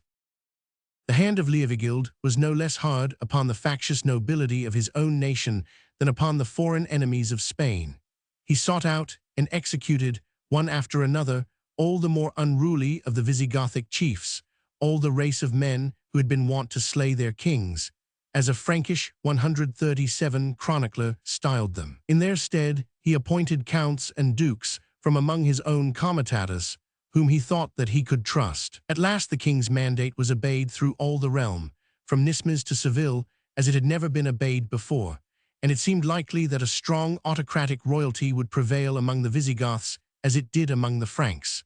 Leovigild now fixed his court permanently at Toledo and assumed all the splendor and state of the ancient Roman Caesars, the diadem, the scepter, the purple robe, and golden throne. Before him, the kings of the Visigoths had been indistinguishable in manners and apparel from their own nobles. They only differed from them by bearing the royal name and keeping up a larger body of oath-bound sayans. At the same time that he fixed his seat at Toledo, Leovigild took another opportunity of asserting his power and independence. The coinage of the Visigoths had hitherto been a mere barbarous imitation of the imperial currency of Rome and Constantinople. But from henceforth, the name of the Gothic king was placed upon all the gold tremisses of Spain. For a few years, Leovigild added the name of Justin II to his own, but he soon cast away the last sign of the old dependence on the empire, and the inscription Livigildvs Inclitvs Rex was the sign of the disavowal of the last nominal connection of Spain with the heirs of Constantine. The troubles of Leovigild, however, had not yet come to an end. His worst enemies were to be those of his own house. Before his accession to the throne, he had married, contrary to Gothic custom, a noble Roman lady named Theodosia, daughter of Severianus, sometime governor of Carthage. By her he had two sons, Hermenegild and Record. When she died, he endeavored to strengthen his position by marrying Godeswintha, the widow of his predecessor Athanagild, and some years later, when his son Hermenegild reached manhood, he determined to seek for him another bride from the family of Athanagild. Accordingly, he asked for and obtained the hand of his wife's granddaughter, Ingunthais, the daughter of Sigibert 138 of Austrasia and Brunhildes. At the age of 13, she was wedded to Hermenegild. This marriage was destined to have the most unhappy results. The daughter of Brunhildes was fated to be as much the cause of woe to Spain as her mother had been to Gaul. She had been reared in Austrasia as a Catholic, and in spite of her tender age, refused to conform to the Arian creed of the Visigoths. If the Frankish chronicles are to be believed, she was subjected to the most violent treatment by her grandmother Godeswintha to force her to abandon the Orthodox faith. But though beaten, starved, and flung into a fish pond, she still refused to renounce the faith of her childhood. At last Leovigild, tired of the perpetual disputes between his wife and his daughter-in-law, which made his palace unbearable, sent off Hermenegild to Seville to govern part of Andalusia. This step proved most unfortunate. The young prince fell entirely under the influence of his wife and of his mother's brother, Leander, Bishop of Seville. Won over by their pleadings, he declared himself a Catholic and was rebaptized and received into the Orthodox Church. Rebellion of Hermenegild, 580. He knew that his conversion would bring on him his father's wrath and the loss of his prospect of succeeding to the Visigothic crown, but he was unwilling to suffer degradation meekly and promptly proclaimed himself king, allied himself with the Suevi and the Estromans, and called the Orthodox to arms all over Spain. Leovigild had never had to face a more dangerous crisis. The rebellion of his son had called out against him all the elements of disorder in the peninsula. The Suevi swarmed down the Douro, the imperialists reoccupied Cordova, Merida, Seville, and Evora hailed Hermenegild as king, and the discontented provincials, headed by their bishops, began to stir all over the country. It is the greatest testimonial to Leovigild's abilities that he knew how to deal with all these dangers. First, he turned against the incipient rebellion in the north, and put it down by banishing or 139 imprisoning some dozen bishops, and by defeating in battle the Basques, who had come down from their hills to join in the struggle. After beating them, he founded on their border the town of Vitoria as a memorial of his success. a town destined to be better remembered for the great English victory of 1813 than for this ancient triumph. Hermenegild was nearly 2 years in possession of the valley of the Guadalquivir, but in 582 his father suddenly descended upon him and drove him within the walls of Seville. The Suevi came up to raise the siege, but Leovigild routed their king Miro and returned to resume his Liga. After many months of blockade, he stormed the town, but Hermenegild and his wife escaped to the Romans. The rebel prince took refuge in the castle of Osset, whither the king followed him, and by the huge bribe of 30,000 solidi induced the imperialist government to sell the town. Hermenegild was dragged from sanctuary and brought before his father, who pardoned his rebellion, but stripped him of his princely insignia and sent him to live in honorable confinement at Valencia as a private person. Leovigild then turned against the Suevi, overran their whole country, and captured their last king, Andica, whom he interned in a monastery. Thus the rebellion of Hermenegild had not only failed to ruin the Gothic state, but had actually led to the subjection of the troublesome neighbor kingdom in the northwest, which had hitherto escaped the Visigothic sword. Hermenegild's fate was destined to be a sad one. His father promised to restore him to his former place if he would abandon the Orthodox faith, but he steadfastly refused and was presently cast into prison. But chains had no more effect on his constancy than prayers and promises. His father grew angry and bade him expect the worst if he persisted in his obstinacy. On Easter Day 585, he sent an Arian bishop to administer the sacrament to the prisoner. Hermenegild drove the heretical prelate from his cell with cries and imprecations. Execution of Hermenegild, 585. The news was brought to his father, who, in a moment of ungovernable rage, like that which induced our own Henry II, to order the death of Becket, bade his guards seize and behead his inflexible son. So perished Hermenegild, whom after generations, forgetting his undutiful rebellion and remembering only his constancy in the Orthodox faith, saluted as a saint. His wife and infant son were sent to Constantinople by the Roman governor of Malaga. Ingunthais died on the voyage, but the boy, Athanagild, lived and died obscurely at the court of the Emperor Maurice. Leovigild had now to face the wrath of the Franks. Guntram, the uncle, and Theudebert, the brother of Ingunthais, took arms to avenge her husband's execution. They sent a fleet to land a force in Galicia and razed the newly conquered Suevi, while a Burgundian army entered Septimania and attacked Nismes and Carcassonne. But Leovigild's military skill and constant good fortune in war did not fail him. While he himself cut to pieces the army which had landed in Galicia, his son, Record, drove the Burgundians out of Septimania, with the loss of their general and half their army. Father and son met in triumph at Toledo, but the hardships of a winter campaign had been too much for Leovigild, who died soon after his return to his capital on the 13th of April, a year to the very day from the date of his eldest son's execution, a coincidence which the Orthodox did not fail to point out as marking the wrath of heaven. Leovigild, some time before his death, had induced the Visigoths to elect his second son, Record, as his colleague and to salute him as king. There was therefore no tumultuous election or civil war when the old king died, and his heir quietly took his place. Record was destined to set his mark on the history of the Visigothic kingdom no less firmly than his father had done. If Leovigild saved the state from anarchy by his strong arm, Record set it on a new and altered course of existence, and introduced a new element 141 into its political and religious life by the great change which is connected with his name, the conversion of the Visigoths to the Orthodox faith. Record, 586-601. Record was the son of a Roman mother, but, unlike his brother Hermenegild, he never showed any discontent with Arianism in his father's lifetime. No sooner, however, was the old man dead than his successor began to take steps which threw the Arians into a state of excitement and apprehension. He summoned Catholic and Arian bishops before him, and many times bade them dispute in his presence on the mysteries of the Trinity. This he did more to prepare the people for the coming change than because he was himself in any doubt as to his future conduct. Record thoroughly grasped the fact that the Visigothic state would never be established on a really firm basis, as long as the governing caste were separated from the bulk of their subjects by the fatal barrier of religion. The Goths were too few to amalgamate the provincials with themselves, and had shown no signs of wishing to do so. But if no such amalgamation took place, the Gothic monarchy was doomed to disappear someday in a political convulsion, when the moment should come that found no strong and capable ruler on the throne.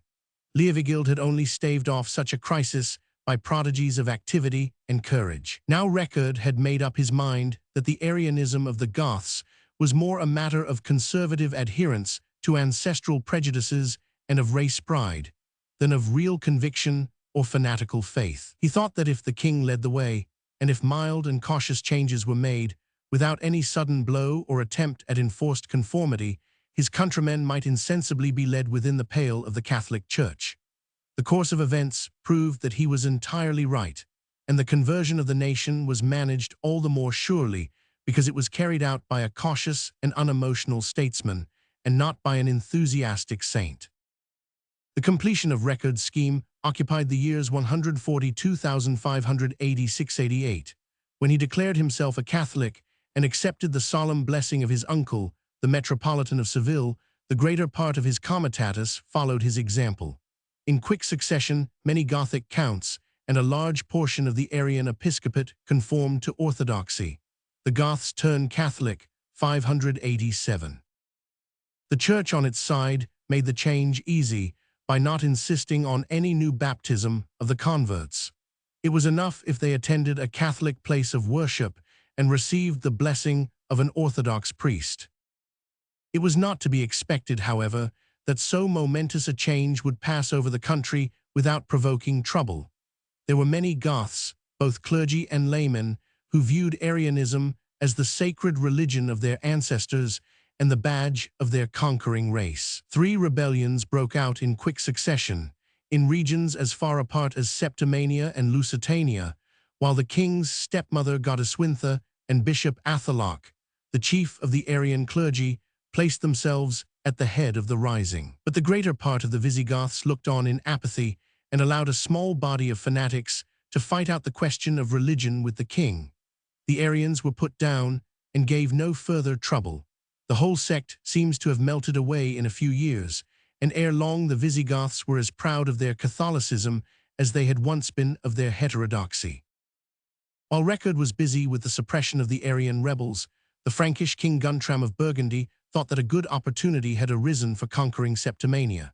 He sent a great army down the Rhone, but near Narbonne it was completely defeated by Record's general, Duke Claudius, the first man of Roman blood who had ever been promoted to high rank by a Visigothic king. This was the last time that a Frankish conquest of Septimania was ever seriously attempted, 589. Record reigned for 12 years more, with great good fortune both at home and abroad.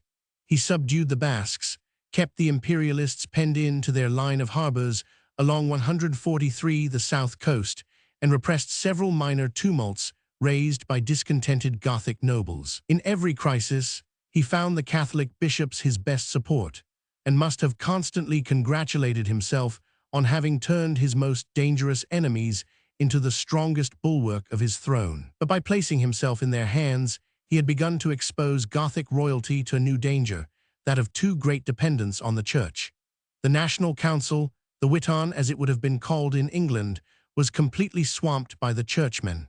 There were more than 60 bishops in Spain, while the number of dukes and counts who were usually summoned to the assembly was considerably less. The bishops, men more clever, more wise, and better organized than their lay colleagues, soon came to exercise a dominating influence in the council.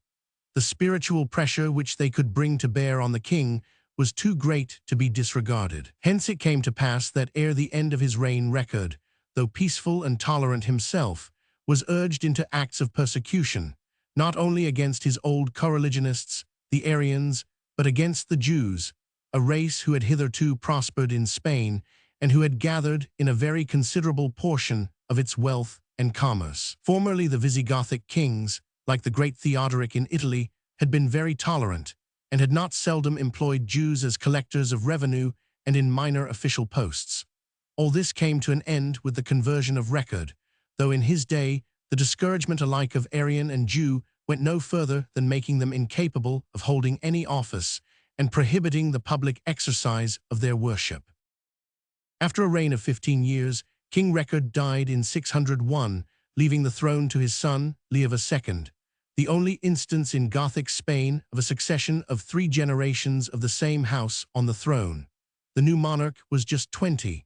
He was a devoted admirer and follower of the Catholic bishops, and by all accounts showed more piety than capacity. The accession of a weak and inexperienced youth was the 144 opportunity for which the unruly Visigothic nobles, crushed for 30 years under the strong hands of Leovigild and Record, had been long waiting. In the second year of his reign, Leo was surprised and murdered by conspirators under the guidance of a certain Count Witterich, who had headed an Arian rising in 588, but had been spared on conforming to Catholicism.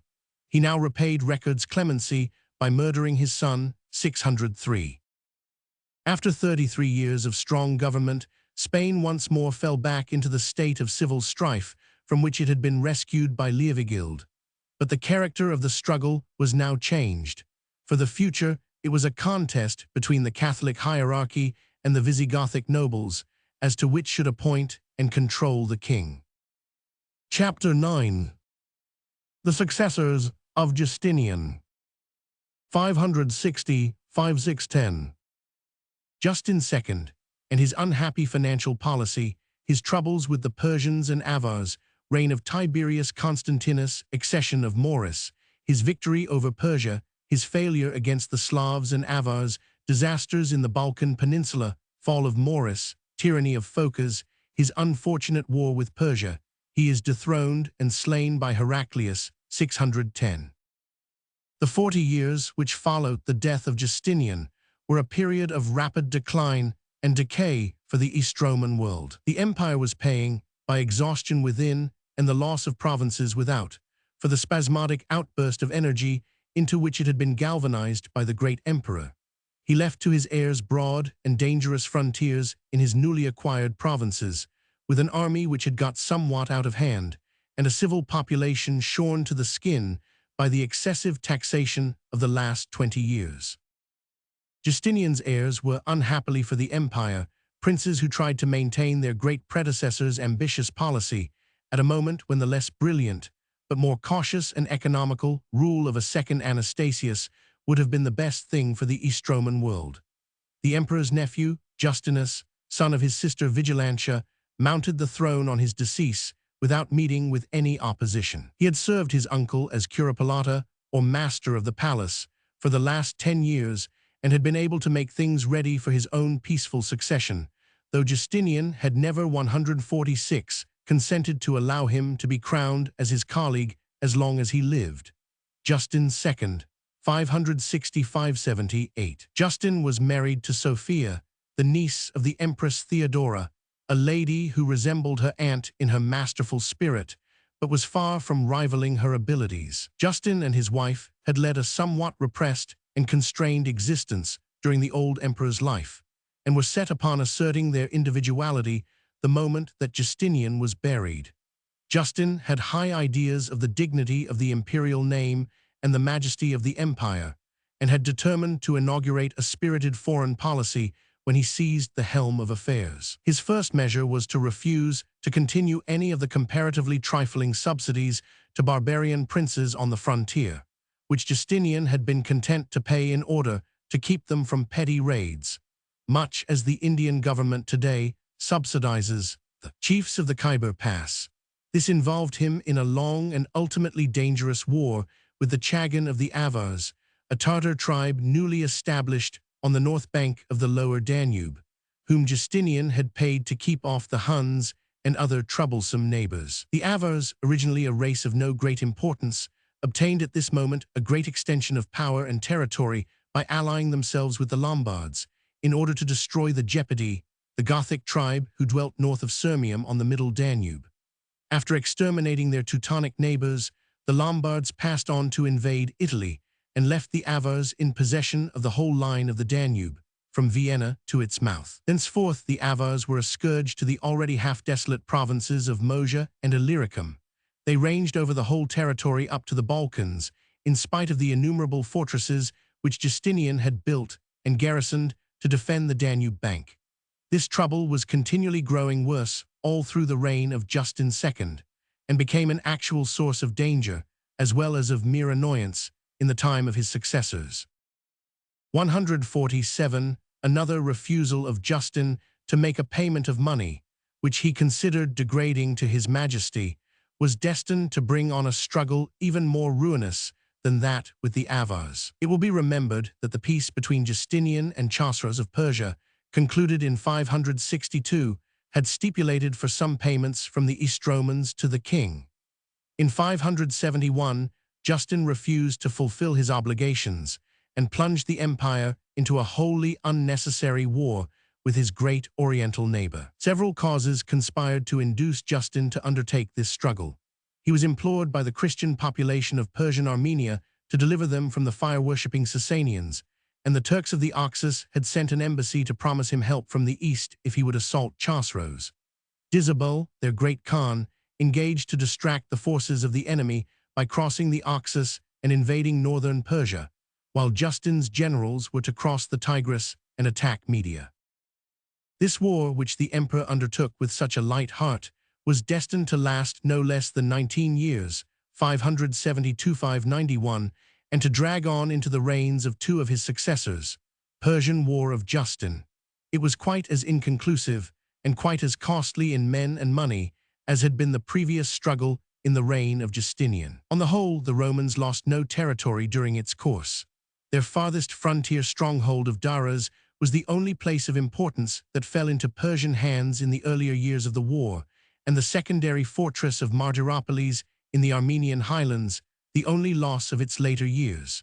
Both were destined to be recovered, and the second Roman line of defense, based on Edessa and Amida, held good. If the armies of Chosroes once succeeded in penetrating into Syria, it is only fair to add that the imperial troops made several incursions into the Persian borderlands of Arzanene and Corduene.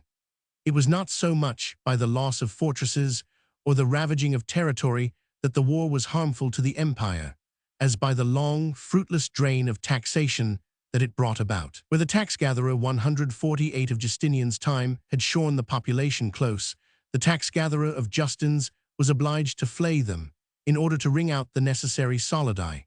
Having begun the war at his own pleasure, Justin found that he could not conclude it in a similar way. The Persians hoped to win by exhausting the empire's resources and were set on protracting the weary game.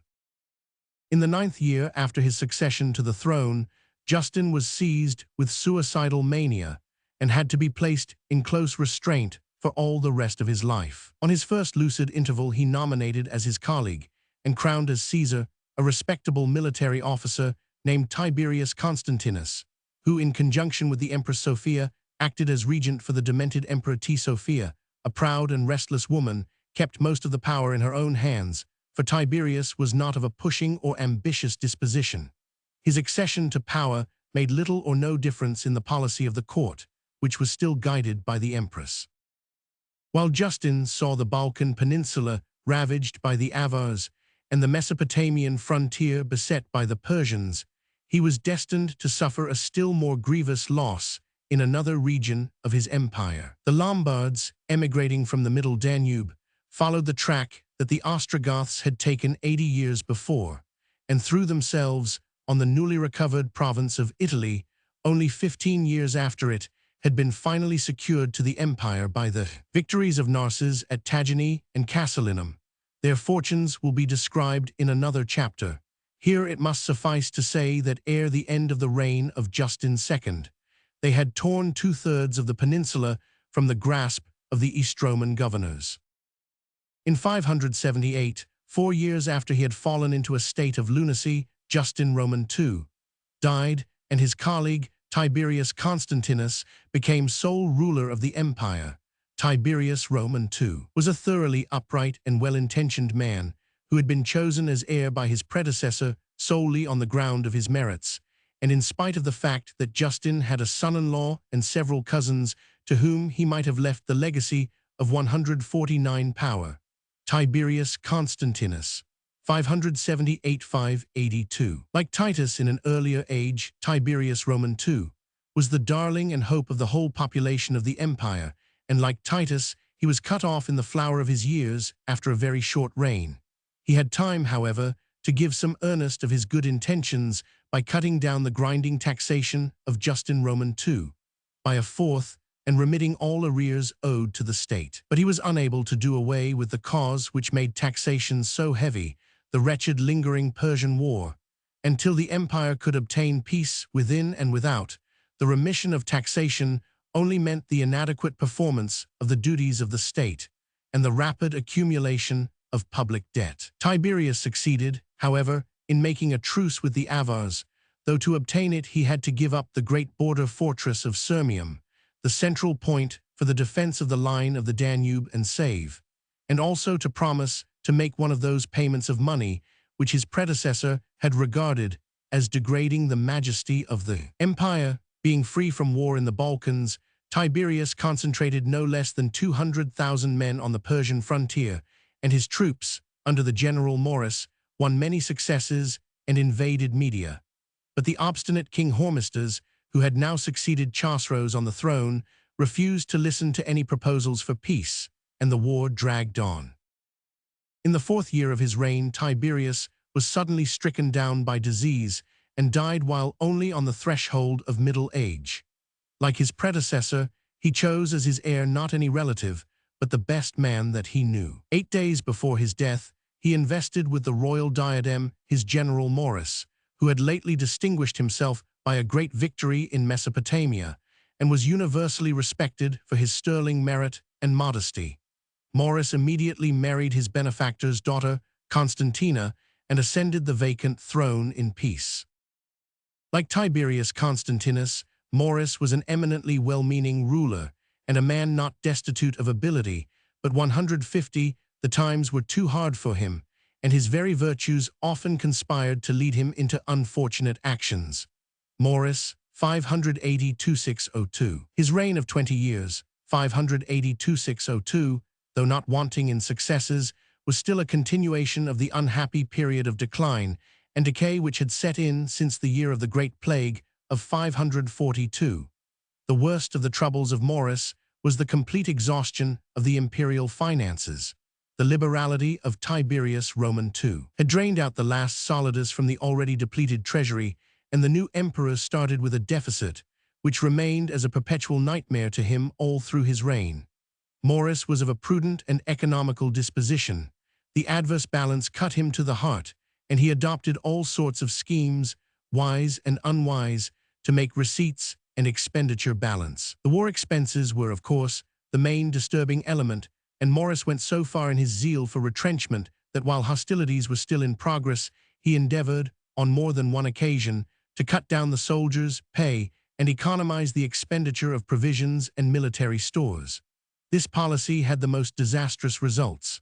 Several times it led to mutiny, and at last it cost Maurice his throne and life. The Persian War continued through the first 9 years of Maurice's reign, as long as the reckless and obstinate King Hormisdas remained in power. On the whole, it was fortunately conducted.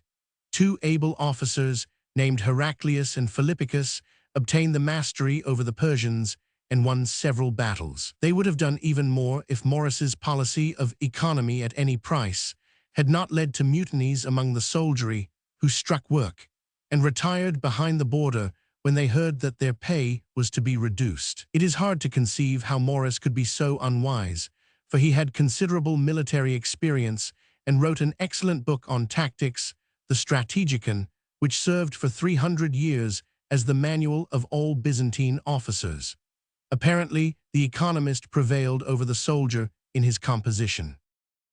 151. Luckily, the mutiny of 588 did not ruin the empire. The troops returned to duty when their grievance was removed and won more victories over the Persians. Hormisdas grew unpopular with his subjects and was deposed and slain by a usurper named Varans. His young son, Chosroes, fled to the Roman camp and threw himself on the mercy of his hereditary foe. This led to the end of the war. Maurice lent the young prince supplies and auxiliaries to start a rebellion against Varans. Persian War ended, 591. The rising succeeded, and the grateful Chosroes made peace with the empire the moment that he was restored to his father's throne, 591. The terms, like those of the pieces of 532 N, amounted to little more than the restoration of the state of things which had preceded hostilities. Maurice recovered the lost fortresses of Daras and Martyropolis and gained the Christian districts of Persarmenia, a new acquisition to the empire, but not one of much importance. But the troubles of Maurice, military and financial alike, did not cease with the end of the Persian War. The faithless Avars, disregarding the terms of peace which they had sworn to Tiberius II, in 581 were once more ravaging the Balkan Peninsula. In the second year of Maurice's reign they burst over the Danube and seized the fortresses of Singidunum and Viminacium, whose garrisons had been reduced by the needs of the Persian War. Unable to raise a new army, Maurice sent them a subsidy which kept them quiet for 2 years, but in 585 the Tartar horde took arms once more and threw themselves upon Thrace. Nor was it only with the wild Avars that Maurice had to deal. We now hear of the Slavs as becoming for the first time a serious danger to the empire. Their tribes had for some time dwelt in obscurity along the lower Danube and in the South Russian plains, having flooded in to occupy the void space left by the migration of the Goths in the 4th century. At the accession of Maurice, some of them were subject to the Avars, others were still independent, but all showed a tendency to move southward over the 152 Danube. The Slavs were individually not very dangerous enemies to the empire. They were in the very lowest stage of civilization, hardly yet accustomed to till the soil and living the precarious life of fishers and hunters. They did not fight in the open field, but lurked in forests and morasses, issuing forth to plunder by night, and only attacking their foes when they could take them by surprise. It is said that they practiced the curious stratagem of lying hid in shallow pools, showing nothing above the surface of the water save the point of a hollow reed, through which they breathed. The story sounds improbable, but Byzantine authors quote several occasions on which it was actually used. Many Slav tribes, seeking refuge from the domination of the Avars, crossed the Danube in their light canoes and established themselves in the wooded slopes of the Balkans or the marshes of the Dobrudscha, where they found the cover that they loved. The Mosian provincials had been so thinned by 200 years of raiding suffered at the hands of Goth, Hun, and Avar that the Slavs found the land almost wholly uninhabited. Outside the great Danube fortresses and the large towns like Naissus or Sardica, the population had almost entirely disappeared. The Slavs crossed the Danube. Avoiding battles with the garrisons of the towns, the Slavs slipped between them and spread over the face of the deserted land, pitching their rude huts in the most secluded spots that they could find. They were not only intruders, but enemies, for they were keenly set on plunder, waylaid every party of travelers that strove to pass from town to town, and laid ambuscades for every body of soldiers that was not too numerous for them to cope with. Fro to the very end of his reign, Maurice was engaged in a desperate struggle against Slav and Avar, which raged over the whole of the Balkan Peninsula. The invaders gradually pressed southwards, though they suffered many defeats, and though whole tribes of Slavs were sometimes exterminated. The enemy, though individually contemptible, 153 seemed to draw on endless reserves of strength, as horde after horde slipped across the Danube and threw itself into the glens of the Balkans. The effect of these invasions is well described by a contemporary chronicler, John of Ephesus. The first years of Maurice were famous for the invasion of the accursed people called Slavonians, who overran Greece and all the lands about Thessalonica and Thrace, plundering many towns and devastating and burning, and reducing the people to slavery. They have made themselves masters of the whole country and settled in it by main force, and dwell in it as though it were their own. 4 years have now passed, and still they live at their ease in the land, and spread themselves abroad, as far as God permits them, and ravage and burn and take captive, and still they encamp and dwell there. Ever since the Persian War ended, the reign of Maurice had been one unbroken series of misfortunes. The only remedy that the emperor could find for the evil times was an economy that verged on avarice. This foible at last caused his ruin. In 599, the Chagan of the Avars demanded of him ransom money for 12,000 Roman prisoners who had fallen into his hands. The emperor refused to pay it, though he had the required sum of solidi ready at hand. The Chagan thereupon massacred the whole body of prisoners. The Roman world raised a cry of horror and threw the blame upon the avarice of Maurice, not the savagery of the Avars. Henceforth his throne was unsafe, but the crowning blow to his power was given by another piece of unwise economy. After a successful campaign against the Slavs in 601, the army of the Balkans had pursued them across the Danube. Maurice sent orders that the victorious troops should winter in the open field, upon the bleak townless plains of Wallachia, in order to save supplies.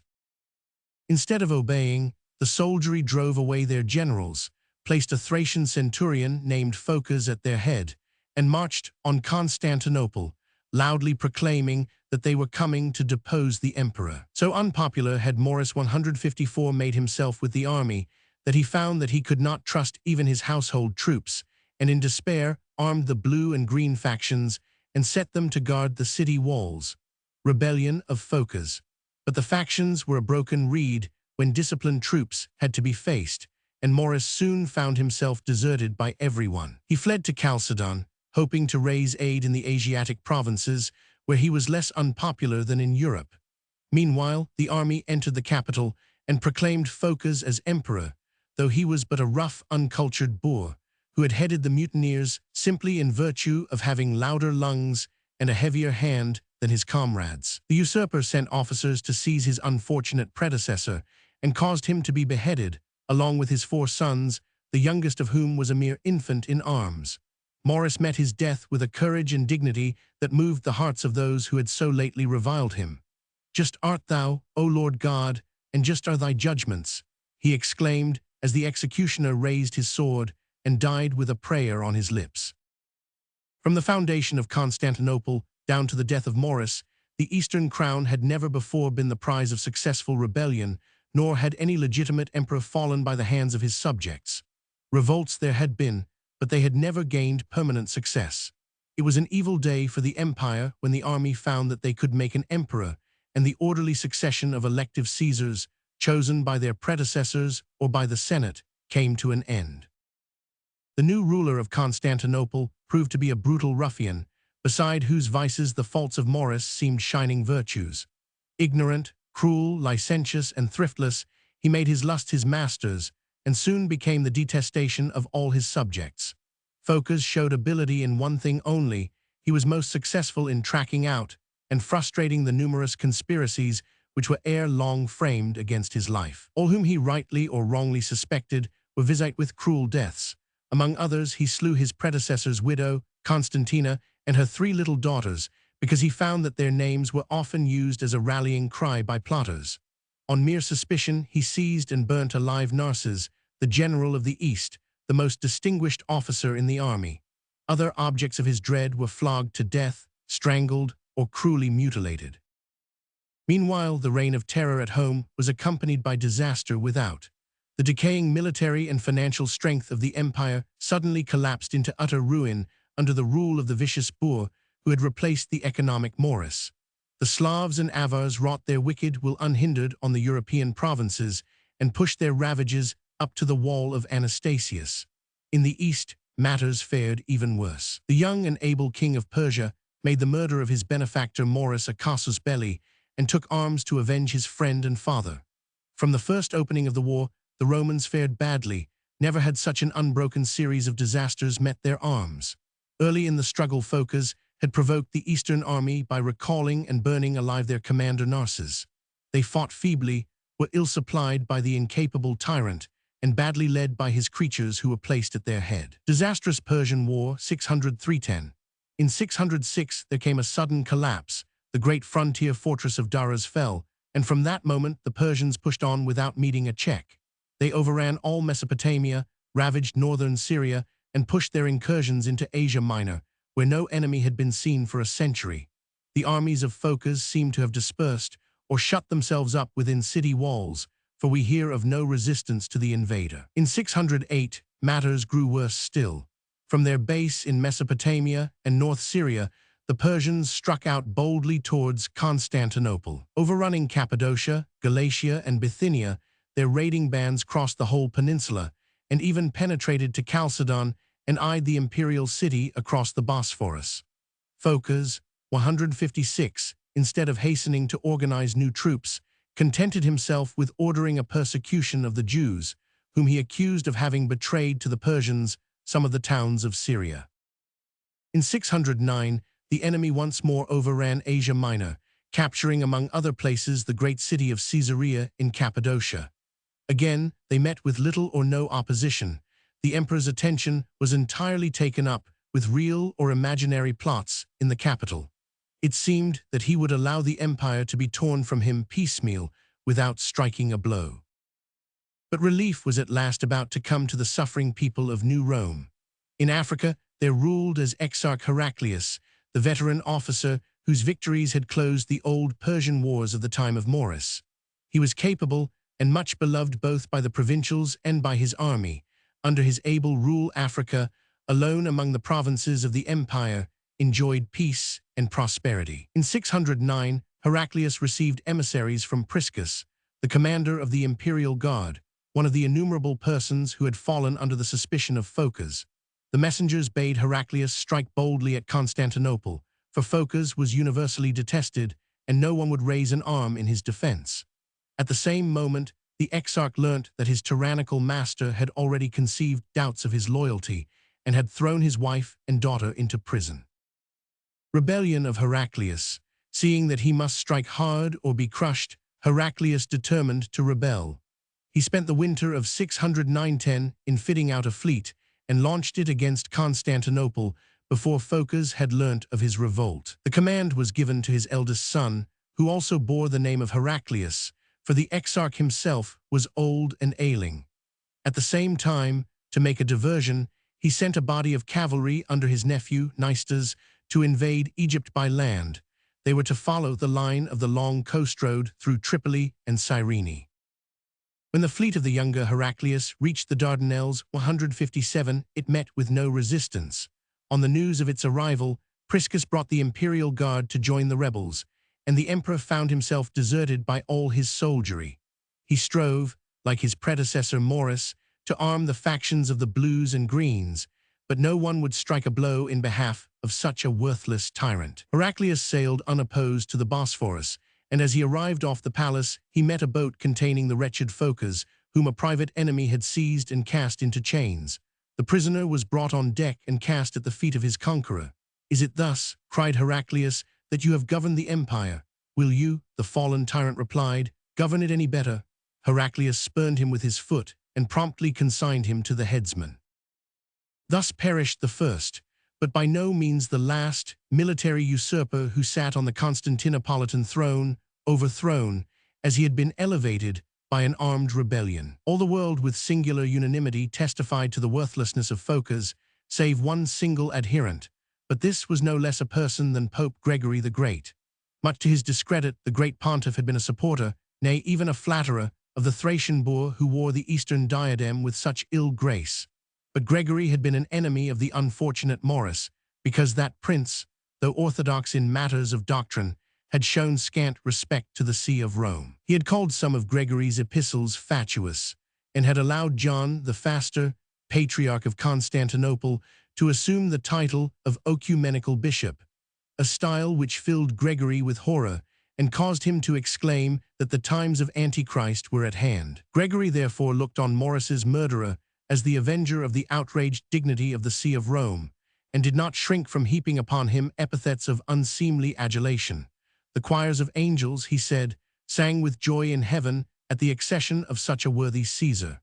Truly this was a painful episode in the life of a man who, in spite of all his faults, has been justly hailed as a saint. Chapter 10.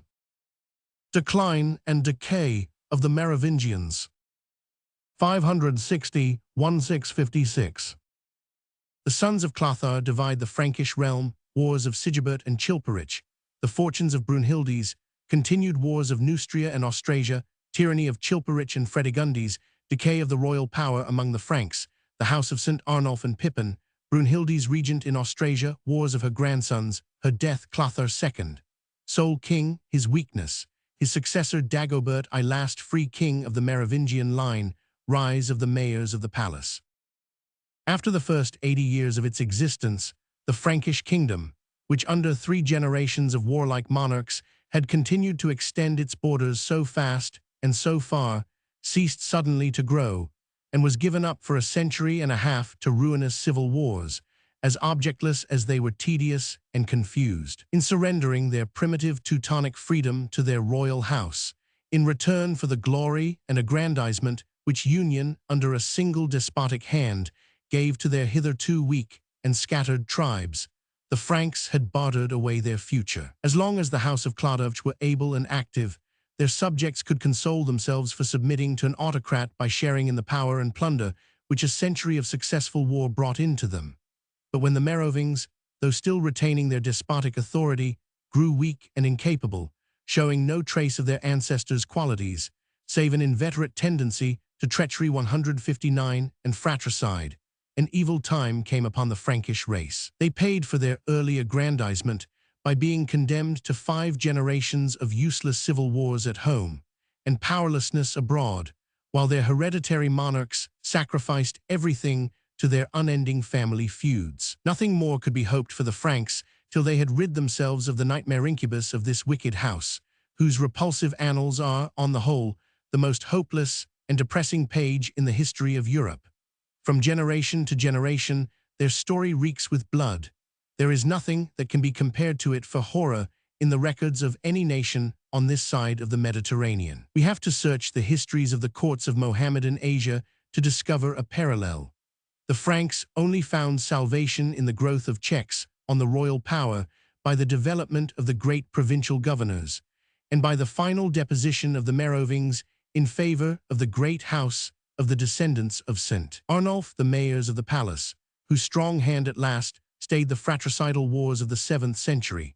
And even when the new dynasty had mounted the throne, the Frankish realm showed fatal signs of the demoralization it had suffered under the old royal house. The tendency of the race to acquiesce in the unwise habit of heritage partition and the unhappy grudge between the Eastern and the Western Franks were direct legacies of the Merovingians. We left the whole Frankish realm concentrated in the hands of the aged Clothar, last surviving son of Clodovch. Second partition of the Frankish realm, 561. When, however, this hoary ruffian, fresh from the murder of his eldest son, sank into his grave, in the year 561, his 4 surviving 160 children parted the kingdom once more among themselves, not without a preliminary fight, in which Chilperic, the youngest of the 4, having laid hands on his father's treasures and raised an army with their aid, tried to put down his kinsmen, but failed. When he had been defeated and brought to submission, the realm was made into 4 shares. Charibert, the eldest son, took Paris and Aquitaine, Guntram the Burgundian kingdom, Sigebert the Ripuarian land on the Rhine, and the tributary Thuringian and Bavarian lands beyond it. Lastly, the restless Chilperic was given his father's original share, the old Salian land between Meuse and Somme, with certain districts farther south added to it, so that it extended nearly as far as the gates of Rouen and Reims. The Frankish kingdoms, 575. Of these 4 brothers, Charibert died young in 567. He 161 is only remembered because his daughter Bertha married Ethelbert, the king of Kent, and was, 20 years later, the protector of the mission of St. Augustine. Charibert's lands on the Seine and Loire were parted among his 3 brothers, Guntram and Chilperic each taking the part that lay nearest to his own frontier, while their distant Ripuarian brother, Sigebert, had Tours, Poictiers, and Bordeaux, separated from his other dominions by the whole breadth of Burgundy. The tale of the wars and tumults which the 3 surviving sons of Clothar I raised against each other is a long recital of objectless strife and treachery. The uneasiest spirit of the 3 was the wicked Chilperic, the Nero and Herod of his time, as Gregory of Tours very rightly styles him. The usual fraternal hatred of the Merovingians was embittered between him and Sigebert by an additional grievance.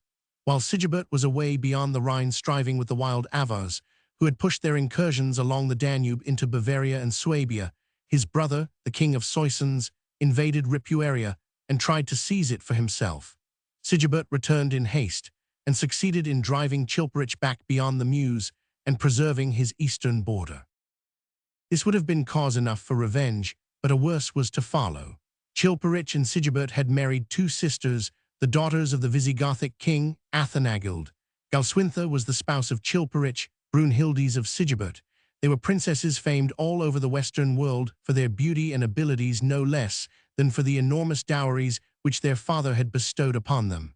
Murder of Galswintha, 567. Before his marriage, Chilperic had kept a perfect harem of concubines, though on the arrival of Galswintha, he had for the moment banished them. But Fredegundes, the chief among his former favorites, retained such an empire over him that after a few months he openly brought her back to the palace and insulted the queen by her presence. When Galswintha indignantly declared that she should return to her father, the wicked king, 162, had her murdered and publicly married Fredegundes within a few days, 567. Brunhildes, the sister of the murdered queen, and the spouse of Chilperic's elder brother, the king of Ripuaria, devoted the rest of her life to the task of avenging Galswintha's death on the king of Soissons and his paramour. She was a strong-willed, fearless, able woman, and her influence over her husband was unbounded. For 40 years, the houses of Sigebert and Chilperic and their unhappy subjects were destined to shed their blood on the battlefield that the slaughter of Galswintha might be atoned. It is in these wars that the final partition of the Frankish realm into its two permanent divisions took shape, and that new names for these divisions came into use. The Ripuarian realm of King Sigebert, from the borders of Bavaria and Thuringia as far as the Meuse and Scheldt, is for the future known as Austrasia, the Eastern Kingdom.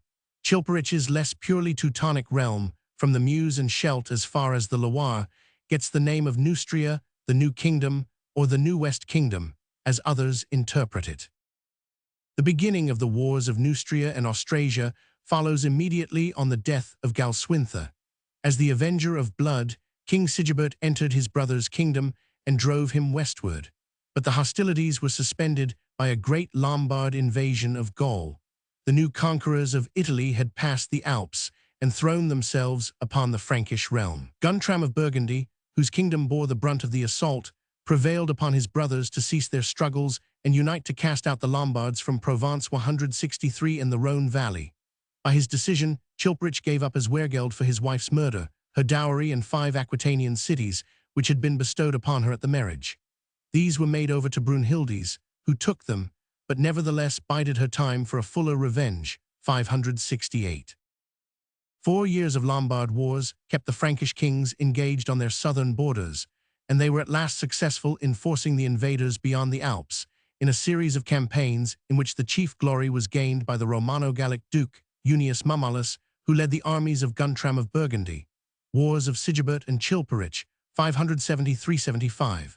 But in 573, the civil war between Sigebert and Chilperic burst forth again. It spread at once over the whole of the Frankish realm, for Chilperic attacked his brother's dominions in Aquitaine, while Sigebert pressed on beyond Meuse and Scheldt. There followed 2 years of fierce fighting, attended by the most barbarous wasting of the land.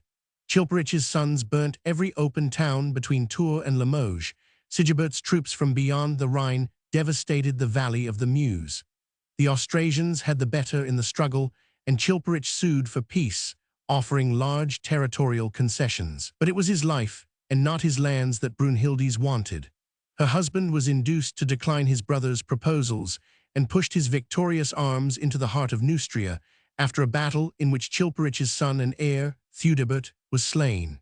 The king of the West abandoned his capital and fled north to hide himself and his wife behind the walls of Tournai. Most of the Neustrian counts came to do homage to Sigebert at Paris, and when he had chased his brother behind the Scheldt, the Austrasian had himself lifted on the shield, according to old Frankish custom, and saluted as king of all the Franks at Vitry near Arras.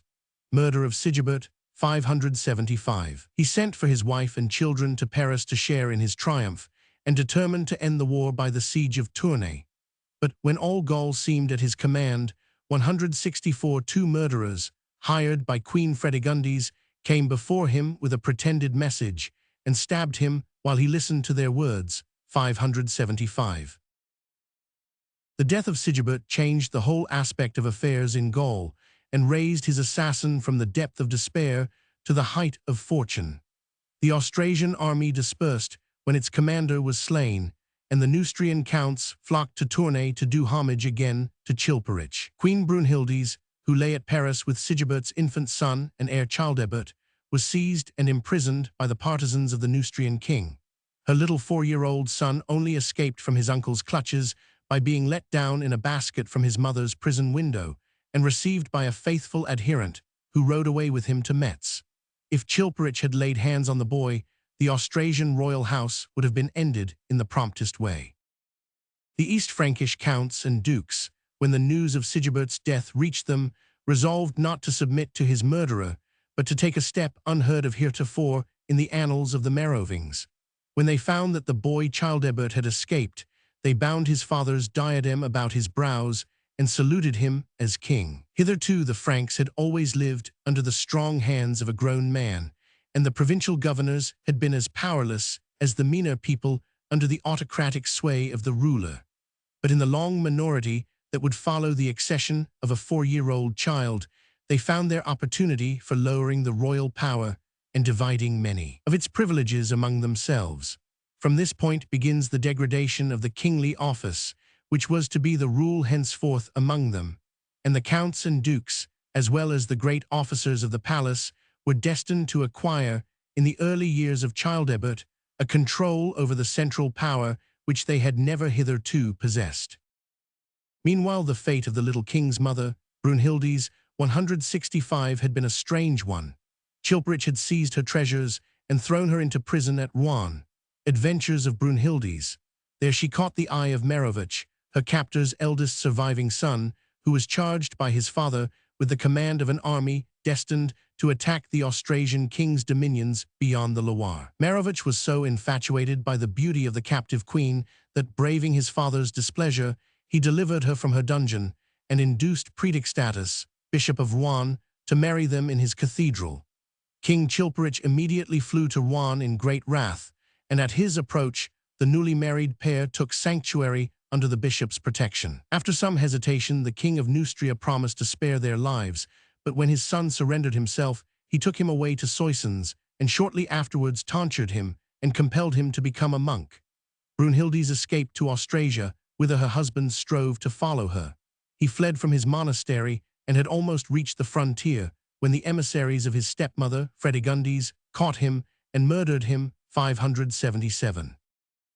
In Austrasia, there now commenced a struggle between the liberated Queen Mother and the great officers of state for the guardianship of the little 6-year-old king. The struggle was an obstinate one, for if the Frankish nobles were hampered by the autocratic traditions of the kingship, Brunhildes, on the other hand, was a foreigner and met with little support save among the Gallo-Roman clergy and officials, who found some protection under the shield of the king from the arrogance and violence of their Frankish fellow subjects.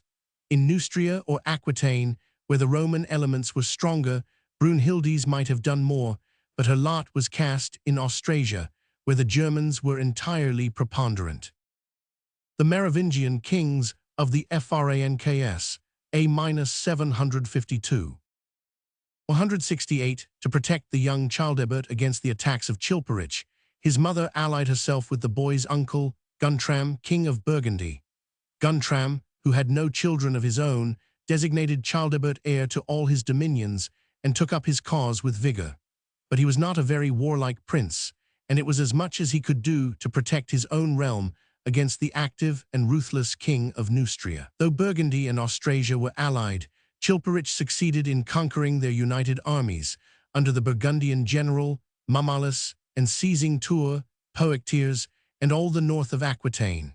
He would probably have carried his arms further if internal troubles had not arisen to check him. The Bretons of Armorica burst into rebellion and had to be put down, and other risings were excited by his ruthless and excessive taxation, atrocities of Fredegondes, but his worst vexations were those of his own household, caused by the strife of his elder sons with their stepmother, Fredegondes.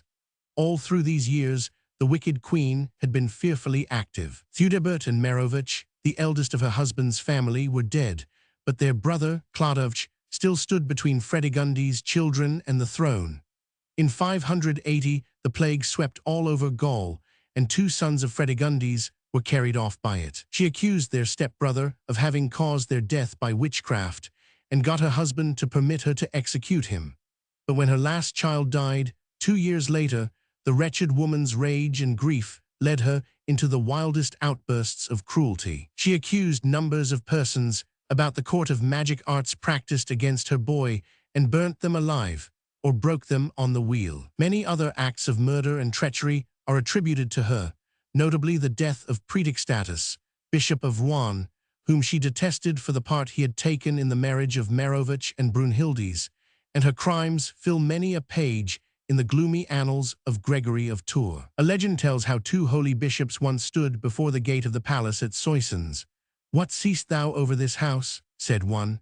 "I see nothing but the restandard which Chilperich, the king, has ordered to be set up on its topmost gable." "But I see," said the first, "the sword of God raised above that wicked house to destroy it altogether." Meanwhile, Chilperich's wars with his brother of Burgundy and his nephew of Austrasia continued to fill central Gaul with blood and ashes.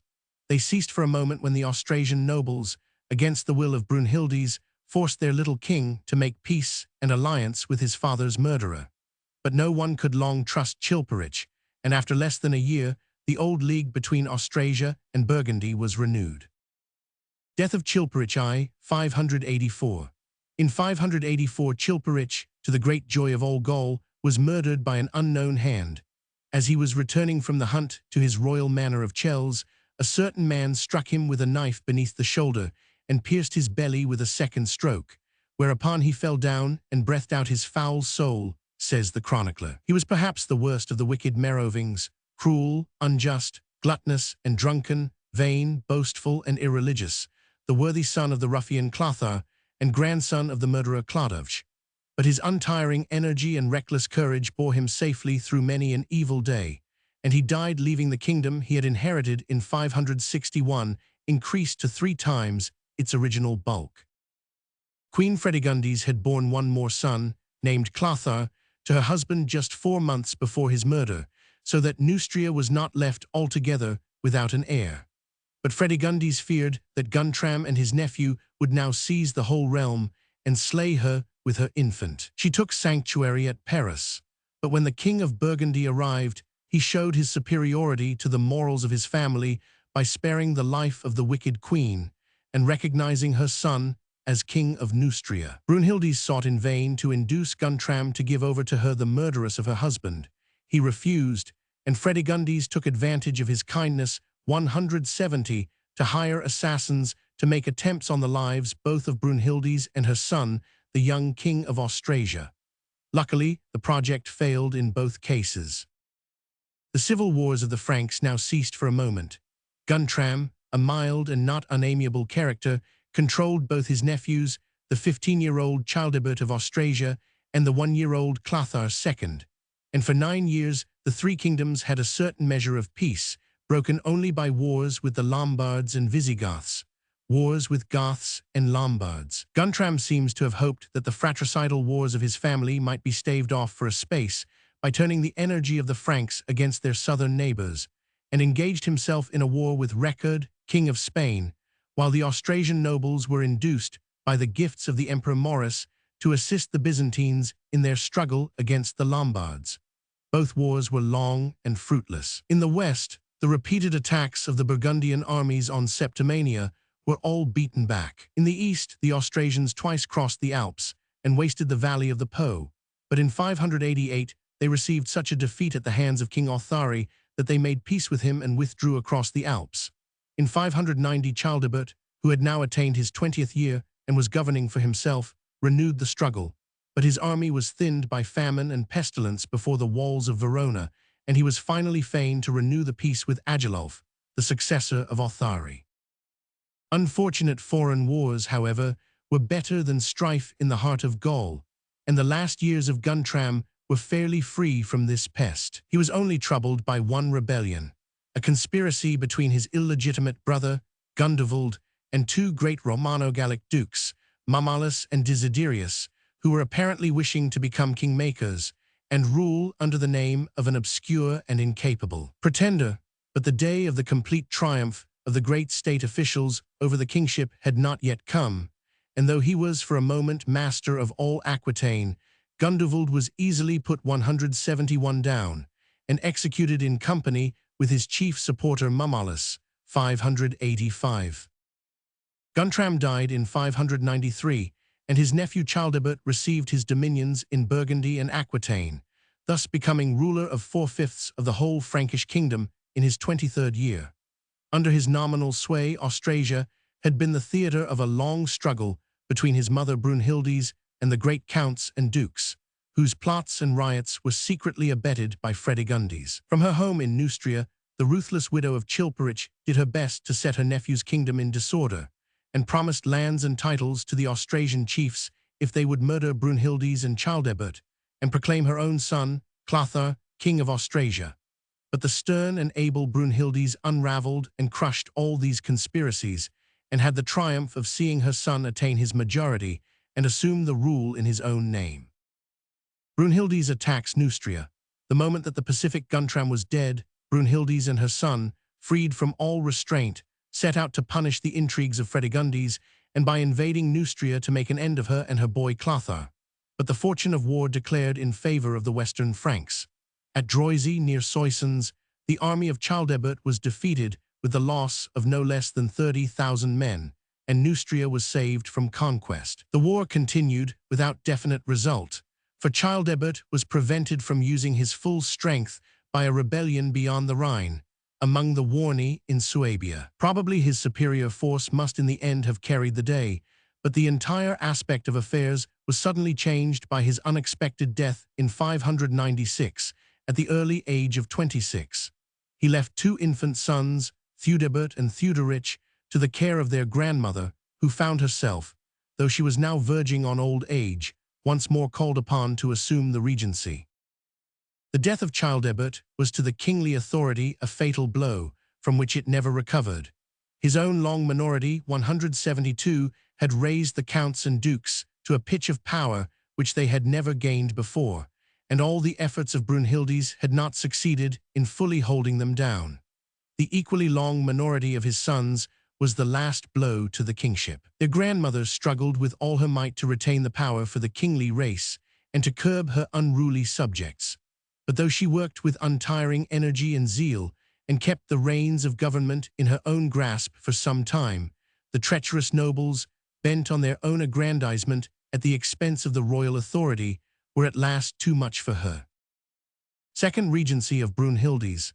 Of the two sons of Childebert II, Theudebert, the elder, became king of Austrasia, Theuderic, the younger, king of Burgundy, the legacy of his uncle Guntram. It was an uneasy inheritance to which they succeeded, for Fredegundes saw her opportunity and urged the Neustrians forward against her great nephews. At Lafox near Laon, the Austrasians suffered a great defeat, and all the lands as far as the Meuse fell into the hands of the Queen of Neustria. But in the moment of triumph, her son's throne being now firmly established, and her rival's power on the decline, the wicked Fredegundes died at Rouen.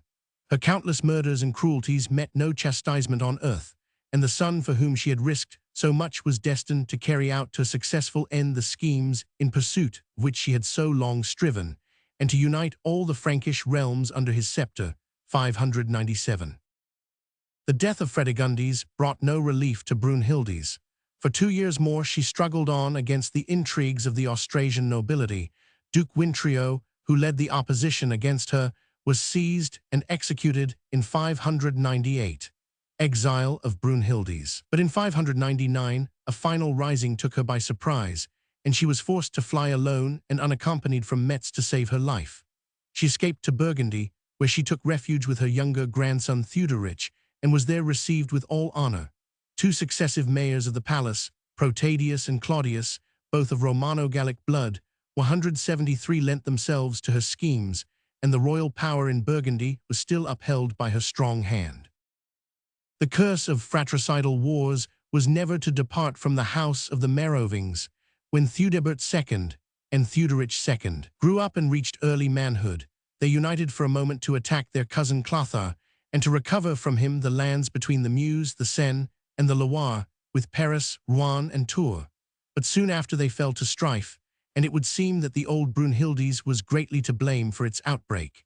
She was burning to revenge herself on the Austrasian nobles for the banishment she had endured at their hands, and stirred up the Burgundians to war. She and the mayor Protadius were far more eager than the counts and dukes of Burgundy to begin the strife, and when the two armies came in sight of each other, the soldiers of Theuderic lowered their weapons, slew Protadius when he strove to force them on, and compelled their young king to make peace with his brother.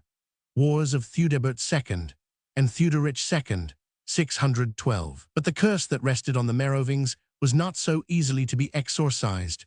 Brunhildes and Theuderic were determined to have their way, and ere very long the war was renewed. The Austrasians were beaten at Toul, their lands wasted, and the victorious Theuderic forced his way as far as Zulpich, in the very heart of his brother's realm. Here Theudebert withstood him for a second time, was again beaten, and fell into the hands of the Burgundians. He was led before his grandmother, who assailed him with bitter reproaches, and bade him be tonsured and become a monk. But this did not content the king of Burgundy. A few days later, he had his brother dragged out of his monastery and put to death, 612. The revenge of heaven seemed to be called down by the wicked deed of the young king of Burgundy. Only 5 months after his brother's murder, he was smitten down by an attack of dysentery and died at Metz in the very prime of his early manhood, 613. 174 Now, for the third time, the unhappy Brunhildes was left alone, with a helpless child as her only stay. Once more she steeled her heart and faced the situation. She led her great-grandson Sigebert, the eldest son of Theuderic, before the assembly of the East Franks and bade them do homage to him as king of Austrasia and Burgundy. For a moment they bent before her, and Sigebert II was acknowledged as ruler of the East Franks. But the Austrasians were determined to have no more of Brunhildes' rule.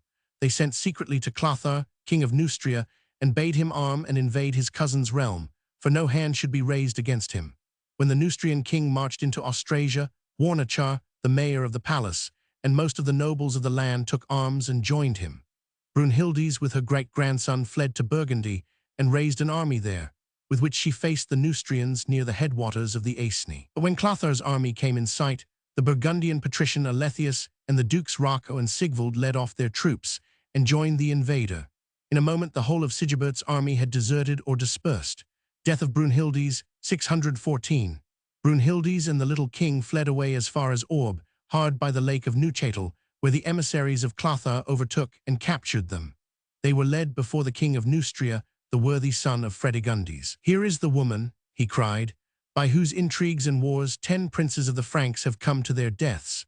And he bade his soldiers scourge the old queen, and then bind her by hands and feet to the heels of a wild horse, who dragged her among stones and rocks till her body was torn limb from limb. The boy Sigebert and his younger brother Corbo were strangled. We can reckon Theudebert, son of Chilperic, and Theudebert, son of Childebert, slain in battle.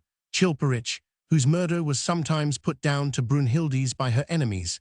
Sigebert, who was murdered in a war to which Brunhildes had urged him. Merovich, who was murdered for marrying her. But who were the other 5? 175 Thus perished Brunhildes, and with her the greatness of the house of the Merovings. For the future it was the counts and the mayors of the palace who were to exercise real power among the Franks, and not the kings. Clothar, who had conquered only by the treachery of the nobles, was with all his descendants to be their servant, not their master. Considering that she was a woman and a foreigner, it is wonderful that Brunhildes continued for so long to sway the councils of Austrasia. Save her abilities and her force of character, she had no advantage, yet she not only dominated in succession her husband, her son, and her grandson, but held down the unruly counts and dukes, who were neither allied to her by blood nor constantly under her eye and influence. Character of Brunhildes.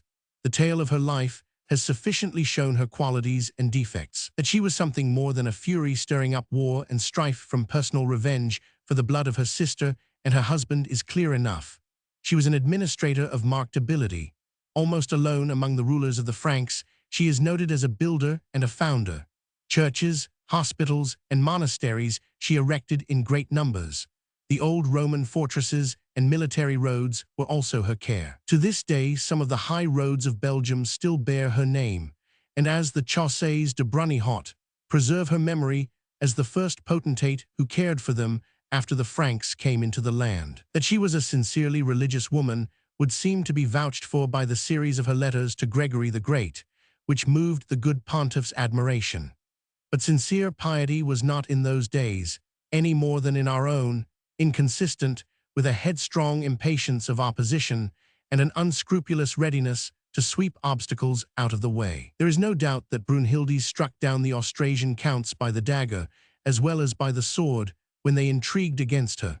She never forgave her own grandson Theudebert II for allowing her to be driven out of his realm, and was not satisfied till 10 years after his offense. She caught him, 176, and forced him to become a monk. Her enmity pursued not only Fredegundes and Chilperich, the murderers of her sister and husband, but their young son and their subjects long years after they themselves were dead.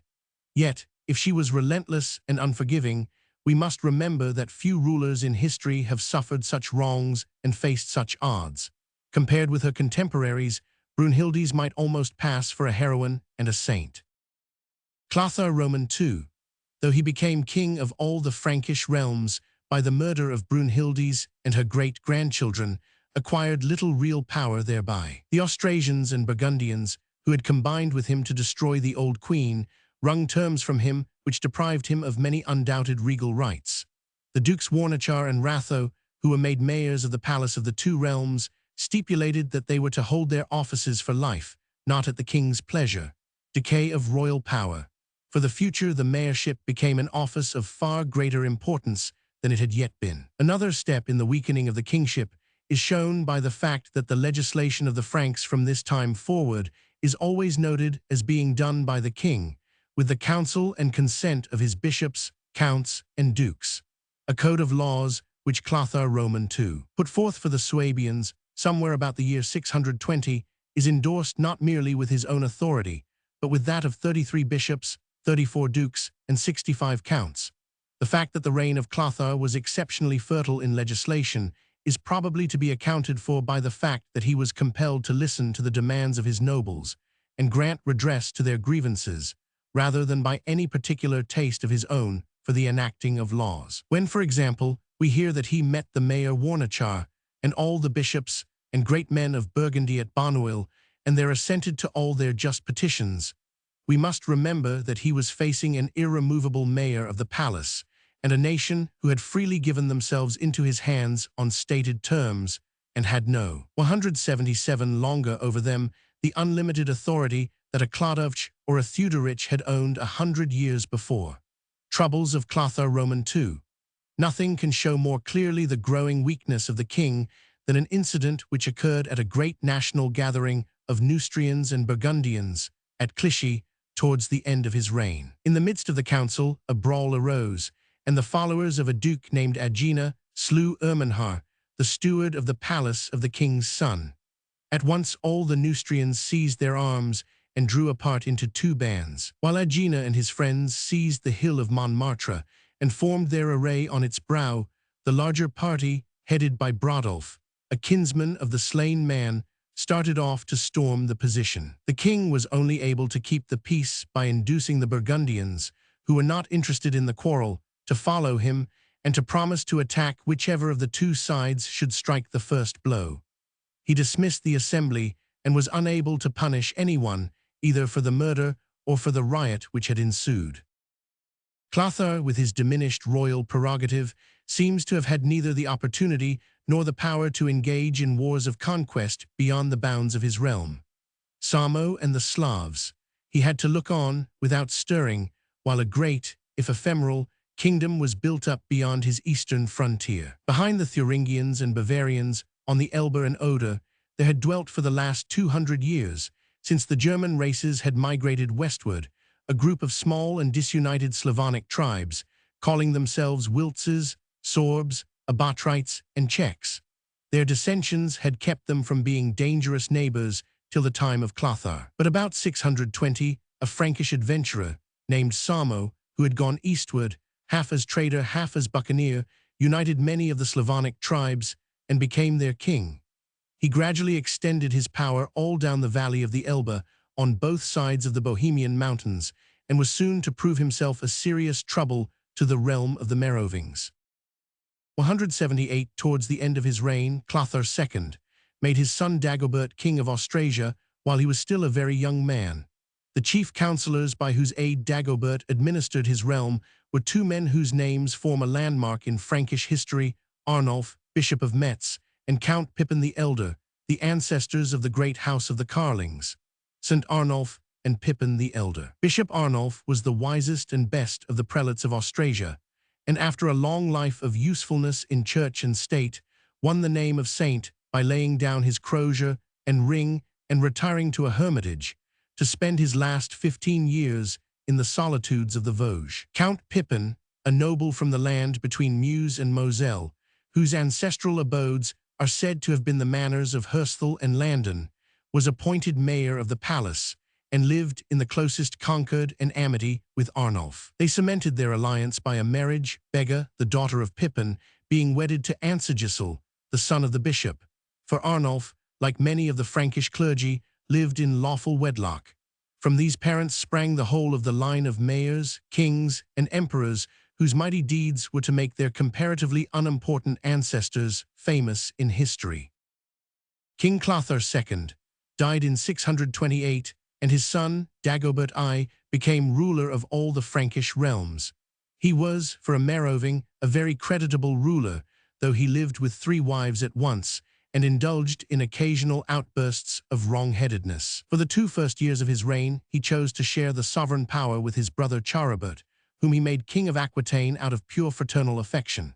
But when Charibert died, in 630, he resumed his southern dominions, disregarding Charibert's 3 sons.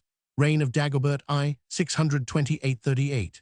Dagobert was the last of the Merovingians whose will was of much importance in the ordering of the Frankish realms.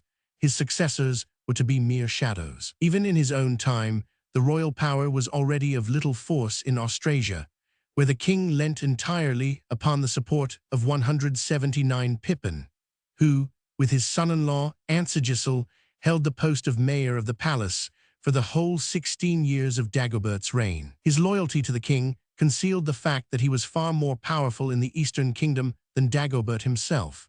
The king had several sharp quarrels with him, but never dared to depose him from his post, lest trouble should ensue.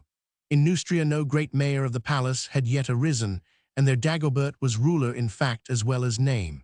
Hence it is not surprising that he always dwelt west of the Meuse and made Paris his favorite residence. Dagobert was the last Meroving who took arms to extend the limits of the Frankish power. He supported the pretender Sisinand in Spain by the aid of a Burgundian army, made an alliance with the Emperor Heraclius against the Lombards, and entered into a protracted war with the Slavonic tribes of the east. On the Elbe, the kingdom of Samo, the Frank was now at the height of its power. Dagobert took alarm at its rapid growth, and when the Wends plundered part of Thuringia in 630, sent against them 3 great armies, comprising the whole military force of Austrasia. 2 of these expeditions fared well, but the 3rd suffered complete annihilation at Wagistisburg in Bohemia, and the victorious Slavs ravaged Thuringia and Bavaria, from Saal to Danube, with fire and sword, till Radolf, Duke of Thuringia, at last checked them in 633. Dagobert I died in 638. He left 2 sons, Sigibert Roman III, aged 9, and Clodovch Roman II, aged 6. It was the long minority of these 2 boys which finally achieved the ruin of the Merovingian house. While Sigibert and Clodovch were growing up to manhood, the future of the Frankish realms was being settled by the sword, the all-important issue at stake being the question whether the house of Pippin and Arnulf should retain permanent possession of the Austrasian mayorship of the palace or should sink out of sight. Pippin the Old died in 639, the 2nd year of Sigibert's reign. His son Grimoald at once proclaimed himself heir to his father's 180 office. Grimoald, mayor of the palace, but a great part of the Austrasian nobles, headed by Otto, the foster-father of the young king, refused to acknowledge his right to the mayorship, and a fierce war of 3 years was required to settle the dispute. At last the son of Pippin conquered, and for 14 years 640–256, was undisputed master of Austrasia. King Sigebert indeed grew up to man's estate, but he was completely dominated by his servant and never made any endeavor to take the power out of his hands. Hence he is known as the first of the Rois Fainéants, or do-nothing kings, who were from henceforth to be the rule among the house of the Merovings. In Neustria, meanwhile, the royal power was saved for a time by the cleverness of Queen Nanthildes, a lady of great piety, the widow of Dagobert, who acted as guardian for her younger son Clodovch. She enlisted in her cause the Neustrian mayor of the palace, Erchinoald, who was akin to the royal house himself, and therefore not unfavorable to its dominance. Not till these two passed away was the western realm to sink into the same state as the eastern, but the fall of royalty here, too, was now imminent. Chapter 11. The Lombards in Italy and the Rise of the Papacy. 560–8653. The wanderings of the Lombards. Albin conquers northern Italy. His tragic end, anarchy among the Lombard dukes, reign of Othari, and Frankish wars, conquest and conversion of Agilulf, Rothari the lawgiver, state of Rome and Italy, career of St. Gregory. He founds the temporal power of the papacy. In the third year of Justin Roman II, and only 15 years after Narses had swept the Goth and Frank out of Italy, a new horde of barbarians came pouring down on that unhappy land. The ravages of 18 years of war and a terrible pestilence which supervened had left all the northern parts of the peninsula desolate and well-nigh uninhabited. The land seemed to have sunk back into primeval silence and solitude. The imperial troops held a few strong places beyond the Po, such as Verona and Pavia, but had made no effort to restore the military frontier along the Alps, and the land lay open to the spoiler. Southern Italy had suffered less, and Ravenna was still strong and well guarded, but the Transpadine lowlands, destined ere long to change their name to the Lombard Plain, were as destitute of civil population as they were of military resources. The new invaders of Italy were the Lombards, Langobardi, a Teutonic people who, according to their ancient tribal gens, had once dwelt in Scandinavia, but had descended 10 generations before into northern Germany, and from thence had slowly worked their way down to the Danube. They had only come into touch with the frontier of the empire when Odoacer smote the Rugii in 487. After that tribe had been scattered, they moved into its abiding place on the mid-Danube and became the neighbors of the Ostrogoths and the Gepidi. The Lombards were the least tinctured with civilization of all the Teutonic tribes, even more barbarous, it would seem, than our own Saxon forefathers. Living far back in the darkness of the north, they had been kept from any knowledge of Roman culture, and did not even approach the boundaries of the empire till it had already been broken up and laid desolate. They were still heathen, and still living in the stage of primitive tribal life, which Tacitus painted in the Germania. They were divided into many tribal families, or clans, which they called faras, and their subdivisions were ruled by elective aldermen or dukes, but the whole nation chose its king from among the royal houses of the Lethings and Gungings, who claimed to descend from Gambara, the wise queen who had led the race across the Baltic from Scandinavia 10 generations back. During the times of Justinian's Ostrogothic War, the Lombards were under the rule of Audun, whom Narses bribed with great gifts to aid him against Baduila.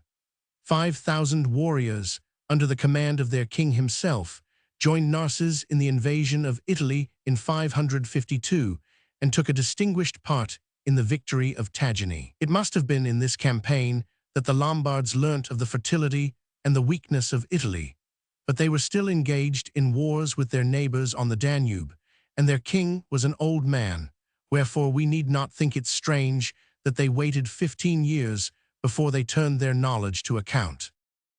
183. The Lombards were the close neighbors and the bitter foes of the Gepidi, the Gothic tribe who had remained behind in the Hungarian plains when the other sections of the Goths moved westward to Spain and Italy. Wars of Alban. The long struggle between Lombard and Gepid only came to an end in 567, when the Lombards called in to their aid the Tartar race of the Avars, and by their assistance almost entirely exterminated the Gepidi, whose scattered remnant only survived as slaves of the conquering horde. By this time, Albin, the son of Audun, was reigning over the Lombards. He it was who slew with his own hand Cunimund, the king of the Gepidae. The barbarous victor struck off the head of his enemy and had the skull mounted in gold and fashioned into a drinking cup as the supreme token of his triumph. Yet, but a short time before, ere the last struggle had begun between the Lombards and the Gepidae, he had taken to wife Rosamund, the daughter of the man whom he now slew and beheaded. The Lombard kings in Italy. 184 having ended this great national feud by the extermination of the Gepidae, Albin determined to put into effect a scheme which must have been long maturing in his brain, the conquest of Italy. The Lombard historian of a later day asserted that he had been tempted to the invasion by the treachery of Narses, who, in discontent with Justin II, had urged Albin to invade the peninsula and sent him as gift samples of all the generous fruits and wines that Italy produces. But this is the mere echo of a Lombard saga. Narses, now over 80 years of age and on his deathbed, had other matters to think about than the spiting of his new master. Nor did the Lombards, who had ridden all over Italy in 552, need to be reminded of its existence or its fertility. Before leaving Pannonia, Albin made over his old kingdom to his allies the Avars, only stipulating that it should be restored to him if ever he returned from Italy, a rather futile compact to make with such a faithless race as this Tartar horde. Crossing the Corinthian Alps in the summer of 568, the whole Lombard nation, men, women, and children, with their cattle and slaves, descended into the Venetian plains and spread themselves over the deserted lands. There was hardly any opposition. In cities that had once been great, like Aquileia and Milan, the scanty population did not even close the gates, but awaited the invader with apathy. Only the places where there was an imperial garrison offered resistance. Verona, protected by the rushing Adige, Padua in its marshes, and Pavia, the ancient royal city of the Goths, were among the few towns that refused to admit the Lombards. Albin conquers northern Italy. The newcomers spread themselves over the whole valley of the Po, as far as the Tuscan Apennines and the gates of Ravenna, and begun to settle down on the fairest spots among the ruined Roman villages. They divided themselves, like the Franks in Gaul or the East Angles in Britain, into two folks, the Neustrian or Western and the Austrian or Eastern Lombards. The former stretched from the Cottian Alps to the Adda, the latter from the Adda to the 185 Julian Alps. Piedmont formed the bulk of Neustria, Venetia the bulk of Austria. Many scattered portions of tribes came to join Albin in his new conquest. Not only did he grant lands to broken bands of Saxons and Swabians, but even foreigners, such as Bulgarians and Slavs, found shelter with him. While Albin was founding the new kingdom of Lombardy, the cities which at first resisted began to drop into his hands. Verona fell early, but Pavia made a long defense. So desperately did it hold out against the host left to blockade it that the king swore, in his wrath, to slay every living thing within its walls. But when, after 3 years, the starving citizens threw open their gates, he relented of his hard vow, because there was much Christian folk in that city, and made Pavia his capital and royal stronghold. In the next year, however, he came to his end. The Lombard chronicler, Paul the Deacon, repeating some familiar Lombard saga, tells the grim tale of his death thus. King Albin sat overlong at the wine in his city of Verona, so that he grew boisterous, and he sent for the cup which he had made from the skull of King Cunimund, his father-in-law, and forced his queen, Rosamund, to drink from it, bidding her drink joyfully with her. Father, then the queen conceived a deep grief and anger in her heart, and questioned with herself how she might avenge her father by slaying her husband. So she strove to persuade Helmiches, the king's armor-bearer, who was also his foster brother, to slay his lord. And Helmiches would not, but counseled her to win Perideo, the strongest champion of the Lombards, to do the deed, murder of Albin. Then Rosamund sold her honor to Perideo, and became his mistress, and said to him, "Now hast thou done a thing for which either thou must kill Albin or he thee." So he unwillingly consented to the deed, and at midday, when all the palace lay asleep, Rosamund bound the king's sword so tightly to the bedhead that it could not be drawn, and then bid Perideo go in and slay her husband. When Albin heard an armed man enter, he sprang from his couch, and strove to draw his sword without avail. For some space he fought hard for his life with a stool that he caught up, but what could the best of warriors do without arms against an armed champion? He was slain like a weakling, and after passing unharmed through so many battles, died by the counsel of one woman, and she his own wife. So the Lombards took up his body, with much weeping, and buried it beneath the great flight of steps over against the palace, where it lay till my own days.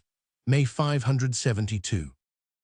Helmiches strove in vain to make himself king in his master's room, but the Lombards would have none of him, and he was forced to fly with Rosamund and the murderer Perideo, to take shelter with the Romans at Ravenna.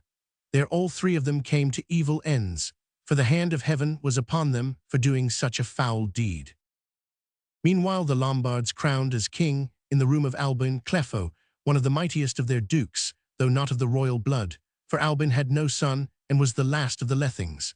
Clefo completed the conquest of all northern Italy, as far as the southern limits of Tuscany and the gates of Ravenna. Anarchy, 573–83. But ere he had reigned a year he was slain by one of his own slaves, whom he had wronged. After he was dead, the Lombards chose no more kings to reign over them for 10 years, but each tribe went forth conquering and plundering under its own elective duke.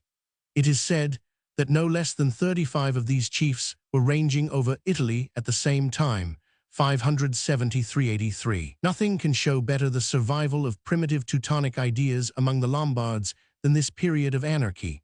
They had not yet learned to look upon the king as a necessary part of the constitution of the tribe, but like the Germans of the 1st century, regarded him as a war chief, to be followed in time of peril alone. The Goths or the Franks, who had advanced to a further stage, could not have borne to live kingless for 10 whole years. 187. Strangely enough, the loss of their supreme head seems to have detracted in no wise from the warlike vigor of the Lombards. In the 10 kingless years, they went on subduing the land, and pushed their incursions farther to the west and south. 3 dukes of Neustria crossed the Alps and harried Provence. Then in the hands of King Guntram the Frank, the peaceful brother of the warlike Sigebert and the wicked Chilperic. They took many cities, and were only driven out of the land, after much fighting, by Mummalus, the great Gallo-Roman general, who served King Guntram so well. But for him, Provence might have become part of Lombardy. Meanwhile, other Lombard dukes were pressing southward down the Italian peninsula. They did not act on any combined plan of invasion, but each passed on with his warband, leaving to right and to left many cities held by imperialist garrisons, till he found a place of settlement that pleased his eye. Hence, it came to pass that Lombard duchies and Roman cities were curiously intermixed. In central Italy, Farold, the first Duke of Spoleto, left Ravenna and Ancona to the north, and established himself in the central valley of the Tiber, with imperialist garrisons all around him. Zotto, the first Duke of Benevento, passed even farther to the south, and founded a realm in the Samnite valleys, which was almost entirely out of touch with the other Lombard states. It was hemmed in to east and west by the Roman garrisons of Rome, Naples, and Calabria. The Dukes of Lucca and Chiusi, who held the bulk of Tuscany, did not push their limits down to the Tiber, but stopped short at the Ciminian hills, leaving a considerable district north of Rome in the hands of the imperialists. Even in northern Italy, the Dukes of Neustria left Genoa and the Ligurian coast alone, and those of Austria did not subdue the marshland of Mantua and Padua, nor follow the fugitive inhabitants of Venetia into the islands, where Venice and Grotto were just beginning to grow up in the security of the lagoons. All over Italy, Lombard and Roman districts were hopelessly confused, and save that the Po Valley was wholly Lombard, 188, and Bruttium and Calabria wholly Roman, there was no part of the land that was not shared between the invader and the old imperial government. Coming into a country already desolate and well-nigh dispeopled, and bringing with them the customs of primitive Germany, untinctured with any Roman intermixture, the Lombards established a polity even less centralized than that of the Visigoths, and infinitely below the standard of government which Theodoric had once set up in Italy 80 years before the Lombard monarchy. When the nation once more chose a king, his power was hopelessly circumscribed by the authority of the great hereditary dukes. Spoleto and Benevento hardly paid even a nominal homage to the king who reigned at Pavia. Only when he presented himself with a large army in central Italy could he hope to win attention for his orders. Even in the valley of the Po and in Tuscany, his power was very imperfect. The authority of the royal name had been fatally injured by the extinction, with Alboin, of the ancient kingly house of the Lethings. The Lombard monarchs, like their Visigothic contemporaries in Spain, only held their crown when once they had been elected by the right of the sword. In a short history of 200 years, the Lombard kingdom saw 9 successive races of kings mount the throne. All represented old ducal families. The rulers of Turin, Brescia, Benevento, Friuli, and Istria, all, at one time or another, won the royal crown, besides 2 or 3 kings who were not even Lombards by birth, but strangers from the neighboring land of Bavaria. In the wasted regions of northern Italy, it would seem that the Lombards formed for some time the large majority of the population. Unlike the Goths in Spain or the Franks in central Gaul, they did not merely consist of a few scattered families lost among the masses of the old inhabitants. There is a greater breach in the old Roman traditions of municipal and social life in the valley of the Po than in most of the other lands of the Western Empire. In the 7th century, Lombardy, 189, must have preserved less traces of its ancient imperial organization than Spain, Gaul, or Burgundy, and must have presented a much more primitive and Teutonic aspect. This is as we should expect, from the fact that the Lombards came from the very back of Germany and first met with the influence of the older world of Rome when they moved into Italy. Italy in A's. Outside the Po Valley, however, Italy was in a very different state. Southern Italy and much of central Italy preserved its ancient organization almost undisturbed.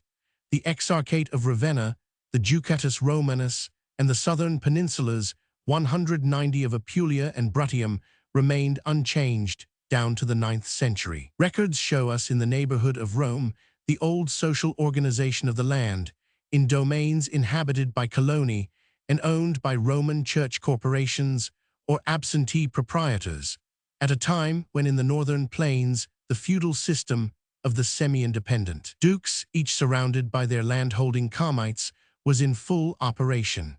In organization, no less than in blood, northern Italy and southern Italy were fatally sundered, and 2 nations differing in all their usages of life and manners of thought were growing up.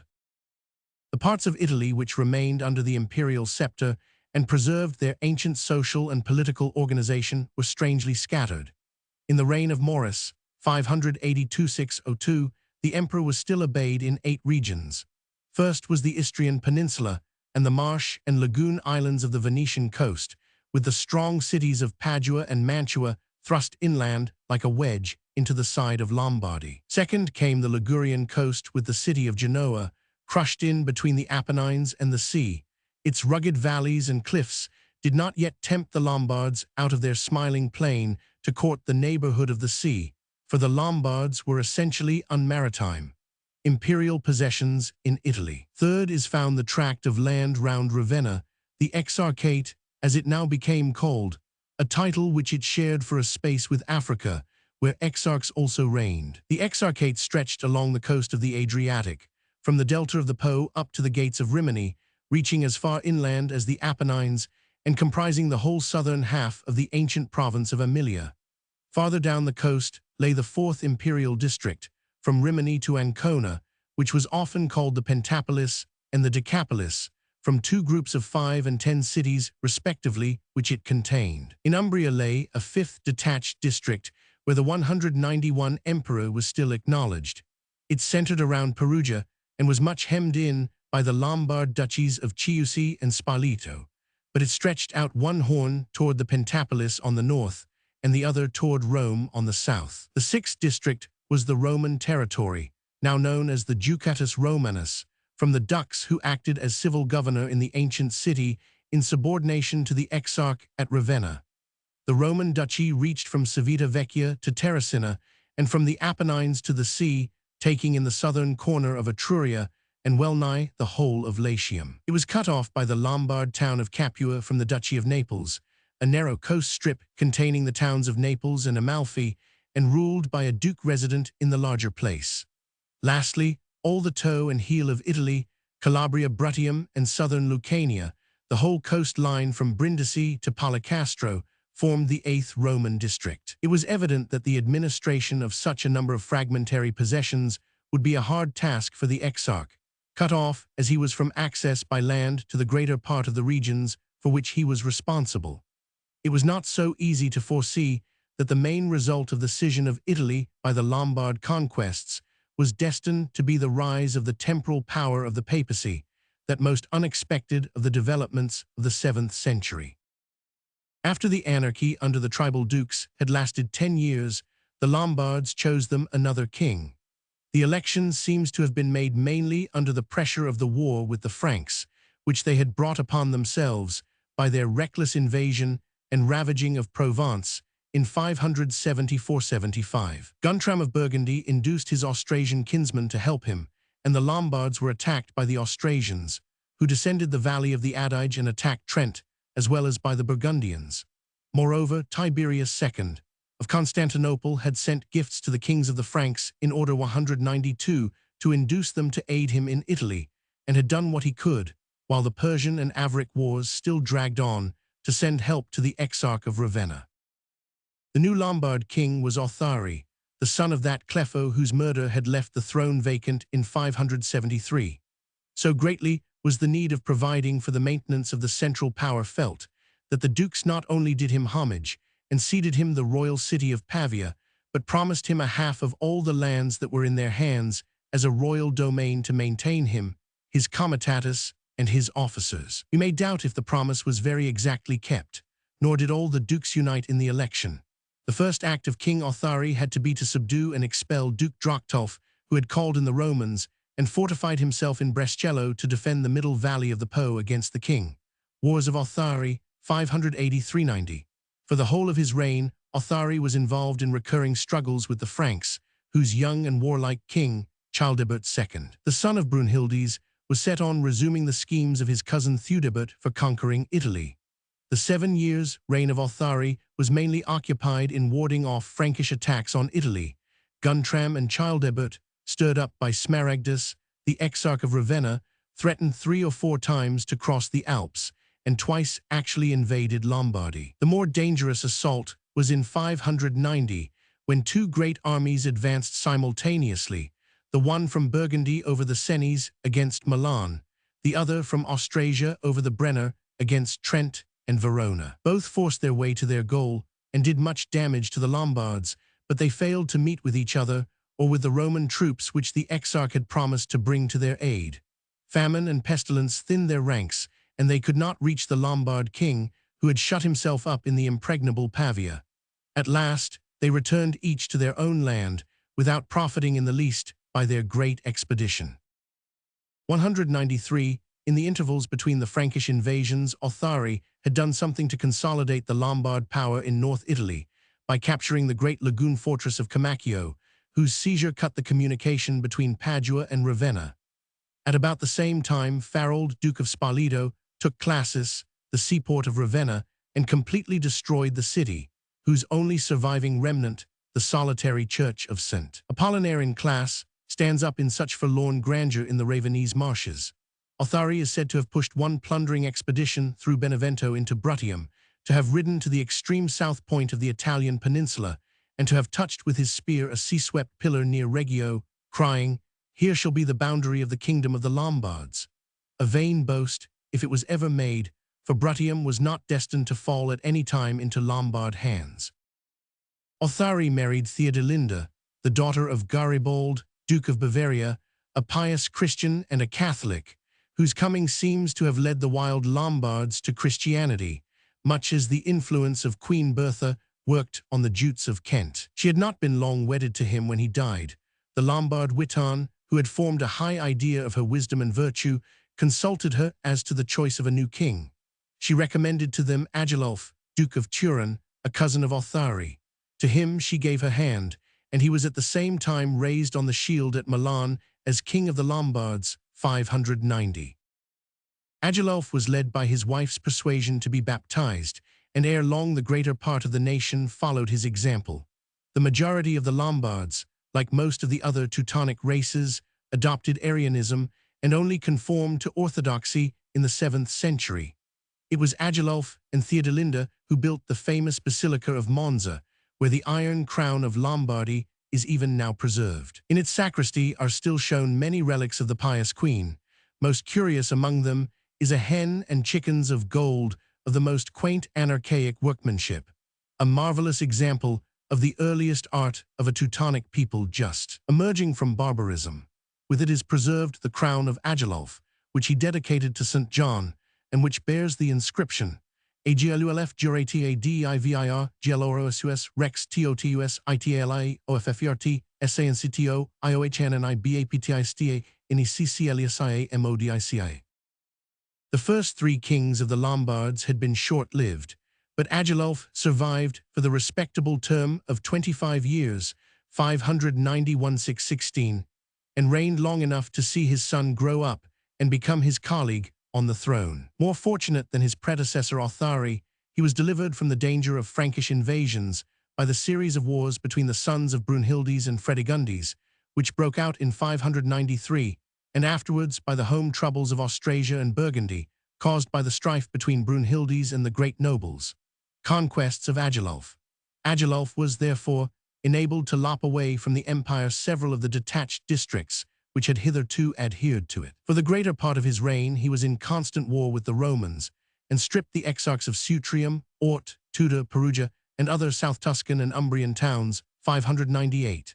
By the mediation of Pope Gregory, the Great a treaty was, for the first time, concluded between the Lombards and the empire in 599, but the exarch Galacinus broke the peace by seizing the person of Agilulf's daughter as she chanced to be passing through imperial territory. This second Lombard war, which fell into the reign of Phocas, proved most disastrous for the Romans.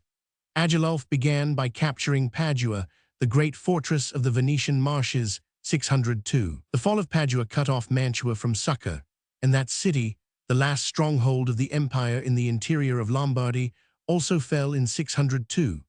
The ministers of Phocas only obtained a final pacification in 605 by promising to pay an annual tribute of 1,200 gold solidi and ceding the South Tuscan strongholds of Orvieto and Bagnaria. There was no more fight left in emperor or exarch for 195 many a year. In the throes of the disastrous Persian War, Phocas and Heraclius were unable to send aid to Rome or Ravenna. The opportunity afforded to Agilulf of completing the conquest of Italy was such as never occurred again. But contented with his annual tribute, and perhaps tamed down by approaching old age, the Lombard king remained quiescent. Apparently he preferred to give his realm peace, and to occupy himself in keeping down his unruly dukes.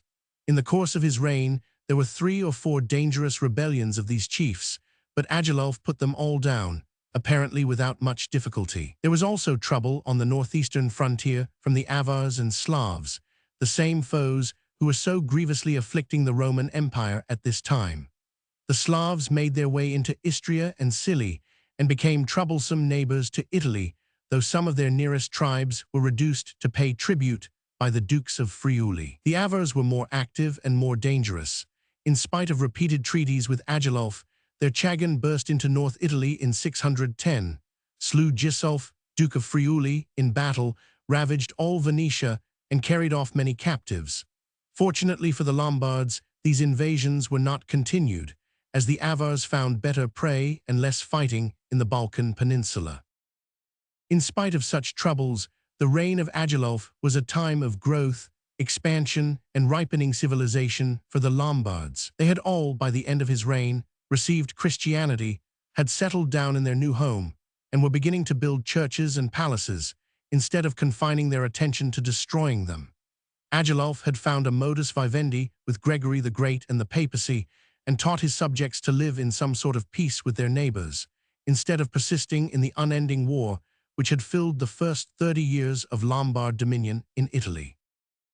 Agilulf was succeeded by his only son, Adalold, a boy of 14, whom he had induced the Lombard Witan to salute as his colleague and raise on the shield some years before. The 196 regency was held by Queen Theodelinda, who was both pious and popular, till the young king came of age. But soon after he had attained his majority, Adalold was stricken with madness, and the nation chose in his stead Ariold, Duke of Turin, who appears to have been no kinsman of the royal house, but had married the young king's sister, Gundeberga, 626. Little is known of this king's reign of 12 years. We hear neither of wars with the Franks, nor of conquests from the Roman. We only read that he was, unlike his predecessor, an Arian.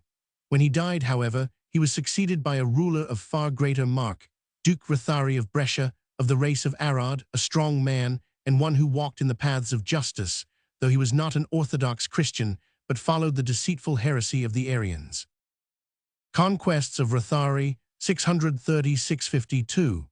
Rothari finally completed the conquest of northern Italy by taking the two districts which had still remained in the hands of the imperialists down to his day. He subdued the whole Ligurian coast from Nice to Luna, with the great city of Genoa, its capital, 641. He also took the city of Oderzo, the last mainland possession of the Romans in Venetia. After this time, the Lagoon Islands alone acknowledged the Eastern Caesar as their suzerain, and their homage was formal rather than real. Rothari's conquests were not won without severe fighting. His greatest victory was won on the Scultena, not far from Modena, over the exarch Plato, who had invaded Lombard territory, but was defeated with a loss of 8,000 men and driven back into Ravenna. The new activity of the Romans, to which this battle bears witness, may be attributed to the fact that the Persian and Saracen wars of Heraclius were at last ended, and under his grandson, Constans Roman II, the Eastern Empire was beginning to recover some measure of strength, 642. Laws of Rothari. But Rothari is better remembered as the framer of the Lombard Code of Laws than as the conqueror of Liguria. In 643, he published the compilation of the traditional usages 197 of the nation, which had hitherto never been committed to writing. It is noticeable that the code is promulgated, not on the king's personal authority, but like the English laws of Inni, pro communi gentes nostri utilitate, pari concilio peric consensu, cum primatis judicibus nostris cunctoque felicissimo exercitu nostro. That is to say, by the king, with the council of his witan, and the assent of the armed folkmoot of the Lombard nation. The Edictum Rotharis is a very primitive body of legislation, such as might have been promulgated in the depths of the German forests, instead of in the heart of Italy. It is mainly composed of elaborate lists of weregelds, of laws against armed violence, of rules of inheritance, of statements concerning the obligation of the follower towards his lord, of provisions for judicial duels per campionum. There is hardly any mention either of things ecclesiastical or of city life, merely a provision against breach of peace in a church, and some rules about magistry comaisences or skilled Roman artisans. We have from the laws a picture of a people dwelling apart by families or faras, each in its own farm clearing, surrounded by woods or open pasture land. Some are free Lombards, called even thus early barons, others the men of a duke or of the king. Below them are Oldii, who correspond to medieval villeins, the half-free occupiers of the land of the Lombard master. These, no doubt, are the remains of the old Roman population, coloni who had once cultivated the massa of a Roman curiales. The royal authority is found relegated to the local dukes in all military matters, while civil affairs are dealt with by the king's schultais, or reeve, as the Old English would have called him, or to the castaldus, who seems to have been the king's representative in the city, as opposed to the countryside. It is noticeable, as showing the extremely un-Roman character of the Lombard laws, that they are drawn up by a German official, the notary Ansold, not by a Roman bishop or lawyer, as would certainly have been the case in Gaul or Spain. Their execrable Latin, which makes light of aconcords or rules of government of prepositions, could not have been the work of any educated Italian. With the death of Rothari in 652 began a time of trouble and confusion for the Lombards, in which they ceased to win ground from the Romans and fell into civil strife and anarchy. It commenced by the murder of Rothari's son, Rodald, after he had reigned less than 6 months. He was a prince of licentious manners and fell a victim to the dagger of an outraged husband, 653. The 80 years of Italian history during which the Lombards were settling down in the valley of the Po, and along the Umbrian and Samnite slopes of the Apennines, have won their chief importance in the story of the world, not from the doings of Agilulf or Rothari, but from the events that were taking place in Rome.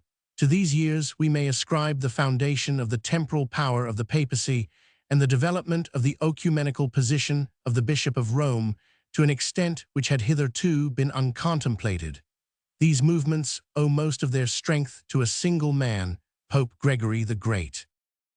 After the first shock of the Lombard invasion had rent Italy in twain, the imperial governors resolved to take up their residence in Ravenna, not in Rome, in the capital of the Italy of Theodoric, not that of the Italy of Augustus. Rise of the papacy. They chose the strong marsh fortress close to the Lombard border, not the decayed city of the Tiber, still scarred by the traces of Baduila's harrying. The exarch stationed himself at Ravenna and delegated his civil and military authority in the scattered portions of imperial Italy to minor officials, of whom the duches of Rome and Naples were the chief.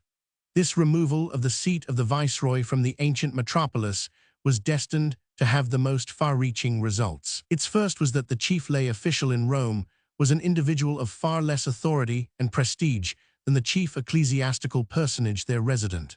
The bishops of Rome had always been men of importance. Their claim to 199 patriarchal primacy over all the western seas of Europe had already been formulated. In the ancient civil prefecture of Italy, that is, in the Italian peninsula, Africa, and Illyricum, it had much reality. The African and Dalmatian churches referred matters of difficulty to Rome for decision, no less than did the Church of Italy. We find Gregory the Great exercising a real influence in places as distant as Salona, Larissa, and Carthage. During the existence of the kingdom of the Ostrogoths, the popes had obtained a kind of recognition from the Teutonic kings as the accredited representatives of the Catholic and Roman population of Italy. They were certainly the most important subjects of the realm outside the ranks of the Gothic conquerors, and were allowed to petition or plead with the king in behalf of all the Catholic Italians. The reconquest of Italy by Justinian had threatened to lower the prestige and power of the popes, by placing them once more under a master who was both the legitimate ruler of the whole empire and an Orthodox Catholic. Justinian had dealt in a very autocratic manner with the Roman bishops, as the tales of the woes of Vigilius and Silverius show. He summoned them to Constantinople, bullied, imprisoned, or tried them at his good pleasure. The continued survival of the imperial power in Italy would have checked the growth of papal authority in a great measure. But the Lombard invasion changed the aspect of affairs. The imperial governors and garrisons were swept into corners of the peninsula, and the popes left without any master on the spot to curb them. The unfortunate Eastern wars of Maurice, Phocas, and Heraclius prevented them from turning any adequate attention to Italy.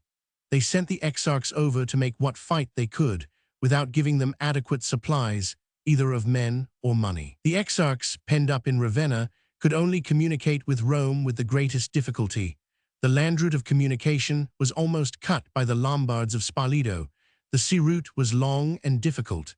Hence Rome was left to itself, to fall or stand by its own 200 strength and its own counsel. The Pope and the Duke of Rome were continually thrown upon their own resources, without the power of asking advice or aid, either from the emperor or the exarch. For 27 years, as Pope Gregory once wrote, Rome was continually in imminent peril of Lombard conquest, 572–599, and obliged to provide for itself. In this time of stress and storm, the popes won their first secular authority over Rome and its vicinity, and reduced the civil magistrates to a place of quite secondary importance. Gregory the Great, 596–04. The man to whom the increase in the power of the papacy was mainly due was Pope Gregory the Great, whose sway of 14 years, 596, forecovers the second half of the reign of Maurice and the first 2 years of Phocas. Gregory was a man of exceptional capacity and of exceptional opportunities, at once administrator, diplomatist, monk, and saint. He was a noble Roman who had spent his early manhood in the civil service and had risen to the rank of prefect of the city. In early middle age, he suddenly cast secular things aside, employed his wealth to found monasteries, and entered one himself as a simple monk. He plunged into the most rigid extremes of asceticism and almost killed himself by his perpetual macerations of the flesh. Ere long he became abbot, and signalized himself by the stringent discipline which he maintained over his monks, as well as by his fiery zeal and untiring charity. It was at this time of his life that there occurred the scene so well known to all English readers. When he found the Northumbrian boys exposed for sale in the marketplace of Rome, he conceived pity in his heart for the uncared-for heathen of Britain, and determined to cross the northern seas and bear the gospel to the Saxon and Angle. But Pope Pelagius II interfered to prevent the most able, as well as the most saintly, of his clergy from leaving the service of the Roman See and risking his life among the pagans. He forbade Gregory's departure for England and sent him instead to represent the papacy at the court of Constantinople. A few years after his return Frothi's mission, which was long enough to enable him to get a clear view of the weakness of the Emperor Maurice and of his impotence to interfere in Italian matters, Gregory was chosen Bishop of Rome when Pelagius died of the plague, 590. Gregory was elected without the imperial sanction. Rome was so closely beset by the Lombards that there was neither time nor means for asking Maurice's consent, but the emperor afterwards confirmed the elevation of the saintly abbot. All Italy, nay, even the whole of the Christian West, knew of him already as the most prominent of the Roman clergy, and he was able at once to assume a position of great independence and authority. Gregory's most striking feature was his extraordinary self-confidence and conviction in the absolute wisdom and righteousness of his own ideas. The legend, started by his admirers not long after his death, to the effect that he was actually inspired by the Holy Ghost, who visited him in the form of a dove, very adequately represents his own notion of his infallibility. It was this self-confidence which enabled him to take up the line of stern and unbending autocracy which he always adopted. Other men were mute and obedient before the imperious saint, in whom they recognized their moral superior. Few, save the Emperor Maurice and the fanatical John the Faster, Patriarch of Constantinople, ever ventured to confront or withstand him. Unquestionably, he was the most able and one of the best-intentioned men of his age. He left his mark on all that he touched, from the conversion of the English and the Lombards down to the official music of the Western Church, the Gregorian chants that still preserve his name. Although posterity enshrined him as one of the four great doctors of the Latin Church, his theological work was the weakest part of his activity. His writings are full of tropes, far-fetched conceits, misinterpretation of Scripture. He was ignorant of Hebrew and even of Greek, and pedantic arguments from analogy. It was as statesman and administrator and fosterer of missionary work that Gregory was truly great. In Rome, he 202 ruled as a temporal governor rather than a bishop. It was he who provided against the attacks of the Lombards, arrayed soldiers for the defense of the walls, fed the starving people from the funds of the church, and negotiated with the chiefs of the enemy in behalf of the people of the Ducatus Romanus. In 592, he concluded, on his own authority, a truce with the Duke of Spoleto, while the exarch was set on continuing the war. Maurice stigmatized this conduct as fatuous, but as the emperor left Rome to provide for itself, he should hardly have complained. Secular activity of Gregory. In another crisis, Gregory appointed, on his own authority, a tribune to command the garrison of Naples and a governor for the Tuscan town of Nepi. Finally, it was he who, in 599, negotiated the treaty of peace with King Agilulf, which ended the 30 years of continuous war which had followed the first coming of the Lombards to Italy. When rebuked by the exarch, he claimed to take precedence of him, not only in virtue of his priestly office, but also in place and dignity. In short, for all practical purposes, Gregory made himself the half-independent governor of Rome. But Gregory's progress in asserting his authority as Patriarch of the West was even more important than his advances toward temporal power. He it was who recovered Spain and Britain for the Catholic Church, the former by the conversion of record from Arianism, the latter by sending the mission of St. Augustine to Kent and obtaining the baptism of King Ethelbert. Through the influence of Queen Theodelinda, he obtained control over the Lombard King Agilulf and induced him to bring up his son, Adalold, as a Catholic. International authority of Gregory. He could claim, in short, that he had reunited Italy, Spain, and Britain to the body of the Church of Christ. He also exercised considerable influence in Gaul, mainly through the influence of the great Queen Mother Brunhildes, a favor of all things Roman, with whom he maintained a long and friendly correspondence. We have 203 already shown how the bishops of the imperial provinces of Africa and Illyricum deferred to his judgment and decisions. Justly, then, may Gregory be styled the first patriarch of the United West. His successors were, for many generations, not men of mark, but by his work he had gained for them a temporal authority and a spiritual precedence which they were never again to lose.